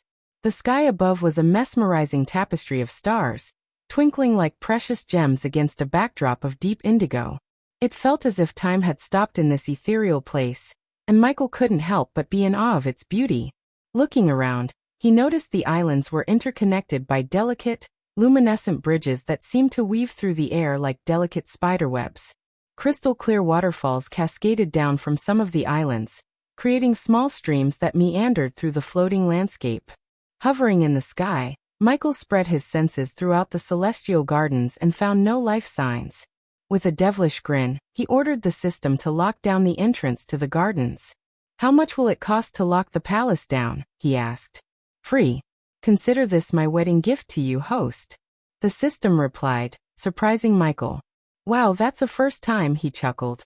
As the system closed down the celestial gardens, Michael turned to Gaia with a loving smile. "After you, Snakey," he gestured for her to move forward and enjoy the sight before her as much as she wanted. Gaia shook her head playfully. "Not without you," she said, pulling him close and kissing him passionately. Finally, after being with her for almost 3 years, Michael felt their love reach new heights. The following hours in the celestial gardens were filled with their deep affection and intimacy, their bond growing even stronger amidst the magical beauty of the floating islands and glowing flowers. As the hours passed, Michael and Gaia found themselves lying on a floating mountain above the soft grassland, wrapped in a soft fluffy bedsheet, and gazing at the sky above. Gaia rested her head on Michael's chest, her eyes filled with love and contentment. "I don't want to sound silly like most girls do, but I'm so in love with you, you bastard," she playfully pinched Michael's cheek. He couldn't help but smile, cherishing these peaceful moments with his wife. "You don't sound silly at all, Gaia. You sound like the beautiful woman I married. I promise you, we will spend the rest of our godly lives like this," Michael reassured her. "With little Michaels and Gaias," Gaia added, her voice hopeful as she looked at him, silently asking if he shared the same desire. Michael held her gaze, his eyes reflecting a mix of emotions. "Why not?" he finally said with a playful smile. Although he had reservations about having kids, he loved Gaia so deeply that he couldn't bear to deny her the joy of having a family. He wanted to make her happy and see her dreams come true. Gaia was stunned and overjoyed by Michael's response. A wide grin spread across her face, and she couldn't contain her excitement. She showered him with kisses, expressing her happiness in each loving touch. Really? You mean it? She asked, her eyes shimmering with joy. Of course. I may not have considered it before, but seeing how much you want it, I can't resist, Michael replied, brushing her hair affectionately. Gaia chuckled playfully. So, how many kids are we going to have then? Michael pretended to think for a moment. Let's see. We have eternity ahead of us, right? So why not enough to populate a kingdom? He teased, his eyes filled with affection. Gaia's laughter filled the air, and she hugged him tightly. I love you so much, she whispered. And I love you more, Michael replied, kissing her forehead. They lay there, wrapped in each other's arms, cherishing the moment and the promise of a future together, filled with love, laughter, and the pitter-patter of little feet. A calm before the storm chapter. Chapter 1056. Reaching the realm of the gods. As the week with Gaia flew by in the blink of an eye, Michael found himself back at the safe house, ready to embark on his journey to the realm of the gods. He bid farewell to his loving wife and friends, expressing his gratitude and promising to return. In the hall, he found Eladir waiting with the teleporter, the key to his next destination. Vidora perched on Michael's shoulder, the loyal companion accompanying him on this perilous journey. With a sense of determination and anticipation, Michael took a deep breath, knowing that the realm of the gods held both challenges and opportunities that he was prepared to face. Everything's ready, Eladir said, though his concern for the perilous journey ahead was evident in his expression. Despite his worries, he knew that the Dark Lord's decision was final, and he couldn't dissuade him from venturing into the realm of gods. There's no point in delaying this any longer.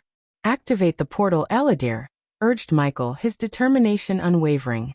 Without hesitation, Eladir ascended the stairs leading to the swirling vortex. His fingers traced the intricate runes engraved on the portal's frame, each glowing with power. As the runes activated, a distortion rippled through the air, signaling the gateway to the realm of gods was opening. Iag, perched on Michael's shoulder, showed no signs of fear, only excitement for the legendary adventure that lay ahead. As you wish, Eladir replied solemnly, fully aware of the risks involved. He carefully ensured that no one else entered the hall during the activation to avoid any possible complications. Reluctantly, Michael had agreed to take Vidora with him, mainly because the system had recommended it. Though Vidora hadn't been growing in size, Michael hoped that the realm of gods might hold the key to unlocking Vidora's true potential. As Eladir activated the runes one by one, the black vortex began to form within the teleporter, pulling him towards it. Reacting quickly, Michael rushed up the stairs and pulled Eladir back with a single strong motion, keeping him safe from the vortex's grasp. Time doesn't flow differently in the realm of gods, so you'll see me soon, hopefully. Michael raised his voice over the howling sound of the vortex. Eladir's concern was evident as he shouted back, "Don't take too long, my lord." With a warm smile, Michael reassured him, "Look after Gaia and the others." As he stepped into the swirling portal, Michael turned back to Eladir and nodded. "I'll see you soon." "See ya around, old man," Iag chimed in excitedly before Michael disappeared into the portal. As Michael traveled through the swirling portal of colors, he couldn't help but feel the weight of recent events weighing on him. The glimpses of his battle with Noah, and all the challenges he had faced in the past weeks played before his eyes like vivid memories. Amidst the journey, Iag and Sarba expressed their excitement while witnessing the vibrant images surrounding them. "What is this?" Iag questioned curiously. "A ripple in time and space is causing this," Cain explained. Lost in his thoughts, Michael remained silent, contemplating everything he had experienced. The revelation of Noah being his twin brother still left him in disbelief. Breaking the silence, Sarba spoke up. "Are you going to be this silent the whole way? We have no idea how long it'll take us to reach the realm of gods. So we should talk more." Acknowledging the need for conversation, Michael asked, "What do you want to talk about?" Sarba hesitated for a moment before bringing up a name. "Actually, I wanted to say something. You know Yasmin Winston?" The mention of the name jogged Michael's memory. He recalled meeting her during the baby shower of Princess Catherine, when he confronted King Bredia. "Noah's cousin?" Michael inquired. "Yes," Sarba nodded. "What about her?" Michael asked. "I don't know. Arya said she's been meeting with some important people in Ar. Also, she didn't partake in the war. I wonder what's more important than fighting the Dark Lord. Ayag pondered. Whatever she is planning, Gaia can take care of it, Michael said. Why do I feel like you want her to face everything by herself? Ayag frowned, surprised that Michael's intentions were evident. She needs to. I can't always be around her. She used to face everything alone, but now she's starting to depend on me slightly. She is a queen born to lead, so she must lead. This will be a good opportunity for her to lead from the shadows and take care of things while I'm away, Michael explained. But isn't that the opposite of what the previous Dark Lord said? He was with her, and still, the previous Gaia died. So why are you letting her do this alone? Asked Ayag. Maybe the reason she died is that the previous Dark Lord tried to protect her too much. Sometimes you gotta take risks, Michael responded. As they continued discussing Yasmin, and even Eve's sister, Michael remained oblivious to the fact that they were clones sent by the Skyhall. Regardless of the Skyhall's plans, Michael had no intention of dealing with them, as he had bigger worries on his mind. Several weeks had passed since Michael entered the portal, and both he and Vidora had grown quite bored. In an attempt to alleviate their boredom, Michael bought a special chessboard and taught Vidora how to play. As the days turned into a month, the once vibrant rainbow tunnel through which they traveled began losing its color, and a whistling wind surrounded them.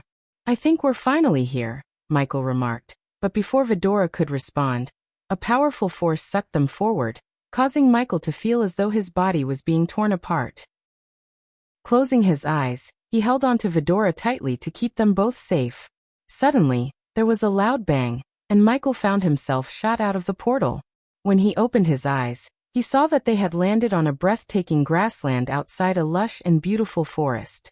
Michael instantly recalled Nithrol's words, realizing that they must be in the forest of Elrian, ruled by the goddess Marley. As per Nithrol's advice, Michael knew he had to seek Marla's help before venturing into Nimbosia, the kingdom of the god of rain. The forest of Elrian was unlike any other that Michael had ever seen. Towering ancient trees stretched towards the heavens, their branches intertwining to form a majestic canopy that filtered rays of sunlight, creating a dance of light and shadow on the forest floor. The air was filled with the fragrance of blooming flowers, and the sound of birds singing and leaves rustling added to the enchanting atmosphere.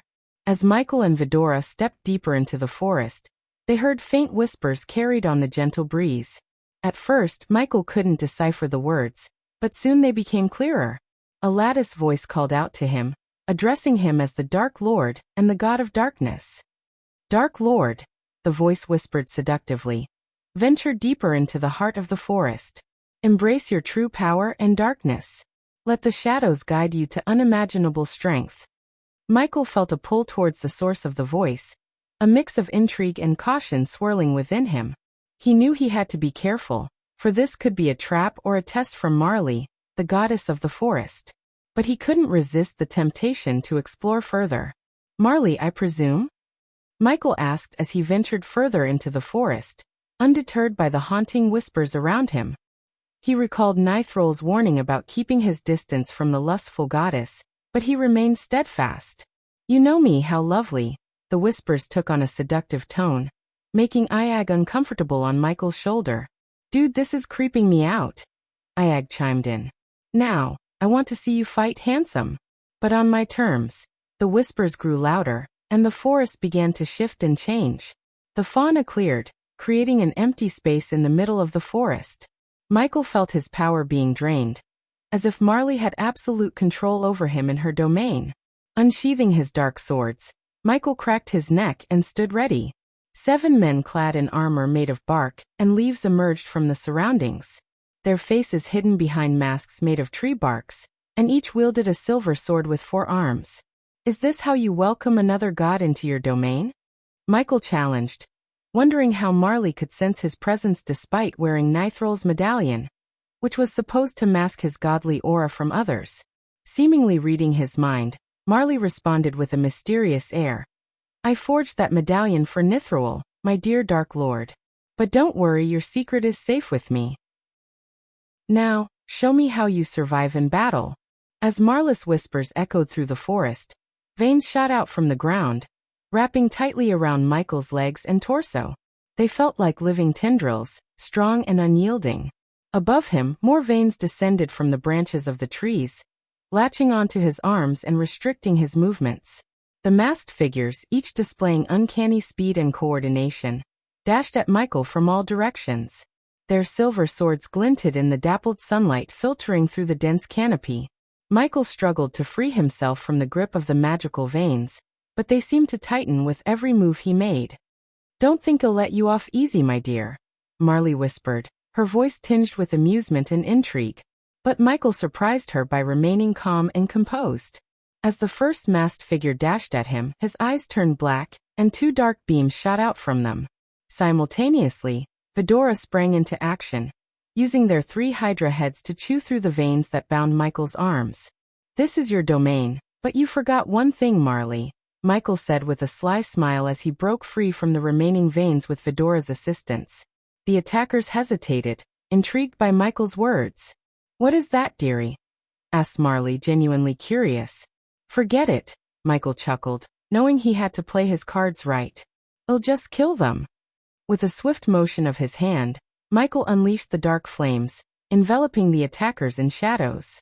The forest erupted with chaos as the masked figures struggled to defend themselves against Michael's overwhelming power. Marley watched with a mix of fascination and satisfaction as Michael effortlessly dispatched the attackers. He moved with the grace of a dancer, his dark sword slicing through the air, leaving a trail of destruction in their wake. Despite the intensity of the battle, Michael held back from using his full strength. He knew Marley wasn't trying to kill him. She wanted to witness his prowess. And so he gave her a captivating performance, using his power and skills to put on a show. As the last masked figure succumbed to Michael's dark swords, the forest fell silent. But suddenly, a rustle broke the stillness, drawing his attention. Emerging from the shadows, a woman adorned in little more than a few strategically placed leaves approached him with a seductive grace. "Hello, my dear Dark Lord," purred Marley, her voice a sultry melody that sent shivers down Michael's spine. Chapter 1057. Founders of Mazeroth is in the realm of gods. Before him stood the most mesmerizing woman he had ever seen, surpassing even the beauty of Gaia and Layla Alden. Yet, despite her alluring appearance, Michael remained composed and unaffected, surprising Marley. As she moved closer, he simply conjured robes to cover her and addressed her calmly. "Pleasure to meet you, Goddess Marley, I presume," Michael said, his demeanor unwavering. Marla's attempts at seduction seemed to have no effect on him, which only seemed to fuel her desire for him. She couldn't resist moving closer, her breath hot on his skin, and her intoxicating fragrance filling the air. However, Michael gently stepped back, holding up his hand to reveal a wedding ring. "You're a bit late for the seduction game, Marley. I am already married," he said, showing no hint of temptation. Marley felt a tinge of disappointment, but her desire for him remained unyielding. "Let's not waste our time and discuss how you can help me reach the divine portals," Michael straightforwardly asked Marley. In a seductive tone, Marley countered, "What do I get in return?" "The rarest jewel of all, my friendship," Michael confidently replied. Unfazed, Marley pushed further. "What if I said I want all of you or none of you?" Michael couldn't help but snicker at her proposition. He exuded an air of arrogance backed by formidable power, which only seemed to draw her closer to him. There was an undeniable magnetism about him that piqued her interest like no other god she had encountered. Unperturbed, Michael replied, "Then I will leave this forest and find my own way. Trust me, I'm no stranger to surviving in a new world all on my own. I've done it before, and I can do it again. But do you really want to be on my bad side?" As a god, fear was an alien emotion to Michael, and he certainly felt none towards Marley. Though he sensed that she was a god of higher power, he remained composed and unafraid. Unexpectedly, Michael reached out and pulled her closer, his hand wrapped around her waist. "We both know there's something that draws you to me as much as I'm drawn to you. So let's cut the pretense and discuss how we can help each other," he said coldly before releasing her. Marley moaned with delight, taking pleasure in asserting her dominance over him. Michael now understood why Nithroel had warned him not to get too close to Marley. "So you seek my help in finding the divine portals?" Let me guess, she also told you to go to Nimbosia first and witness the atrocities of Raynar, the god of rain. Marley said, amusement lacing her voice. Curious, Michael pointed to the tree-shaped medallion hanging around his neck. She gave me this medallion to suppress my god aura and hide my presence from the other gods. But you claim you forged it. What's your connection with Nithroel? Let's take a walk through my domain and talk, Marley gestured, leading Michael beside her. The forest came alive as the fauna and vegetation gracefully moved aside to make way for them. In this part of the world, the divine portals are rare. There is one in the desert of Vikan, but you'll have to fight through monsters and ugly creatures roaming the desert. If they don't get you, the desert dwellers will, Marley warned. As a god, I believe I can handle a few monsters and whatever these dwellers are, Michael confidently asserted. Marley chuckled, amused by his naive bravado. Honey, this world is not very different from the one you came from. The people here are unaware of the existence of the world below them. The fortunate mortals who manage to break through the celestial stage end up here, but their memories and powers are stripped away. They either become worshippers to the first god they encounter, or go mad. A handful retain their memories, but they always strike some kind of deal with a god.